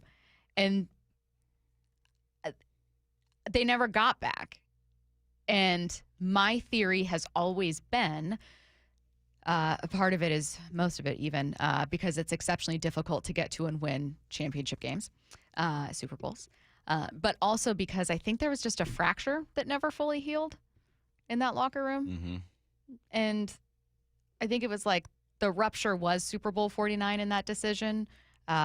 There were some underlying things that were just worsened. And I'm sure if like Richard Sherman was sitting right here in front of us, we could ask him, or if Russell Wilson, like people from that locker room, I'm sure they would have their own experiences and theories about what happened. But they never got back. And my theory has always been that something was broken. And I hope that's not the case with the Mariners, and I don't think it is. But do you find yourself kind of wondering, like, how does a group of men work through this degree of heartbreak without blaming each other? With time. And I think in football, it's a bit different. I think football is probably the sport with most of the opportunity to fracture or have a team really not recover from it, because there are so many different personalities. Like there's an offense, there's a defense, there's specials. You got 70 guys in a locker room, big personalities. It's just a bit different. Whereas in baseball, you spend so much time together. You travel together. You're on the road like half of the year. There's more opportunity to develop relationships that allow you to kind of mend things and get over it. My opinion, I haven't been on obviously a Major League Baseball team, and if a team doesn't genuinely like each other, that's where it gets even harder to get over some stuff. And when I look at the Mariners and who they are and how they interact and how they talk about each other, I feel like they genuinely like each other. I feel that about this Seahawks team as well. But it takes time, man. It takes not talking to anybody for a week, going into your man cave and just processing this whole thing and then slowly coming out. And how do you do that? Most of these guys golf. Maybe they get together and golf and talk about it. But at some point, you got to talk about it. They're going to talk about it. But right now, I think they're in the avoidance stage of grief. Like, I don't want to see it. I don't want to hear it. I just want to be by myself. We had Eric Williams, who covers the NFC West for Fox Sports, on with us earlier this week. We were like, hey, Eric, I know we're keeping it with football here, but you covered a Rams team that went to and lost a Super Bowl and then eventually made it back to and won a Super Bowl. And there were a couple years celebrating those two squads. It's not like they went back the next year. What would you say is the key? Right? I know that things are different in football compared to baseball, but what was the key? And he said two things. And I was struck by how quickly he went to these. Like, that's how important they are. He knew right away. I'll tell you what the key is. He said, number one, the players trusted people in charge, whether it's a GM, whether it's Sean McVay. There was a trust in the decision makers and in the leaders that they were leading you to the right place. Right. Secondly, a genuine camaraderie, a genuine sense of care. And like what you said, like players genuinely liking each other was the second most important thing. And I think this Mariners squad's going to have that, but I don't know. I've found myself thinking about it all week because I watched that not happen, and I watched a team not recover. All of us did. And I don't think that's going to happen with this Mariners squad, but maybe it's because I'm not in that clubhouse. I don't have any control over knowing whether or not it will. This feels like they trust the leadership, at least in Dan. We spoke to Shannon yesterday, and the feeling I got listening to her and the way she spoke about the players' relationship with Dan is that it was a good one. So I think they trust the leadership, and I think they genuinely like each other. So I think in that sense, there's a recipe to come back next year and try to get back to where you finished off. But, you got to add some pieces. Some pieces are going to be subtracted. You're going to depend on a player that you didn't depend on last year. Things are going to change. It's inevitable. Things are going to change. Even the teams that win back-to-back championships in any sport, it's never the same group that comes back. There's always some type of change. So how do you handle that change, and what do you do to yourself to get better? Yeah. Like how do you evaluate yourself? Do you change your training? Do you enhance something? Do you take something away? There's so many variables in this thing. But end of the day, they've been there before, so they have an idea what it takes. Genuinely so fascinating to me that teams get to close to the top of the mountain, fall, and then are able to get back. Like, think of the everyday process they go through of, like, you're in a bad stretch of games, and you must be thinking in that moment, like, oh, man, what if we never do it? Or, like, feeling maybe some resentment over someone that's, like, not performing or whatever. And the number of teams that have been consistent winners that power through that is wild to me. It's just a mental strategy that I don't quite understand. Ryan Divish joined us earlier and was talking about watching this team respond. I mean, it was pretty crushing to them. I mean, I think because I really believed that they were going to make it to the World Series. And I think everything they had done, especially like the magic of Game 5, was that this team would figure out a way to get there. And then when it doesn't happen and it ends so dramatically, you're just kind of stunned. You don't really know how to react. I think that's an issue. I mean, I think there are a lot of disappointed guys there. You can sit and say, I'm going to use this as motivation, and that's a really good platitude, but we'll see if it carries over, how guys handle themselves next year. I mean, they used the motivation of missing the postseason by one game each of the last 2 years to help get them there. Why do you think Seattle never got back? Do you think that was part of it? Like a mental, emotional hurdle that was never overcome? No. I mean, I do. I think you lose some trust. That team lost some trust, especially because of how it all played out. Yes. I mean, you look at remember Sherman's reaction on the sideline. His face is disgust that he had on his face. Like, what the heck are we doing? When you lose like that, yeah, you definitely lose some type of trust because you felt like it was easy. And it's weird because you can look at this situation, and it's not as dramatic as the Seahawks losing the way that they did. But players could easily look at Dan and be like, why would you put Bazard on that situation? Why wouldn't you go at Munoz? But because it wasn't just Bazardo game's over, some other things happened. They had opportunities to kind of climb out of a hole. I don't think it's that dramatic, but it's about how you lose and the decisions that were made when you lost. There's also not quite as many people that you have to worry about with just fewer people on a team. I like the group they have. Cal seems like a really good leader. Julio seems like someone that might have a lot of emotion, but is otherwise typically steady with it or positive even with it. JP has maybe never experienced this heartbreak as a team because none of them have been this far as a team, but he's a veteran. He's been a leader year in and year out. I think that group is capable of leading them through this. Like, I don't look at it and think like, well, they already didn't love Russell Wilson heading into this one. And now there's going to be a whole conspiracy theory about whether they intentionally let Russ pass it instead of giving it to Marshawn. Like, all of those conspiracy theories sprouted from something. And they sprouted from what was already some somewhat tense relationships between Wilson and other members of the team. That doesn't exist here with the Mariners, at least from everything I've heard, including off-record conversations. No, there's some trust there. There's some trust, and there's some togetherness, and there's some magic there, man. I think when you look at the leaders of this team, right, it's Cal, and it's Julio, Naylor, Suarez. They all seem like solid individuals, and they all seem like they know their role when it comes to leadership, and they fit it well. So, it's a completely different feel with this team, man. I think they're capable, but I'm still nervous about it. Yeah. I still wonder if they're going to be able to do it, especially because of the history of this organization, man. It took 49 years for them to get here.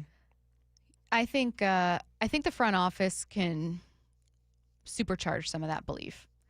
Like, I don't think a ton of trust is lost per se, but I think the front office being really aggressive at the trade deadline did change something about that clubhouse, or at least about how the players felt supported. I mean, they'd openly talked about wanting more talent in previous end-of-season meetings. Clearly, it mattered to them. And I think being able to do something early might jumpstart some of that. John Morosi talked about the importance of getting work done to get back to this point. Now, the pitching side of things, they've got plenty of pitching for next year. You expect Hancock to take a step. You expect Evans to take a step. They believe that Emerson can maybe make an impact on the team next year. The team's in a really good position. This is not, oh my gosh, the window is closed and we're going to weep now for the entire winter. That's not it. But they've got some work to do to just get back to being as good as they were in Game 7, which obviously, as we know, wasn't quite good enough. I know this team isn't going to be a big, huge spender in winter. Like, that's what we're expecting. But I think getting moves done earlier rather than later sends signals that this clubhouse might need right now. You're trying to get ahead of things, right? Well, and to signal to them, like, hey, let's get back to work. Let's get after it. Yeah. You're not sitting around sulking, even though it's okay to do that right now. You're hurt. A couple days removed. I get it. Sure. Ask Moyer, you better get over it. But oh no, I love you, Moyer. That was fun. But yeah, it's about showing the fans and the team that you're down, but you're gonna get back up. Like, you're gonna build off of what you've done. And granted, you have to wait right until the World Series is done and see how things unfold and who's available, who's not available. But as soon as you're able, you have to get active. That sends the perfect message. Yeah. What do you want to see them do early? What are early moves you want to see them do? We already know what it is. You know what it is. A nailer. That's obviously. it. That's it. That'll really get the ball rolling. You sign Naylor, I think everyone who follows this team has like a run it back. It's going to be like, let's get it. Yeah. Let's go. But then you need another reliever, right? You need another arm. And we're trying to see what happens at third base with Suarez. Are you going to let Ben Williamson take it over? What are you going to do there? A lot of people are talking about shortstop, too. I don't think JP's going anywhere, but people in the text lines have been asking about shortstop. Yeah, because I think the assumption is like, if JP gets older, that a shortstop gets older, you move him to second, and then you get someone else at short. But I think their plan is already very clearly going to be, we're bringing up Emerson whenever he's ready, but JP's here for now. Mm-hmm. And then, I don't know, I guess I just want to see some kind of power added, offense added, runs added. I don't want to see a team that's too young, if that makes sense. I don't want there to be too much depending on, because you're not in a rebuild right now. No. So even though you want to create that runway, and Hollander's talked about this and he's right, you do want to create that runway in a place for these really good prospects you have to debut and to grow and to, have that place for them. But you don't want to lean entirely on them. This isn't a team that's like, we've got a really young group and we're plucky underdogs. This is a team whose goal should be World Series. And that does mean having established talent. If you lose that established talent, you don't immediately turn to a prospect and go, well, he was really good in AAA or whatever, so we're really excited about him. You bring in veteran talent. Yes, you do. This is going to be a long offseason, I know. man. All right. This is tough. Football Friday powered by the Snoqualmie Casino and Hotel. Let's get to 4 Down territory. This is 4 Down territory, going inside the game with former Seahawks and Coug wide receiver Michael Bumpus. First down, what did Scadaboo and Daboll remind you of? I think my era of football in high school was the first we're going to try to figure out these concussions era. Before then it was like, you got your bell rung. I'll just go sit down for a second. And Dart got his bell rung and went to the tent. And then Daboll got fined $100K, and then Scadaboo got fined as well because the league is saying they might have interfered with the concussion evaluation. It reminded me of when I was in high school. We played Los Alamitos on ESPN. I tried to knock this lineman out because they ran a Fumbarooski. Funny story, that lineman ended up being my teammate at Wazoo. Didn't even know that he was going to Wazoo. But knocked myself out. I go to the sideline, concussion protocol. They're like, remember these 4 things: Tuesday, Wednesday, cake and ice cream. And I'm like, all right. He walks away. I forget. I tap my buddy on the thigh. I go, hey, man, did you remember that? He goes, yes. So as he's walking towards me, he whispers it in my ear.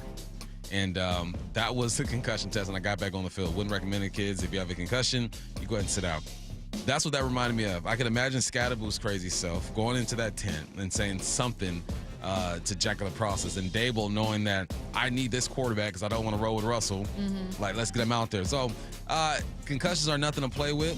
They will affect you later in life. Please believe it. But that's what that reminded me of. How many concussions do you think you had? Documented, I had 2. How many undocumented, do you think you had? Probably like 6, 7. God. Let's go. No, second down.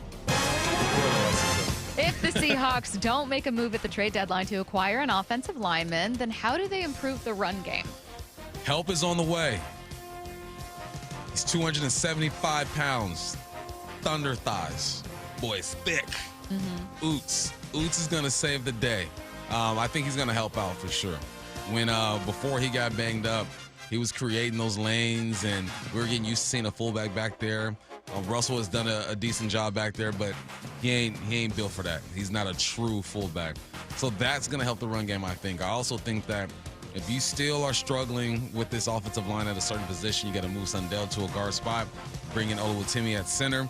You got to try some things. But even if they don't make that move, I think eventually this run game is going to get going. Just reps after reps after reps. It's still effective. It's still helping this pass game. Mm-hmm. But, it's help is on the way. Is there anything outside of guard play that they can try? Like, for instance, having Ken Walker take, okay, we're going to have you in for like 60% of these snaps instead of like a 50-50. Nah, according to Big Ray. Or is it very clearly like a line? According to Big Ray, you don't want to do that. Remember, we experimented with the line last year. It was a rotation going on in that thing. Yeah. Oh, no, sorry. Not with Lyman, but with between Ken and Zach. Oh, Ken and Zach. Because they're kind of like 50-50 right now. I don't mind it. Okay. You don't think that that's like a factor? Nah, it keeps them healthy. I'm fine with that. Okay. I'm sure they would prefer to get all 25 carries. Well, yeah. I mean, I know there are teams that do that very successfully. The Lions are one of them. It's like this this thing you can't quite crack yet. And it's right there. Like, they have so many attempts. They really, really try. And you're through 7 weeks and it's not quite taken off. Hey, but like I said yesterday, K9 is tied for the league when it comes to explosive plays. Third down. Former Seahawk Tyler Lockett was requested and was granted a release from the Tennessee Titans. Where do you think he should go? You got to be like KD going to the Warriors, man. You got to go where you can win right now.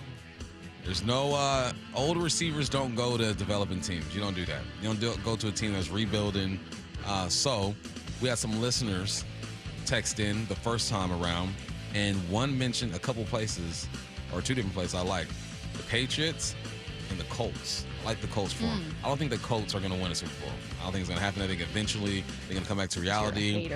Indiana Jones is going to look like Danny Dimes again, and it's all going to be coming down. But you're going to a team that has potential to win. Go to KC, man. Just go over there and be with them young dogs over there, Xavier Worthy, Rasheed Rice. Who's the other one over there? Hollywood Brown. And do something like that. Go to Detroit. I don't care. Go somewhere where you can win, and there's not a lot of pressure on you to produce. And then you know what's going to happen? He's going to have 2 or 3 big plays in the playoffs, and it's all going to be worth it. And he deserves a Super Bowl ring. I automatically think when I see that Super Bowl team, I place Tyler Lockett with that Super Bowl team, and he was not on that team. So, yeah, man, go where you can win right now. Be selfish. It's all about you, Tyler. No one else. All about you. You know what team maybe could be interested in a cheap wide receiver? Who's that? Outside of the Bills? The Steelers. The Steelers, yeah. I can see that. I can see that. Why not? Go reunite with DK? Yeah. DK probably get upset. Like, man, I was trying to get away from everything Seattle. And Here goes Tyler. And Tyler will say, well, your trade stuff ruined my retirement announcement, so guess what? Yeah. I'm ruining your party too. Not retirement announcement, release announcement. 4th down. We talked to ESPN's Bill Barnwell earlier in the show. Anything stand out from our conversation with him? Yeah, I'm about to be 40, so ageism. There's no room in this world for ageism. Okay, there's no place for it. At your big age. At my big age of 40, about to be. He mentioned that John Schneider might have aged out of the GM of the Year conversation, and I got angry for John, and then I realized that he might be right, because this is for the new guy on the block or the guy who took a horrible team and made them decent or made them good. And John has made this team decent for, 14 years now, right? They've never been a really bad team. So that was disappointing because it's like realizing that Santa Claus is still real good. Kids. Yeah, be careful. It's like realizing family show. It's like realizing your parents are human. You ever have that moment like, they don't know everything. Yeah. They're not perfect. Yeah. You know, when I was a kid, I thought my mom was perfect. Mom, I love you. I know you're listening. I thought my mom was perfect. And then something happened. I'm like, oh, they make mistakes too. That's the realization I had with Bill talking about Schneider the way that he did. Oh. I like it. You know who's going to win it? Chris Ballard. Is he? Colts. Yeah. I just feel like that's going to happen. Yeah. I was looking at a list of like, okay, who's done what's going on here. Howie Roseman's, I feel like, always like a popular point, but like they didn't make massive moves this offseason. It was really about moves and trades and everything that they made, bringing in Saquon and all of that. It's going to be Chris Ballard. Yep. Dang I agree. it. Such a bummer. Mm-hmm. I mean, good for him. Dang it. But it is gonna be weird if John Schneider, who has overseen a team that has won a Super Bowl, been to 2, if he goes through the entirety of his Seahawks career without getting it, it'll be kind of weird. That's a long time to be an executive with an NFL team, especially an NFL team that's regularly winning double-digit games. I know that there are Seahawks fans that are like, hey, you got to get back to a Super Bowl. Totally get it. But that's still interesting. Who was GM of the Year when they won the Super Bowl? Oh, God. What was that, why am I thinking 2015? someone with... It wasn't Arizona person, was it? No, it wasn't. 2014. Curtis, do you know? Who stole it from John? Let's see here. 2013, they've got John Dorsey of the Kansas City Chiefs. 2012 was Ryan Grigson. And then 2014, one Jerry Jones, who is maybe the oldest executive in the NFL. So, enter his own name. But that was, what, a decade ago? Yeah. Nominated himself. Yeah, he did. Let's see what's on tonight. What's on tonight with Bump and Stacy, brought to you by Caesars Sportsbook at Muckleshoot. Now, here's what's on tonight. World Series, I guess. It's on Seattle Sports at 5 p.m. Bye. Coming your way next. Wyman and Bob. It's going to take a bit for this team, I think, to get past this moment. Every afternoon at 2. You know, to be that close. You were just steps away, and you came up short. Some of them sat in that dugout and watched the Jays out there celebrating, and they're going to use that as fuel. You're never going to be happy unless you win the last game, right? Yeah, but somebody's always going home disappointed, and hopefully it's the Blue Jays. Yeah, that'll be easy to root for the Dodgers. Plus, they've got my favorite non-Mariner, Mookie. Oh, that's Betts. right, Mookie. Love Mookie. Only on Seattle Sports and Seattle Sports on YouTube. Start having fun. Caesars Sportsbook at Muckleshoot Casino Resort is your #1 place to eat, drink, watch, and have fun. Keep up with your favorite sports anywhere and everywhere on property with the mobile app. Visit muckleshootcasino.com today. Scan the QR code and let the play begin. Muckleshoot. Temperatures are dropping, but you don't have to settle for a chilly home this winter. Keep cozy and safe with energy-saving products during Washington Energy's home heating sale on now. Upgrading your home is as easy as $1,000, $2,000, $3,000 off. Take $1,000 off furnaces, fireplaces, and water heaters. $2,000 off high-efficiency heat pump systems. And $3,000 off whole home generators and ductless mini splits, plus free financing. Washington Energy Services, your expert resource for affordable home comfort. Call for a free estimate. The birth of the American supercar is roaring into LeMay, America's Car Museum, October 25th. Curated by racing legend Steve Saleen, this high-octane exhibition features icons like Hennessy, Shelby, Zinger, and more. Don't miss it. Visit americascarmuseum.org. Carpoolers using the SR 167 Express toll lanes now need a Flex Pass set to HOV mode to ride free. That's a change. Having good to go always costs less than pay by mail. That is not a change. Learn more at goodtogo167.com. Progressive Home Quote Explorer lets you easily compare rates, so shopping for insurance might be the easiest part of owning a home. Definitely easier than this. Psst, honey, what? Shh, there's a salesman walking up the driveway. Oh no, he's got a clipboard. What do we do? Get down. Down? On the floor, you... Shoot, did he see us? Why are you breathing so loud? Home ownership isn't easy, but with Progressive's Home Quote Explorer, shopping for home insurance is. Progressive Casualty Insurance Company affiliates and third-party insurers. Comparison rates not available in all states or situations. Prices vary based on how you buy. Okay, I have to tell you, I was just looking on eBay where I go for all kinds of things I love, and there it was. That hologram trading card. One of the rarest. The last one I needed for my set. Shiny like the... designer handbag of my dreams. One of a kind. eBay had it, and now everyone's asking, ooh, where'd you get your... windshield wipers. eBay has all the parts that fit my car. No more annoying. Just beautiful. Millions of finds, each with a story. eBay. Things people love. Stacy here, and if you're in the market to sell your car or explore getting a new one, I have to tell you about the coolest thing. It's Wayscar Ford's Vehicle Profit Sharing Program. Here's how it works. You sell them your old car at fair market value. You can sell it that day, get paid right away. The whole thing takes about 30 minutes. Then when they resell it, they split the profit 50-50 with you. It's not a consignment. It's a way for a trusted local dealership to avoid things like auction fees and then split savings with an actual customer. Listen, I am someone who sold an old car years ago and got completely ripped off. It was also later involved in a crime. I don't have enough time to tell you about it. It's another story for another day. But I wish I would have known about this program, and it's why I'm telling you about it now. Other people are finding out Wayscar Ford just surpassed sharing over $1 million with customers who have sold them their cars. Sell your car for top dollar and get a share in half the profit when Wayscar Ford resells it. Why would you want to sell your car anywhere else? Wayscarford.com. That's wayscarford.com. This is the home of the Seahawks. Going to let one fly deep. Got a man out there. Ball is caught down at the 10-yard line, and it's JSN. Seattle Sports.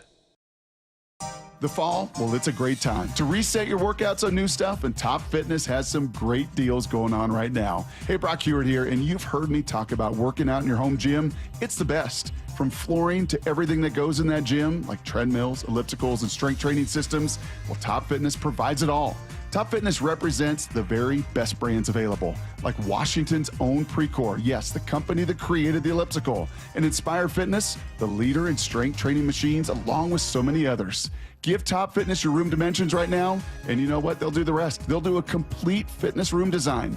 And right now, get 0% interest financing. Mention you heard it from me and receive an additional $100 off any new treadmill or home gym. It's no secret that everyone, from personal trainers to professional athletes, love Top Fitness. Top Fitness has locations in Tukwila, Linwood, and Bellevue, or visit them online at topfitness.com for more info. That's Top Fitness, your best place for home fitness equipment. Georgetown License reminds listeners 460,000 children are reported missing in our country every year. Parents, please plan with your kids a safe, visible route to and from activities with at least one friend. Coach your kids to stay alert and be aware of their surroundings, and caution your children to never accept gifts or rides from strangers. Best wishes to all our kids from the entire team at Georgetown License, taking care of all your vehicle and vessel licensing needs for over 30 years. Online at georgetownlicense.com. This is the story of the one. As a maintenance supervisor at a manufacturing facility, he knows keeping the line up and running is a top priority. That's why he chooses Grainger. Because when a drive belt gets damaged, Grainger makes it easy to find the exact specs for the replacement product he needs. And next day delivery helps ensure he'll have everything in place and running like clockwork. Call 1-800-GRAINGER, click Grainger.com, or just stop by. Grainger, for the ones who get it done. This hour is brought to you by Mazda of Everett. From the Quantum Fiber Studio. This is Bumpin' Stacy. Weekdays 10 to 2. On Seattle Sports and 97.3 FM HD2. Bye, bye, bye, bye, bye, bye, bye, bye, bye.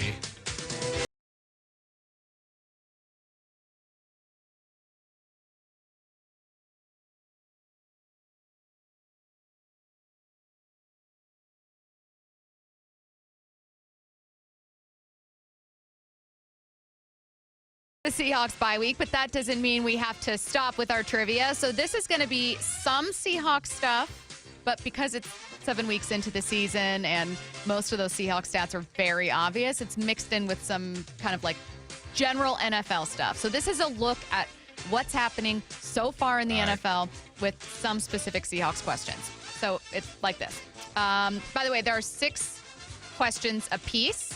Take your time with them. Some of them, though, you're going to be ready. Just make sure that you know the answer before you know. Make sure you know the answer. That's Bob, how these work. Your first question. The best and worst records in the league belong to who? The best and worst Which records. NFL team has the best and which has the worst? Colts have the best. Jets have the worst. Correct. Did it. Curtis. All right. Multiple choice for you. The league's current leader in passing yards is Justin Herbert, Matthew Stafford, or Dak Prescott. I think because he has already played his Week 8 game, I'm going to go Justin Herbert. It is Herbert. Fun fact, this was before Thursday Night Football, too. So Justin he Herbert increases his lead. Mm-hmm. Now the first one over 2,000. So point for Curtis, and I'm keeping score this week because I messed up last time. I am learning, and that's on growth. Bump, name 3 of the top 5 players in receiving yards right now. Jackson, Smith, and Jigba. That counts as right. one. Yeah, that's one.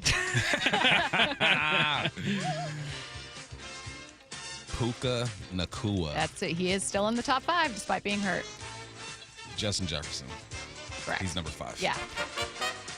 George Pickens and Jamar Chase, 2 others there, but you get that point.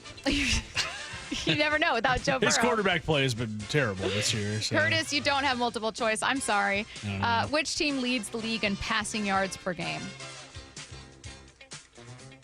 Passing yards per game. Okay, I'll give you... Don't give him no hint. Is it the one that I already guessed? Is it the LA Chargers?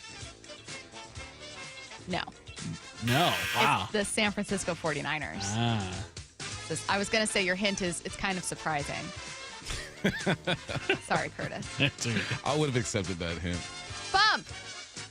Who's leading the league in rushing yards per game? Which team? Which team, not player? Which team? Yeah. Well, we know Jonathan Taylor is the league leader. But the way you said it, it's like, oh, it's not the Colts because I'm going to get you. That's Stacy for you. Which team leads the league in rushing yards per game? Don't look at the text line. People are trying to cheat. Don't look at the text line. I'll switch it up. Goodness gracious. I'm just going to go with the Colts. No, you idiot. It's the Bills. No, wow. Really? This is like weakest link. The Bills. Both of you had some tough ones. I'm sorry. Curtis, you do have multiple choice. Which team leads the league in sacks? Vikings, Broncos, Texans. Which team leads the league in sacks right now? I'm going to say the Denver Broncos have been getting after it. I'm going to say it's them leading the league in sacks. Correct. Yeah. Denver Broncos leading the league in sacks right now. The Seahawks are 4th. Bump. You also have multiple choice. Which rookie running back is leading in rushing yards? So leading all rookie running backs. Quinshon Judkins, Ashton Genty, Cam Scatterbu. Judkins just went off last week, 3 touchdowns. Scatterbu has been playing some good ball. What was the third one? Cam Scatterbu, Ashton Genty, Quinshon Judkins. Genty's been getting the bulk of the carries, That's a good one, right? Yeah. I know. But I feel like Scatterbu. I'm going Genty. Your initial thought was correct. It's Quinshon Judkins. It's Quinshon Judkins. He just started going off. I know. Okay, Curtis. All week we've been talking about the 6 NFC teams that are 5-2. Name them. Name them. Seahawks, Rams, 49ers, Lions, Eagles. That's 5. Yeah, one more. I have one more. The Bucks. Yes. There we go. Got it. Bump to tie it. What was the Seahawks' lowest scoring game this year? Wow. I should say the fewest points the Seahawks put up, but that's, the fewest points the Seahawks scored in a game this year. That's not an easy question. It's a good question then. I believe in you. No, you don't. Yes, I do. All right. Let me think about this one. Okay. Take your time. Thinking about it. Take your time. I'm going to say it was against the... You're going to be so mad when you hear the answer, but I believe that you know it. Niners. Yes. Yeah. 13 points Week against 1. the San Francisco 49ers in Week 1. Curtis, what was their highest scoring game this year? Against the Saints, 44 points. Yes. Make it interesting, Curtis. I just remember that game was over by about the first TV timeout. Someone said Bump should get help from us on the text line because Stacy always helps Curtis. That's not true. Yeah, it is true. It's not. It's racism is You what guys, it is. No, it's not. You guys need to stop saying that my tests are They're culturally wrong biased and is what racist. they are. It's like the standardized test. Little Bobby and Jan went to the, forget all that stuff, man. Bump. JSN's record-setting season is on pace for a massive year. I wrote this at midnight. What? True. I don't know what I wrote here. It was late. Calvin Johnson holds the single-season record for receiving yards at 1,964, which he set in 2012. Mm-hmm. But who's second all-time? You do have multiple choice if you want it. Oh, of course. Okay. Cooper Kupp, Julio Jones, Jerry Rice. See, this is jacked up, man. What? No, because you're a receiver. I know. This is your discipline. But I could see all of them being close to diva number territory 2 right now. It's Cooper Kupp. It is Cooper Kupp. Yeah. See how I made it interesting, Curtis? Okay. I didn't just go for it. Curtis, for the win. Who's leading the league in passing touchdowns? Passing touchdowns this season. Someone said the Mafia paid me off. Passing touchdowns this year, I am going to say... I feel like you're trying to trip me up because I already answered Justin Herbert for one question. I'm not trying to do anything. This is It might be Justin Herbert for this one, too. Quiz. What's your answer? I'm going to say... Oh, is it Dak Prescott? Oh, No. Oh. It's Matthew Stafford. Okay. The other LA quarterback. But this is great because now it's tied.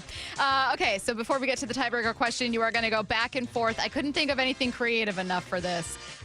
Starting with bump, you are going to name words beginning with the letter B for bye. Bye. Bike. Blimp. Break. Bat. Breeze. Baboon. Blazer.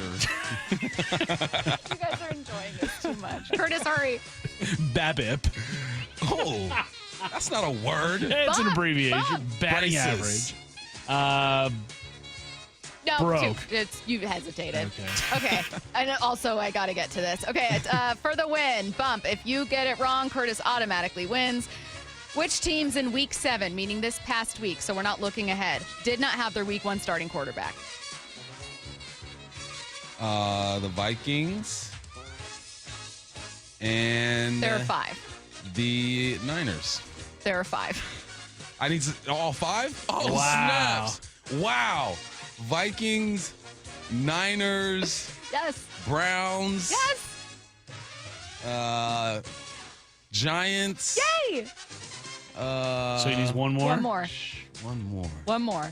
Uno más. Did not have their week 1 starting quarterback. I know the question, Stacy. Uno más. This is dumb. You've got it. You know this. Oh, you're going to be heated. I'll give you 20 seconds. Okay. Starting now. Goodness, I see all the teams. 10 seconds. Cardinals. No. Cardinals didn't have their week 1. Jacoby Brissett. This past week? Yes. Okay, then there was 6. Oh, come on, man. I'm sorry. Wow. Why does this always happen I'm to me? sorry. Why am I always getting Is there actually 7? Yes. No, the Bengals. I answered 5, though. You said 5. I The gave you 5. Bengals are the most obvious one. So what? I gave you 5. But what about This is bull. This is bull. what about the Ravens? This is bull. Lamar Jackson week 1. This is bull. So He there's hasn't been 8. starting. What about the Commanders? Jaden Daniels. There's Jaden 9. Daniels started week 7. He started week 7. Yeah. So this is for This is past. bull. This is bull. Okay, I did forget the Ravens. It's bull. I did forget the Ravens. This is bull. What is this? It's a tie. Oh, sorry. Go to the break. Go to the break. ESPN senior MLB insider Jeff Passett with Brock and Salk. If you are in the Mariners front office, what are you spending your offseason focusing on? This feels like a beginning, not an end. I see this being the beginning of the best run in the history of this franchise. The sheer number of really good prospects that the Mariners have lead me to believe that they're going to be in this position again. Get more on the Seattle Sports YouTube page and the Seattle Sports app. Comcast Business can help turn your small business into a connected, secure, modern business. It's how restaurants become reliably up and running neighborhood favorites. How healthcare offices become the data-protecting caregivers that we all depend on. And how wealth management firms become cyber-securing guardians of your information. With reliable connectivity, enhanced cybersecurity, and Wi-Fi backup, your business can stay connected and get threat-ready with Comcast Business. Powering possibilities. Now through November 16th, new Comcast Business customers can get started with 150 megabit internet plus security for $59.99 a month for 12 months with a 2-year agreement. Plus, ask how to get a $500 prepaid card on a qualifying gig package. Call today. Restrictions apply. Requires enrollment in paperless billing and auto pay with bank account. Early termination fee applies. Equipment, taxes, and fees extra. With Progressive, it's easy to reach customer service with our app, website, chat, or by phone. Because when getting help is hard, it's not help at all. Little help. A little help over here. Thank you for calling Bench Press Assistance. What? Due to excessive gym volume, all available spotters are currently lifting heavy weights off the chests of other bench pressers. Seriously? Please continue to hold, and we will remove the barbell from your chest in the order in which your cry for help was received. Getting assistance should be easy. With Progressive, it is. Progressive Casualty Insurance Company and Affiliates. If you love to travel, Capital One has a rewards credit card that's perfect for you. With the Capital One Venture X card, you earn unlimited double miles on everything you buy. Plus, you get premium benefits at a collection of luxury hotels when you book on Capital One Travel. And with Venture X, you get access to over 1,000 airport lounges worldwide. Open up a world of travel possibilities with a Capital One Venture X card. What's in your wallet? Terms apply. Lounge access is subject to change. See CapitalOne.com for details. With football season comes colder weather, so if you need new windows and doors, don't drop the ball. Steve Rabel here with Keith Dashafee from locally owned Pella Windows and Doors of Western Washington. So Keith, what's your next big play? Well, Steve, right now get 40% off qualifying installs or no payments and no interest for 12 months on approved credit. Schedule a free consultation with Pella Windows and Doors of Western Washington. Go to PellaPNW.com. That's PellaPNW.com. When the heat's in 11, cool AC would be heaven. DayandNight.net. It's the final month to save 30% off an air conditioner or heat pump while supplies last at Day and Night. Hi, I'm Bruce with Day and Night Plumbing and Heating. Call us about installing a high-efficiency cooling system or servicing your existing one so you're cool when you need it. Save 30% off an air conditioner or heat pump, plus no payments or interest for a year OAC. Call for details. DayandNight.net. As a quarterback, you cannot run a winning play with a messy playbook. And most companies' data, well, it's a mess. AI is changing the game, but if your data is scattered, you're stuck on the sidelines. Brock Heward here, and this is where my friends at Marquee Data come in. They get your data in shape, clean, connected, ready to perform, so you can finally put AI to work for your business. Whether sales, finance, or operations, every smart move starts with the right data. So head to mydataqb.com to draw up your game-winning data play today. That's Marquee Data or mydataqb.com. The Bump and Stacy Show is powered in part each day by the caring and compassionate team at Pendergast Law Personal Injury Lawyers. Go to pendergastlaw.com. Luxury has arrived at Snoqualmie Casino and Hotel. It's Mike Salk here. You can book now for an unforgettable experience. Let's talk about Hawks Peak. It is the place to be for game days this football season. With over 66 TVs, indoor-outdoor concept, the deck is covered and it's heated as well. And the food, oh man, it was excellent. All with breathtaking views of the Cascades and the Snoqualmie Valley. Yep, you can go to snocasino.com. Seattle's closest is now Snoqualmie Casino and Hotel. Hey, it's Tim Hunter, former Seattle radio goofball here with two words that aren't funny. Prostate cancer. Get your annual checkup. Keep an eye on that PSA number. And if you hear those two words like I did, talk to the folks at Swedish Cyberknife. 5 treatments, minimally invasive and technologically advanced over the other options. If you were a friend, and I consider you one, I'd highly recommend Swedish Cyberknife. We are so lucky to have them right here in town. Do your research, but definitely visit swedish.org/cyberknife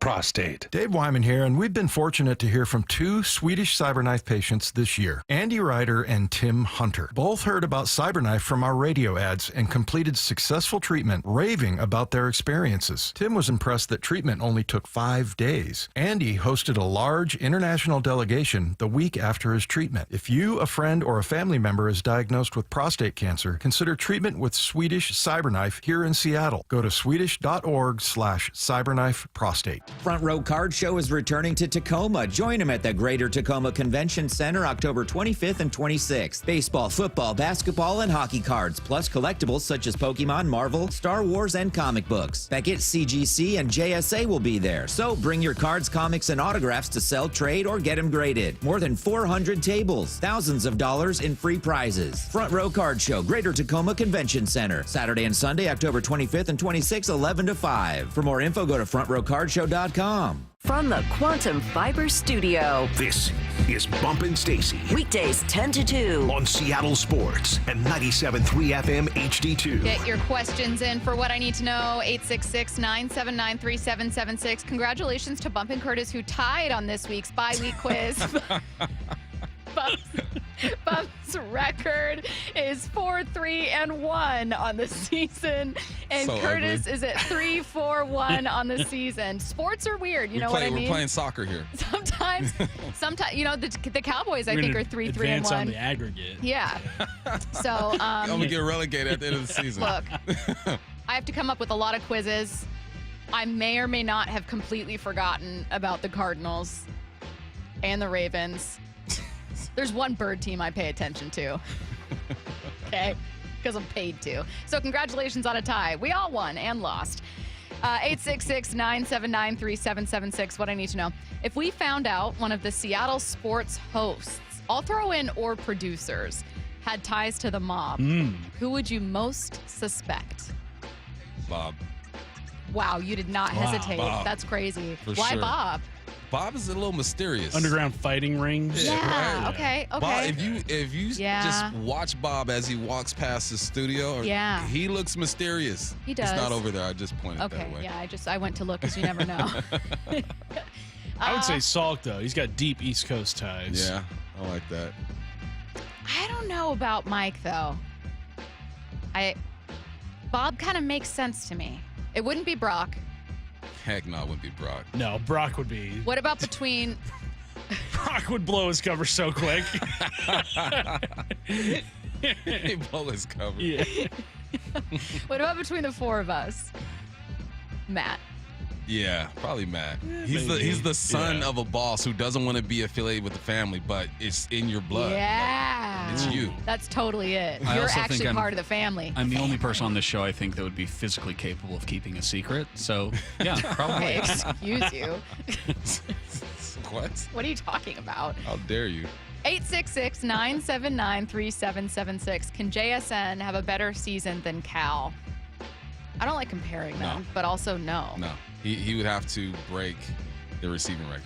Well, it's not even breaking the receiving record. It's like, Yes, it is. If Yeah. it cross over into like pop culture. that's what I'm saying. Like, part of what Cal did, in addition to 60 home runs, was 60 home runs as a catcher. And then there was also the pop culture of it all with like the home run derby, the nickname. Like, he was one of the, I would imagine, top Googled or talked about athletes through summer. Which receiver has crossed over to pop culture? Probably Justin Jefferson, right? Yeah. So Jason needs a dance. Because that's what got Justin Jefferson over there. Jackson would need 2,100 yards. Yeah, in that. It would need to be not just like 2001, which would be a new record.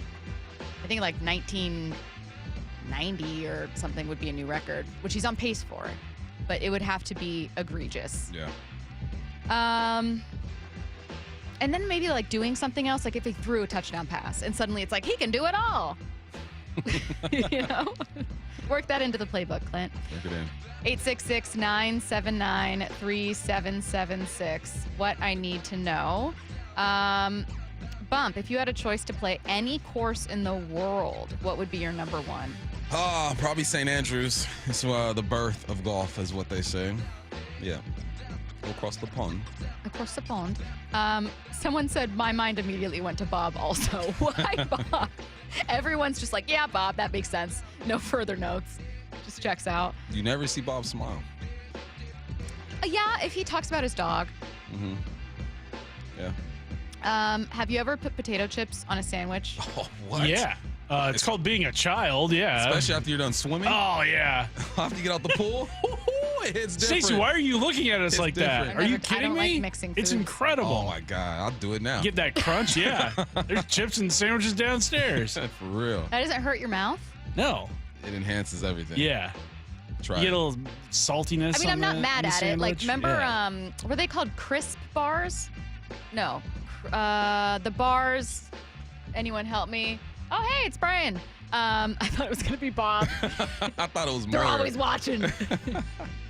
I like the idea of like Rice crispy things in something. So Rice I can, crispy? You know, when there's like chocolate with like rice puffs in it. Oh. So I can get why. Crunch bars? Yes, crunch. Yeah. That's what I was thinking. I'm moving on from this question. What does Mike McDonald have to do to win Coach of the Year? Win the division. Yeah. Just win the division. And Who would have, be his have other- like a top 5 defense. If the season ended right now, who would be the other? I think Probably he'd be a Shane front runner. Steichen. Yeah, Steichen for Steichen, sure. The yeah. Colts. God, you have to have a team bounce back somehow. I feel like I mean, Kyle Shanahan's gotta yeah, be up there, Shanahan with yeah. all those injuries would definitely be a candidate that they'd have. But I think that if the season ended now, I mean, you've got a really good offense. You're a really complete team. Yeah, I think that would be it. Let's see what I need to know. More about Mike McDonald and now it's just people texting in other good candies. We've gotten off the rails. We have completely left the station here. Hey, you guys pray for me, man. Hope that the Alaska flight's up and running again. I got to get out of here. What time's your flight? It's not till 4. Okay. Well, all right, what's happening with Alaska?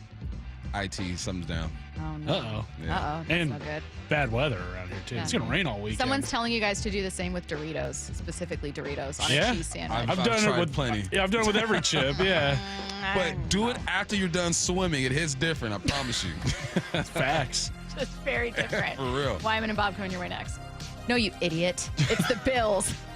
It's the Hawks Player Spotlight. Tight end A.J. Barner is with us. How are you, man? Doing well. It's good to be on here. Brought to you by Three Tree Roofing. The rookie on this O-line, Gray Zabel, is with us. Sam is an elite quarterback. Going deep with a different Hawks player every day at 3:30 with Wyman and Bob on Seattle Sports. Every time he walks into the huddle, we know we got a chance for a big play. Nick Eamon-Wari is with us. I felt good physically going into the game. Catch up on every Hawks Spotlight on Seattle Sports on YouTube and the Seattle Sports app. Matt Coker here with West Coast Men's Health. In the past 5 years, we've seen thousands of men at our clinics. Most guys tell us the same story, that in their early 50s, it's not that they couldn't function, they just needed help. They started taking Viagra, and it worked great at first. But after a few years, it stopped working. The problem is that their arteries had become more restricted since they started taking it, because Viagra does not unclog arteries. Here at West Coast Men's Health, we use acoustic wave therapy to target the real problem. We break down plaque and clear up the arteries so blood can flow like it did in your 20s. This restores function. And guys, listen to this. You won't have to take a pill anymore. So if this sounds like you, give West Coast Men's Health a call today and see how we can help. With clinics in Redmond and Tacoma, call 206-519-6541. That's 206-519-6541. 206-519-6541. Online at westcoastmenshealth.com.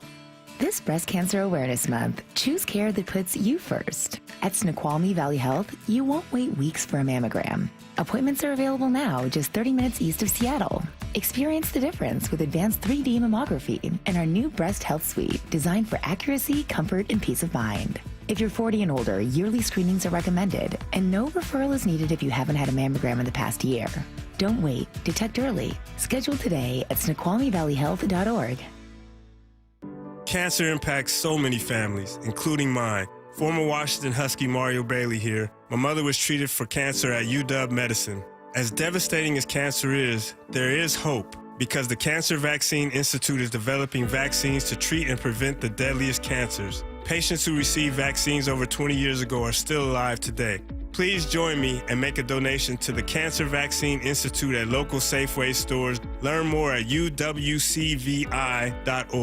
Hey, Mike Salk here. Who's got family coming to town this holiday season? I know I do. My parents will be staying at my house for a few days over Thanksgiving. And obviously, you want to make sure your home is prepared. You want to present a warm environment. And that starts with a well-heated, properly insulated home. Make sure your insulation is ready for that challenge this year by calling Crawl Pros. They'll come to your house, just like they did at mine, do a free corner-to-corner inspection of your crawl space and your attic. If your home has damaged insulation or no insulation in the attic or crawl space, get it fixed before the cold weather really shows up. If you're a PSE customer and your home was built before 1990, you could qualify to receive a rebate on up to 95% of the cost to properly insulate your crawl space and attic. Yeah, 95%. But you got to act now, because many of these rebates are ending at the end of the year, including federal incentives. Call Crawl Pros. They're the crawl space experts, and learn what's going on behind that crawl space and attic hatch for free. Then see what energy rebates you're eligible for. Go to crawlpros.com. Hey, it's Desmond Howard. You want to win the weekend? It all starts with the tailgate. And for me, that means Kingsford Charcoal. They've been bringing the flavor, the smoke, and the heat since 1920. No wonder they're still the gold standard of grilling. So fire it up, feed your crew, and let the smoke do the talking. Kingsford, the king of the tailgate. Get it today at the Home Depot. How doers get more done. Talk about stepping up. Bang! Bang! It's time to level up your game. Introducing the all-new ESPN app. All of ESPN, all in one place. Your home for the most live sports and the best championship moments. The electricity is palpable. Step up your game with no annual contract required. It's the ultimate fan experience. Level up for more on the ESPN app or at stream.espn.com. Sign up now. Stacy here, and I have had a horrible experience selling and buying a car. That's real. So trust me when I say I know a good experience when I see and feel it. Selling that old car or getting a new one from a place you can trust does make a difference. And that's been my experience at Wayscar Ford in Auburn. These are real people I'm talking about here. Mark and Chris have been absolutely wonderful. I also met The Way himself. They all care about making sure you have a hassle-free, low-pressure experience. And they mean it, because you can sell your old car to Wayscar Ford, get paid for it that day, and then get a second check when they split the profit of selling that car with you. You can also explore a competitive selection for your new ride and upgrade like I did. I upgraded to a 2025 Bronco Sport, heated steering, all-wheel drive, leather interior. I'm obsessed. Wayscar Ford is family-owned and operated for 103 years in Auburn. Lifetime powertrain on all new Fords, never any pressure. If you